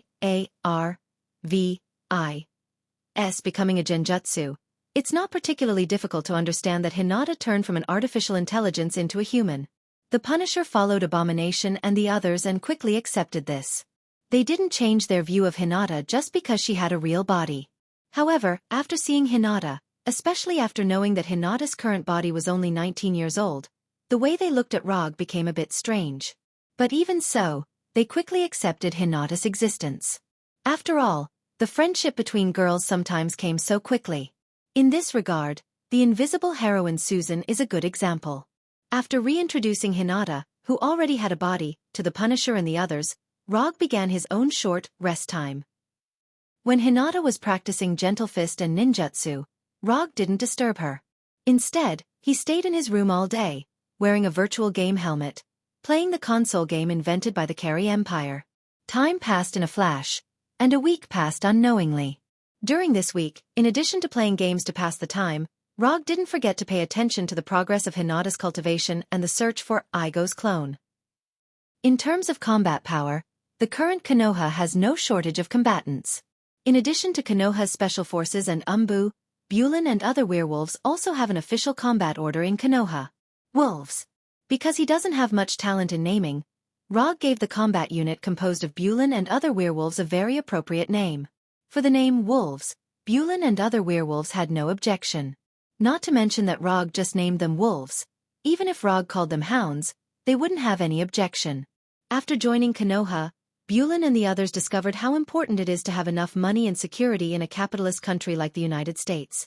They no longer have to worry about being hunted by vampires all day long, let alone meeting those killers and mercenaries hired by vampires.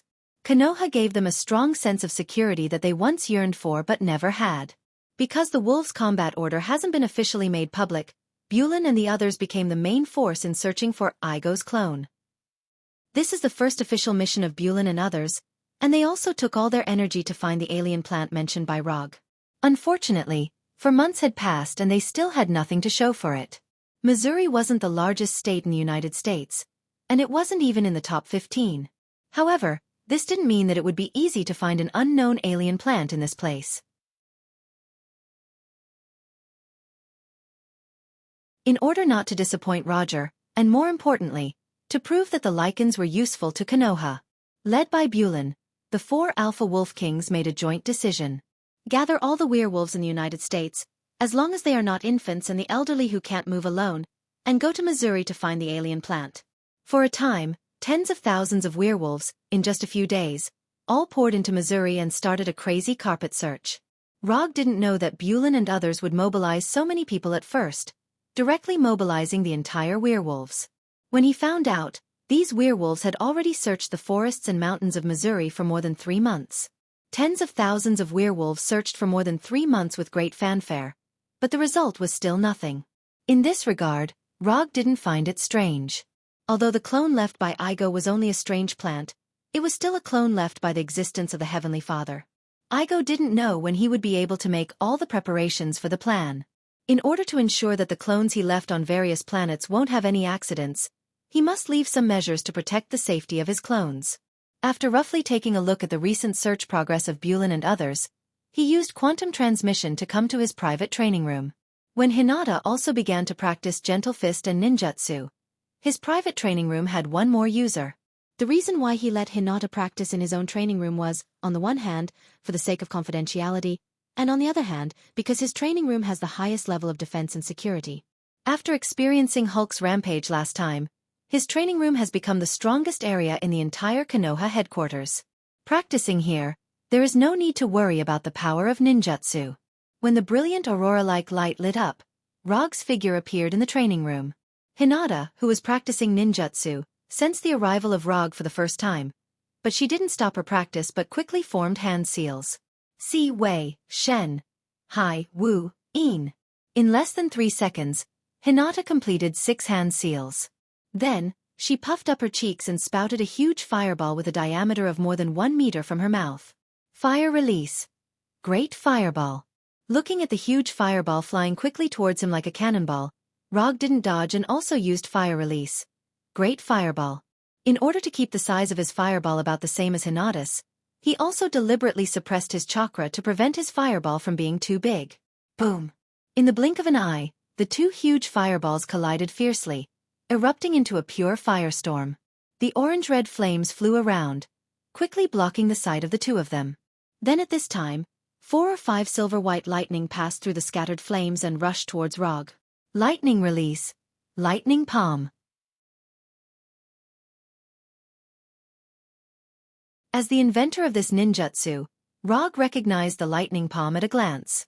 However, at this time, he still didn't intend to dodge. Just when these finger-thick lightning were about to hit him, with Rog's body as the center, a silver-white lightning appeared out of thin air, completely enveloping him. Lightning release. Chidori. Fire release against fire release. Lightning release against lightning release. Although the lightning released by the lightning palm has no fixed attack trajectory, in front of Chidori, which is also lightning release, these lightning bolts are not difficult to resist. Like the positive and negative poles of a magnet, the lightning released by the lightning palm fiercely hit the lightning of Chidori, and the 2 offset each other, bursting into dazzling light.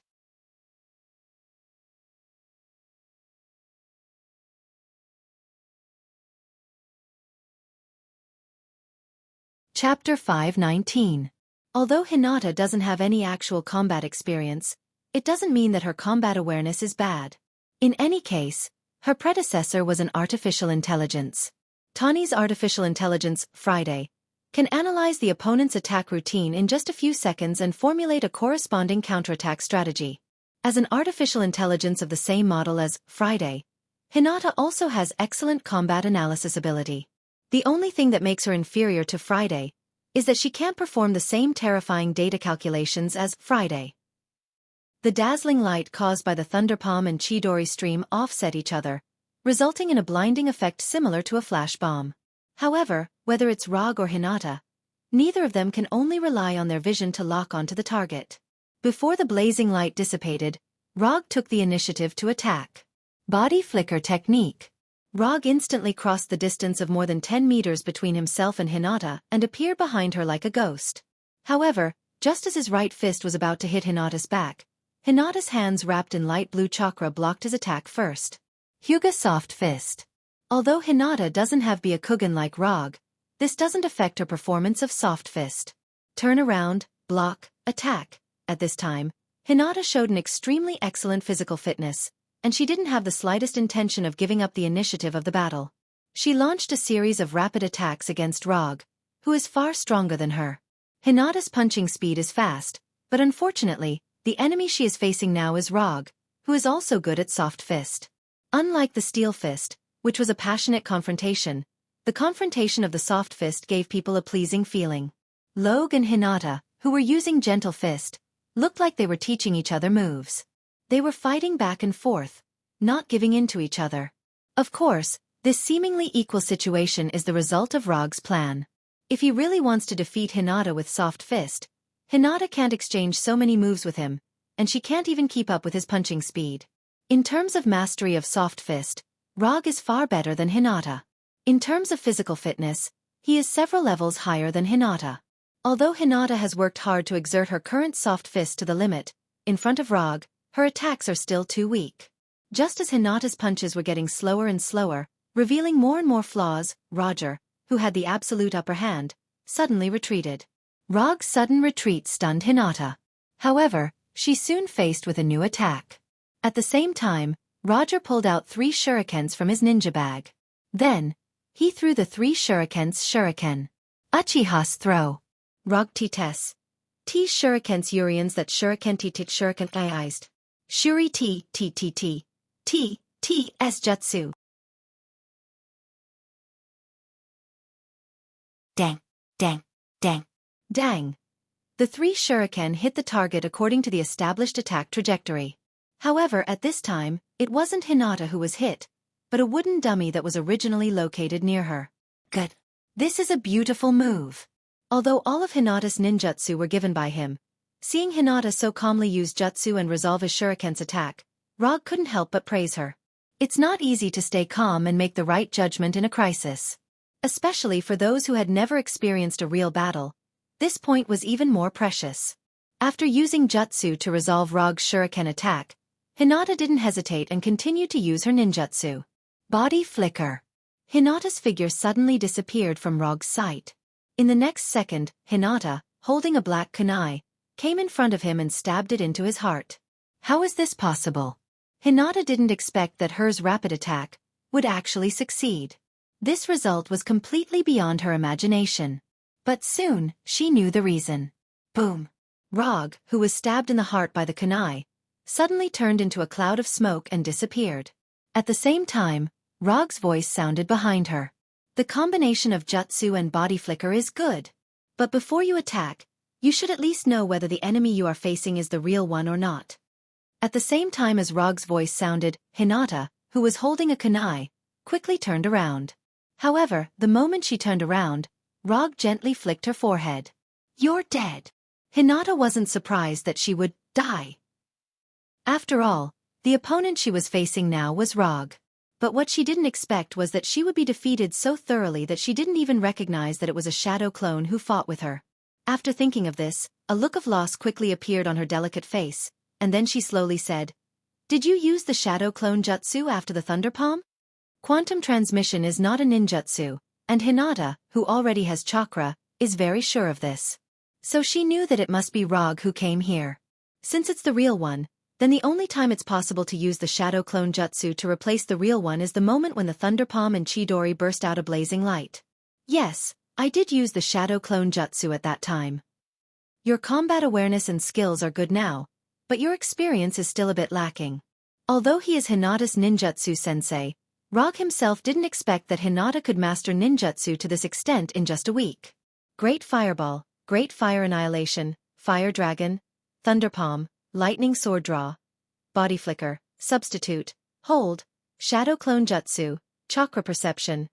Rog gave Hinata a total of 10 ninjutsu practice methods. As a result, it took Hinata only a week to completely master these 10 ninjutsu. This kind of cultivation talent is even more abnormal than Kuroto, who has the system. It's precisely because of this that he just had the idea of testing Hinata's actual combat ability. Although Hinata had lost, the combat awareness and combat skills she displayed were not inferior to professional military superheroes like the Punisher and Abomination. The only thing she still lacks is that she doesn't have any actual combat experience for the time being. As long as you agree to let me join the special forces, I can quickly get enough actual combat experience. Hinata once again mentioned the proposal that was rejected by Rog a few days ago. No, the work of the special forces is not suitable for you. I have a better plan.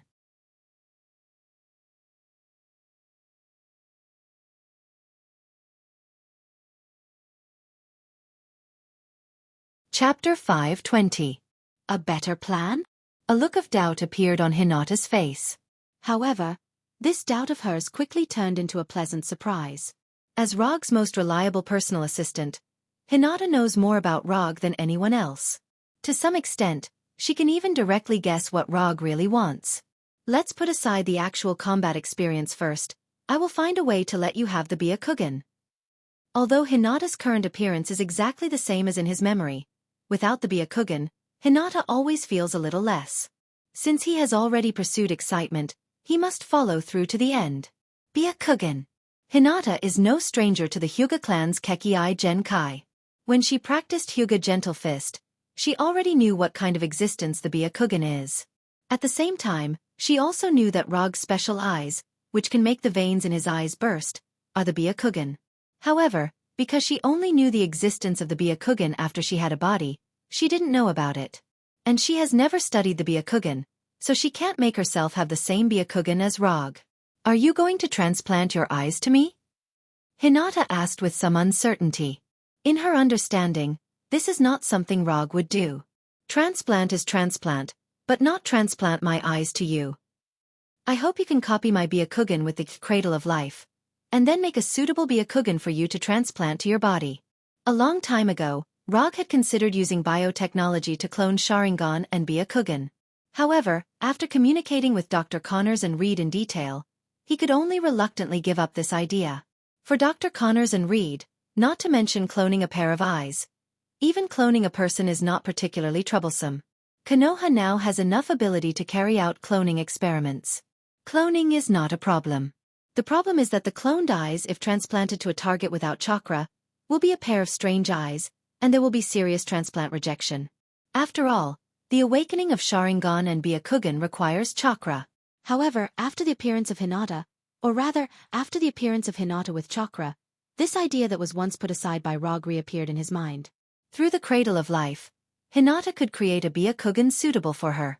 Moreover, with chakra, she wouldn't face the awkward situation of not being able to open her eyes after the transplant. Is this really okay? Although he was the designer of the Cradle of Life and his body had been created by the Cradle of Life, he was still very much a part of the Cradle of Life. However, Hinata still felt that Rog's Byakugan duplication plan was a bit too crazy. It should work. As long as you can uncover the secrets of the Byakugan, creating your own Byakugan shouldn't be a problem.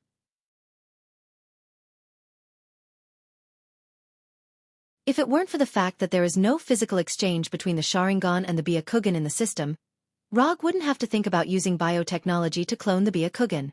In the beginning, he planned to use biotechnology to clone a pair of Manjikyu Sharingan, and then by transplanting this pair of Manjikyu Sharingan, he would obtain the eternal Manjikyu Sharingan.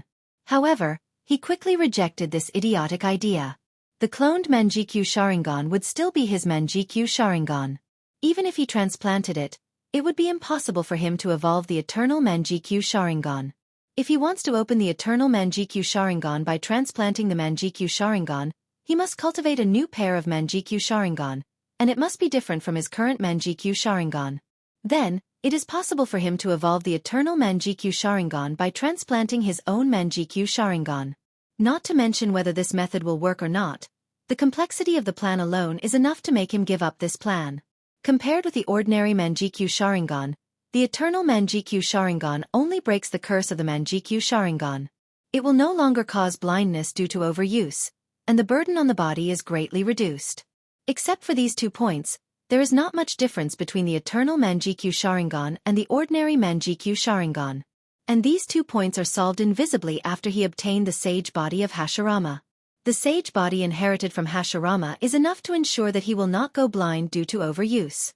As for the burden brought by the Manjikyu Sharingan, it is not worth mentioning in front of the sage body. Although there is no way to obtain the eternal Manjikyu Sharingan, Rog does not care too much about this matter. After all, compared with the eternal Manjikyu Sharingan, the Rinnegan is more fragrant. If Hinata can really use the Cradle of Life to create her own Byakugan, Rog does not mind letting her clone a few pairs of his Manjikyu Sharingan. Although the Sharingan with the same Manjikyu Sharingan will not allow him to evolve the eternal Manjikyu Sharingan, it is not a problem to use them as consumables.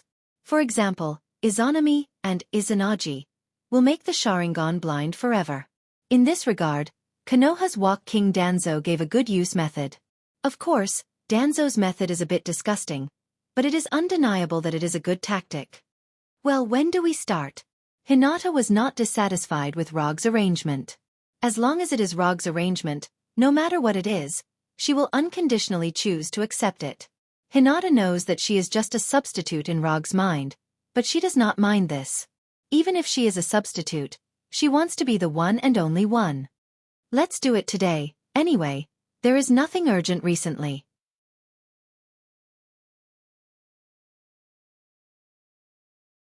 Apart from looking for Igo's clone, there is nothing particularly urgent in Konoha for the time being. Just some daily work. These daily work, whether he is in Konoha or not, will not have any impact. Then I will let number 2 arrange the transmission channel now. Hinata continued. No, just leave it to me. As soon as his voice fell, Rog took out the hanging ring and began to cast the portal magic. The further improvement of the sage physique has brought more than just the increase of chakra. The enhancement of his physique has also silently enhanced his spell-casting ability. Whether it is the control of mana or casting skills, he has improved a lot. As Rog's right hand drew a circle in the air, a portal shining with golden sparks appeared in front of them. In the past, he couldn't directly open the portal connecting to Tatooine. But now, as long as he wants to, he can do it. Not only Tatooine, but even Xuanku and Xander can do it.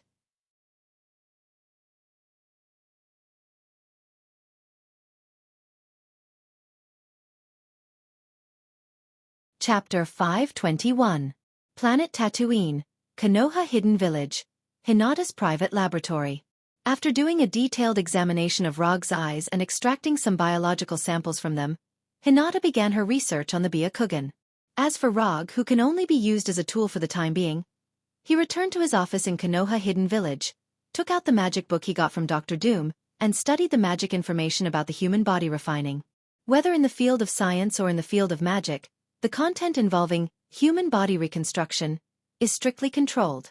However, whether it's Hinata or Roger, neither of them will put these restrictions in their eyes. Although in the field of scientific research, Rog can't provide much help to Hinata. However, he can find other breakthroughs in the field of magic he is better at. Whenever it comes to biological research projects, he can't help but miss Orochimaru. If it weren't for the fact that he only has 5 ninja coins, he would want to exchange some of Orochimaru's research notes from the system and see how the #1 scientist of the ninja world solves this kind of problem. Time passed in a flash, and unknowingly, Rog and Hinata stayed in Konoha Hidden Village for more than half a month. In this half a month, Hinata completely broke through the cloning and replication of the Byakugan, and can create eyes that are exactly the same as Rog's Byakugan through the Cradle of Life. According to common sense, at this step, Hinata can start to try to transplant the cloned Byakugan. However, they now encountered a problem that they didn't expect at all, so their plan had to be temporarily put on hold. Although Hinata has chakra, she only has 2 attributes of chakra, fire and lightning. Under normal circumstances, with only 2 attributes of chakra, she can also awaken the Byakugan. But the problem is that the Byakugan she created now is Rog's Byakugan, which perfectly matches Rog's 7 attribute chakra. So, a very awkward problem appeared. With only 2 attributes of chakra, there is no way for Hinata to match Rog's Byakugan. In order to solve this version of the bug, Rog returned to Earth and once again began his daily mission of farming missions. For a while, he became the busy person in Konoha. Although these missions are not difficult, there is no way to get too much commission reward, and some of them can't even pass the system's judgment. However, after spending more than a month, Rog successfully increased the number of ninja coins to 125. Research on the transplantation of Byakugan and Sharingan and other Gen Kai, Orochimaru. Although Orochimaru has never transplanted the Byakugan and the Sharingan, as the #1 scientist in the shinobi world, how can he ignore these two Gen Kai? As for whether or not this research report was written by Orochimaru, Roger wasn't very sure.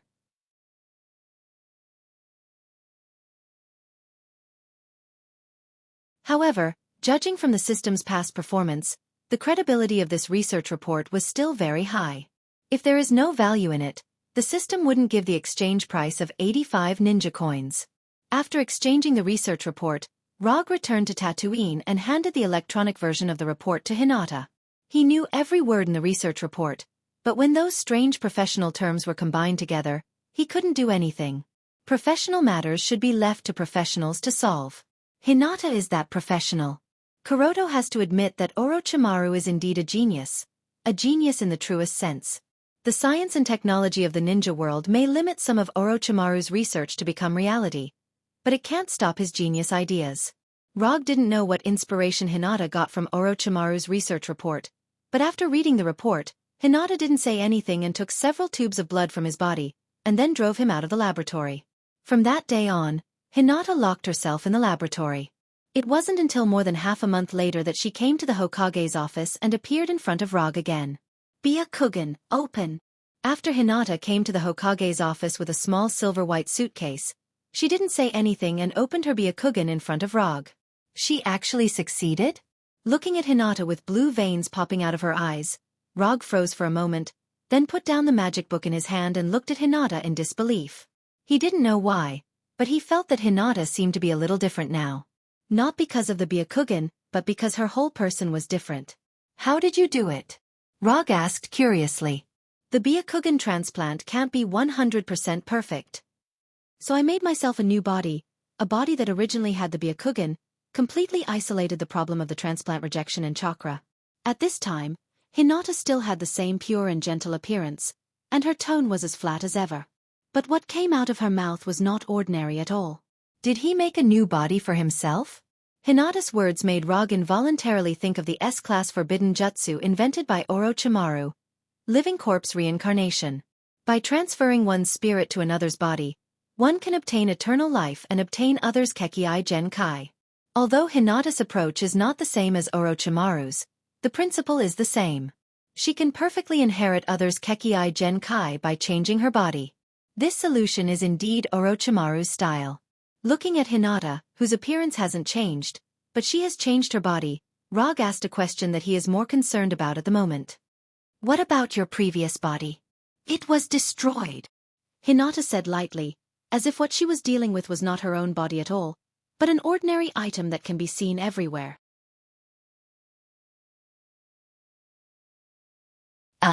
Don't tell anyone that you have changed your body again, and don't tell anyone that you can change your body at any time. Except for you and me, I don't want a third person to know about this. After a few seconds of silence, Rog solemnly said to Hinata. Okay, a gentle smile appeared on Hinata's face. After suppressing some bad premonitions in his heart, Rog pointed to the suitcase in Hinata's hand and continued to ask, What are you holding in your hand? The relevant information and cultivation method of Orochimaru's S-class forbidden jutsu. Living corpse reincarnation. Hinata's expression and tone didn't change, but Rog was stunned after hearing her words. How is this possible? I just gave her a research report of Orochimaru. How could she have developed the cultivation method of living corpse reincarnation?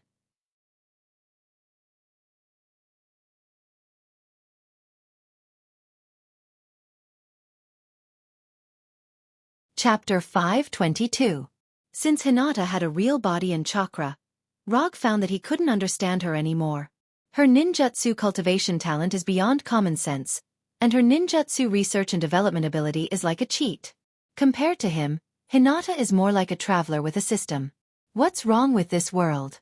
Can it still be good? After suppressing the shock in his heart, Rog took a few deep breaths, and then slowly said, Show me the information about living corpse reincarnation.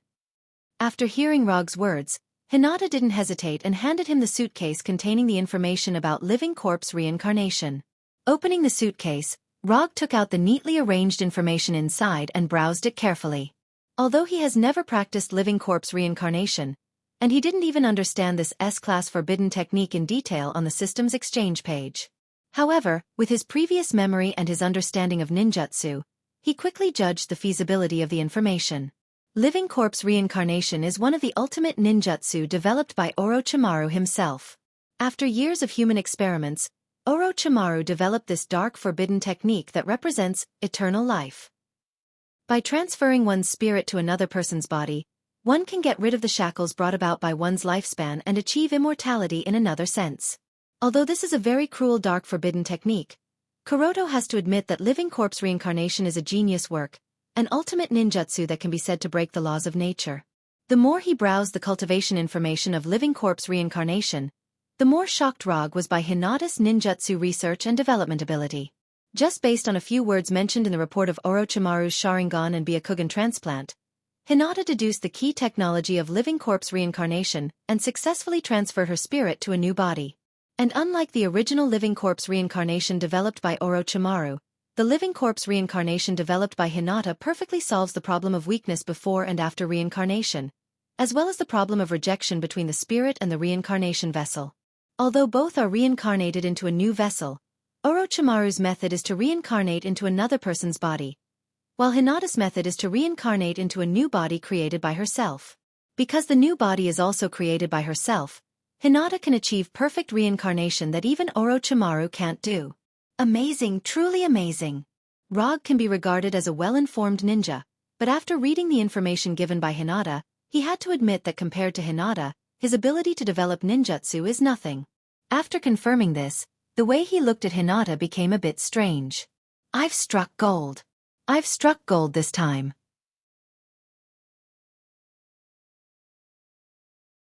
Rog originally just wanted to satisfy Hinata's desire to have a body, but he didn't expect that Hinata, who has a body and chakra, would have such amazing talent in ninjutsu.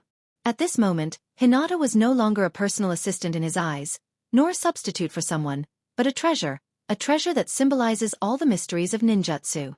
It's a pity that you only have fire and lightning chakra otherwise. Before Rog finished speaking, Hinata raised her right hand and summoned a light blue chakra. No, I have fire and lightning chakra in my previous body. Now, I have all the attributes of chakra, just like you. Looking at the chakra burning like a flame in Hinata's right hand, Rog reacted. No wonder she deliberately took several tubes of blood from my body before. It turned out that she considered this problem early. I don't want to be a transmigrator, I don't deserve it. Not only was his ability to develop ninjutsu completely crushed, but now even the advantage of chakra given by the system is gone. In addition to the Kekkei Genkai ninjutsu, I will give you all the ninjutsu cultivation methods later. First, you should understand the characteristics of the 3 types of chakra. After you master these, I will give you a prototype of ninjutsu that is still in the conceptual stage. You can see if you can develop all these ninjutsu. Although he said this, in fact, the so-called prototype of ninjutsu that is still in the conceptual stage in Rog's mouth is the ninjutsu that he hasn't exchanged from the system yet. With a master of ninjutsu like Hinata, he doesn't need to waste ninjutsu at all. Okay, for Rog's arrangement, Hinata didn't have any dissatisfaction. Instead, she showed a happy expression. In the eyes of others, Rog was squeezing Hinata, but Hinata herself didn't think so. In her view, this was Rog's way of showing that he needed her. Rog's original plan was to wait for Hinata to get the Byakugan, then return to Earth and begin to prepare for his tree planting trip. However, after knowing that Hinata has a cheat-like ability to develop ninjutsu, the tree planting plan was directly postponed by him. Planting the sacred tree is a long-term task, and it doesn't have much impact whether it starts earlier or later. Time flies, and in a blink of an eye, more than half a year passed. In this half a year, Rog's ninjutsu library was filled at an amazing speed.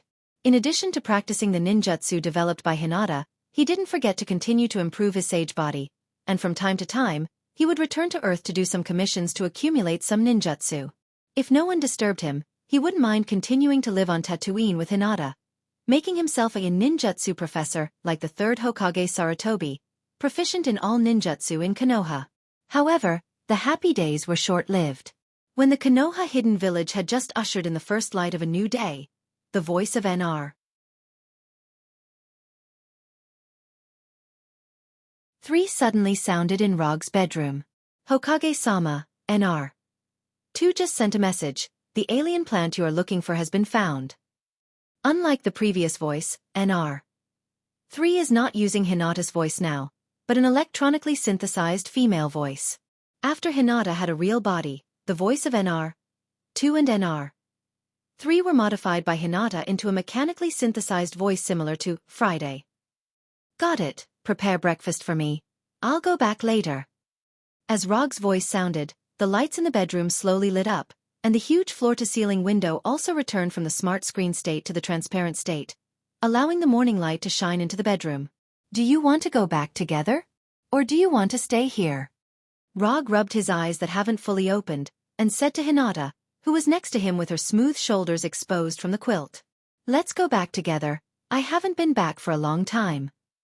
After saying that, Hinata tried to get up from the bed, but as soon as she got up, her brows wrinkled involuntarily. You're pressing my hair again.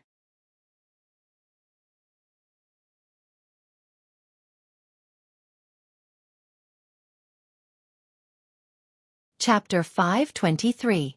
Earth, Missouri. In a forest near a small town. Is this the plant clone of the planet called Igo you mentioned before? Looking at the strange plant in front of her, whose outer layer is like a hollow coral, and the bottom is wrapped with a fruit that exudes a faint blue light, Hinata asked Rog in confusion. Yes, this is Igo's plant clone. Although Rog didn't remember what Igo's plant clone looked like before, after seeing this alien plant that is obviously different from the style of the Earth, he can be 100% sure that this is Igo's plant clone left on the Earth. Although some plants on the Earth also look like alien species, in this plant clone, he perceived natural energy that doesn't belong to the Earth at all, a strange natural energy that contains strong vitality. Then do we need to get this plant back to Konoha's headquarters? Wearing a sleeveless lavender shirt and black shorts, Hinata squatted down and tentatively stretched out her right hand towards Igo's plant clone. Don't touch it, leave it here first, it's not time to deal with it yet. Igo left his plant clone on thousands of planets, trying to erode the entire planet through these plant clones, and then integrate himself with thousands of planets, using the great life expansion of thousands of planets to achieve the ultimate eternity. In terms of planning, Igo's plan is feasible, and he has enough lifespan and energy to implement this extremely complicated plan. Except for the fact that he can't complete this plan with his own energy, there is no problem with his life expansion plan. However, he thought of a good solution. Since he can't provide enough energy by himself, he will create descendants with the same Kami's energy as himself, and complete this life expansion plan with his descendants. In order to do this, he began to combine with different races, grafting his DNA to them, trying to create descendants with the same Kami's energy as himself. He left different descendants on different planets and asked Yondu to bring his descendants to his original planet. If everything developed according to normal circumstances, Igo should have gotten a descendant who inherited his Kami's energy 10 or 20 years ago. However, by chance, Yondu discovered the truth that Igo had killed those worthless descendants, so he left Igo, an Earthling descendant, in the Marauder team. Star-Lord Peter Quill is the only descendant who inherited Igo's heavenly energy. But so far, neither Igo, Yondu, nor Peter have discovered this.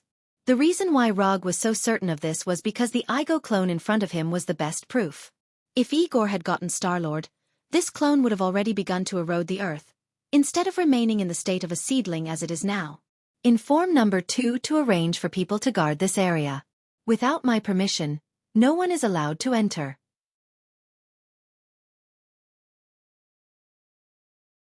After saying that, Rog mobilized the chakra in his body and used the wood escape technique. As chakra gushed out, a square wooden house that was several square meters in size quickly took shape, completely enveloping Igo's doppelganger. After doing all this, Rog opened the portal and returned to Konoha's headquarters with Hinata. Get ready. I may go to the universe with you in a few days. If you have anything you want to bring, just put it in your channeling scroll.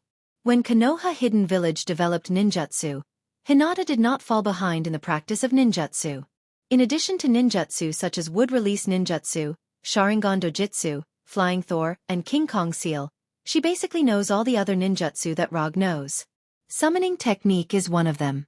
The only difference is that the summon scroll used by Hinata was not exchanged from the system, but she wrote it herself according to the summoning technique. Okay, no problem. After hearing that there were only 2 people acting together with Rog, Hinata's face showed a gentle smile like the warm sun in winter. The reason why she wanted to have her own body was to be able to perform missions with Rog, instead of watching Rog team up with others and leave Konoha. After instructing Hinata, Rog did not hesitate and opened the portal again. A few seconds later, he arrived at Asgard's Golden Palace. To be precise, it was Thor's meeting hall. After a few words with Thor, he successfully got the exact coordinates of the planet Igo from Thor. With Asgard's intelligence ability, it is not a big problem to find the specific location of Igo. What's more, it has been almost a year since Rog last came to Asgard. When he was about to return to Earth, Thor suddenly told him about Hela. Hela is now the queen of Muspelheim and Jotunheim. Now, she is leading the Frost Giants and the Flame Giants to conquer Warnerheim. Thor's words made Rog, who was about to enter the portal, stop. After thinking about it seriously for more than 10 seconds, he slowly said, "No matter what you want to do at that time, if you need help, you can let Heimdall contact me at any time." After speaking, he walked into the portal and returned to Konoha's headquarters. The family conflict between Thor and Hela, if nothing unexpected happens, will not be resolved in a short time.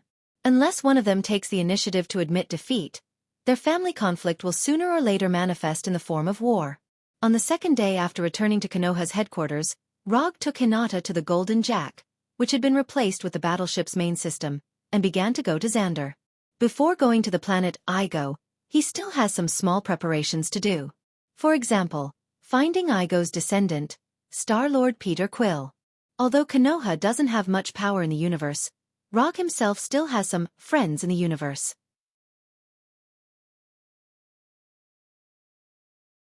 After setting the destination of the voyage to Xander, he opened the system's exchange page and swiped to the page with the Tree Sapling of God. Tree Sapling of God, exchange price, 500 ninja coins. Although in the past 6 months, he and Hinata lived in the small world of 2 people in Konoha Hidden Village, he is not short of ninja coins now. He now has 625 unspent ninja coins, and as long as he wants, he can exchange Tree Sapling of God at any time. However, he did not do so now because he still has a Mangekyo Dojitsu that he wants to exchange. Mangekyo Dojitsu, Koto Amatsukami.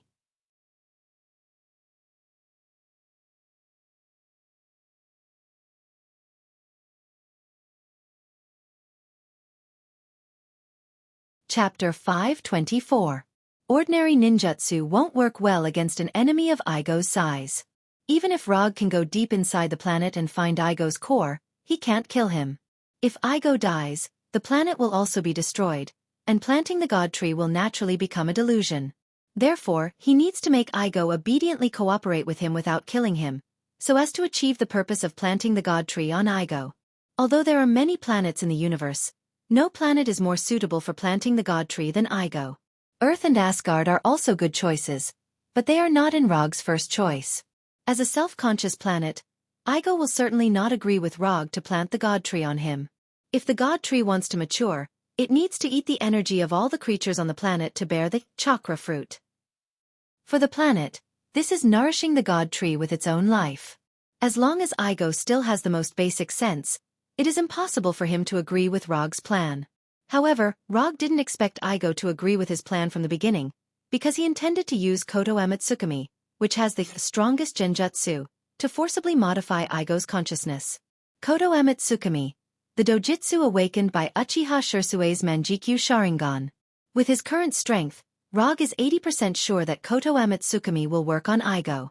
The only problem is that the exchange price given by the system is a bit expensive. Manjikyu Sharingan Dojitsu, left eye, Koto Amatsukami, exchange price, 300 ninja coins. The system doesn't support any physical Sharingan exchange, but the system didn't completely block Rog's path of having other Manjikyu Sharingan Dojitsu.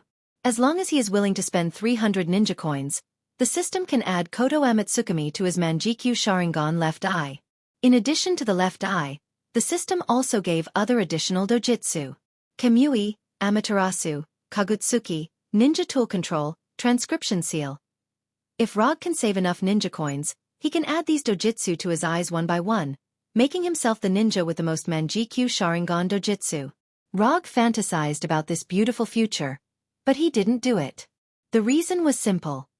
Poverty. In order to save up the 500 ninja coins needed to exchange for the sacred tree sapling, he almost tried all the commissions on the commission website that could be judged by the system. And then he accumulated the number of ninja coins he had to 625. The heavenly tree saplings cost 500 ninja coins, and Koto Amatsukami cost 300 ninja coins. If he wants his heavenly tree planting plan to be carried out smoothly, he will need to save 175 ninja coins. He had basically done all the commissions that could be done on Earth. In that case, it's time to expand the fourth Hokage's commission business in the universe. As for whether or not he could receive enough commissions in the universe, he wasn't worried at all.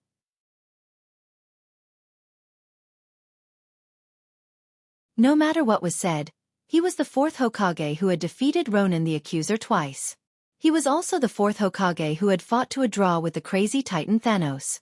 With his current fame, as long as he wanted to, there was absolutely no need to worry about the source of the commission. This was also the main reason why he did not directly teleport to Xander, but instead took the Golden Jack to Xander. The dignified fourth Hokage is carrying out a mission in the universe.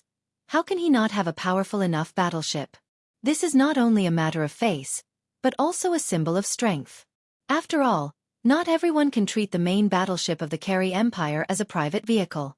When Rog and Hinata took the Golden Jack to Xander, a fierce space chase was taking place in the universe near the Supreme Star. What the hell were you thinking? Why did you steal their energy batteries? Star-Lord, who was controlling the Milano to maneuver and evade, shouted at Rocket sitting in the right pilot seat. Dude, those batteries are really easy to steal. Rocket was unmoved as he explained. He didn't feel that his theft was excessive. Is this your excuse? Gamora, sitting behind Rocket, said disdainfully. Come on, you also saw the High Priest's arrogant look. I was teaching him a lesson. Rocket found a very suitable reason for his behavior. But in the next second, he heard the ridicule from Star-Lord. I didn't expect your motives to be so selfless. It's a pity that those Supreme Star didn't appreciate your kindness and wanted to kill us. Whether it was Star-Lord or Rocket, neither of them took the pursuit of the Supreme Star too seriously at this time. Star-Lord, Rocket, Gamora, Groot, Drax the Destroyer. They were originally unrelated, but in the end, they formed the Milky Way awkward dance troupe in Roger's memory. Although the reason for forming the team was completely different from what he remembered, fate still connected the five of them together, allowing the Guardian of the Galaxy to appear smoothly in this world. At this time, Rog did not know that Star-Lord and others had formed the Guardian of the Galaxy, let alone that they were now being chased by the Supreme Star's unmanned fleet. Now, he is enjoying a Chinese lunch carefully made by Hinata. Although Hinata's current dress is very Japanese, Rog did not ask her to make traditional Japanese food, but ask her to make Chinese food that is more in line with her own taste. Even if it's cosplay, there is no need to imitate all aspects of life. In the area of food, he is still quite picky. As a young man who grew up in a foodie country, he has no interest in Japanese cuisine such as sushi and ramen. This is not a matter of contempt, it's just pure disinterest. After enjoying the Chinese lunch carefully prepared by Hinata, Rog tested Hinata's ninjutsu and taijutsu's actual combat ability in the practice room on the battleship.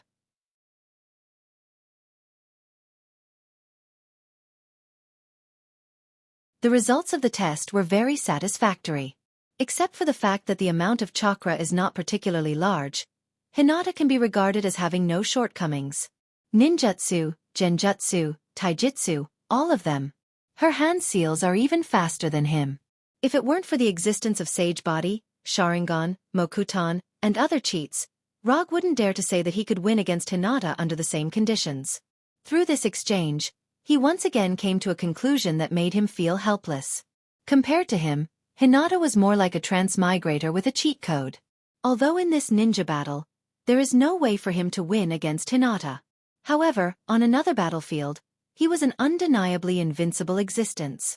Don't ask so many reasons. Just ask that Sage Body is awesome. In this leisurely time, the Golden Jack spent 3 days that were completely out of line with its performance before it finally arrived near Xander through an interstellar jump. You're tuning in to the Wisdom Diary YouTube channel. Don't forget to subscribe and join us on this journey to catch the most captivating stories.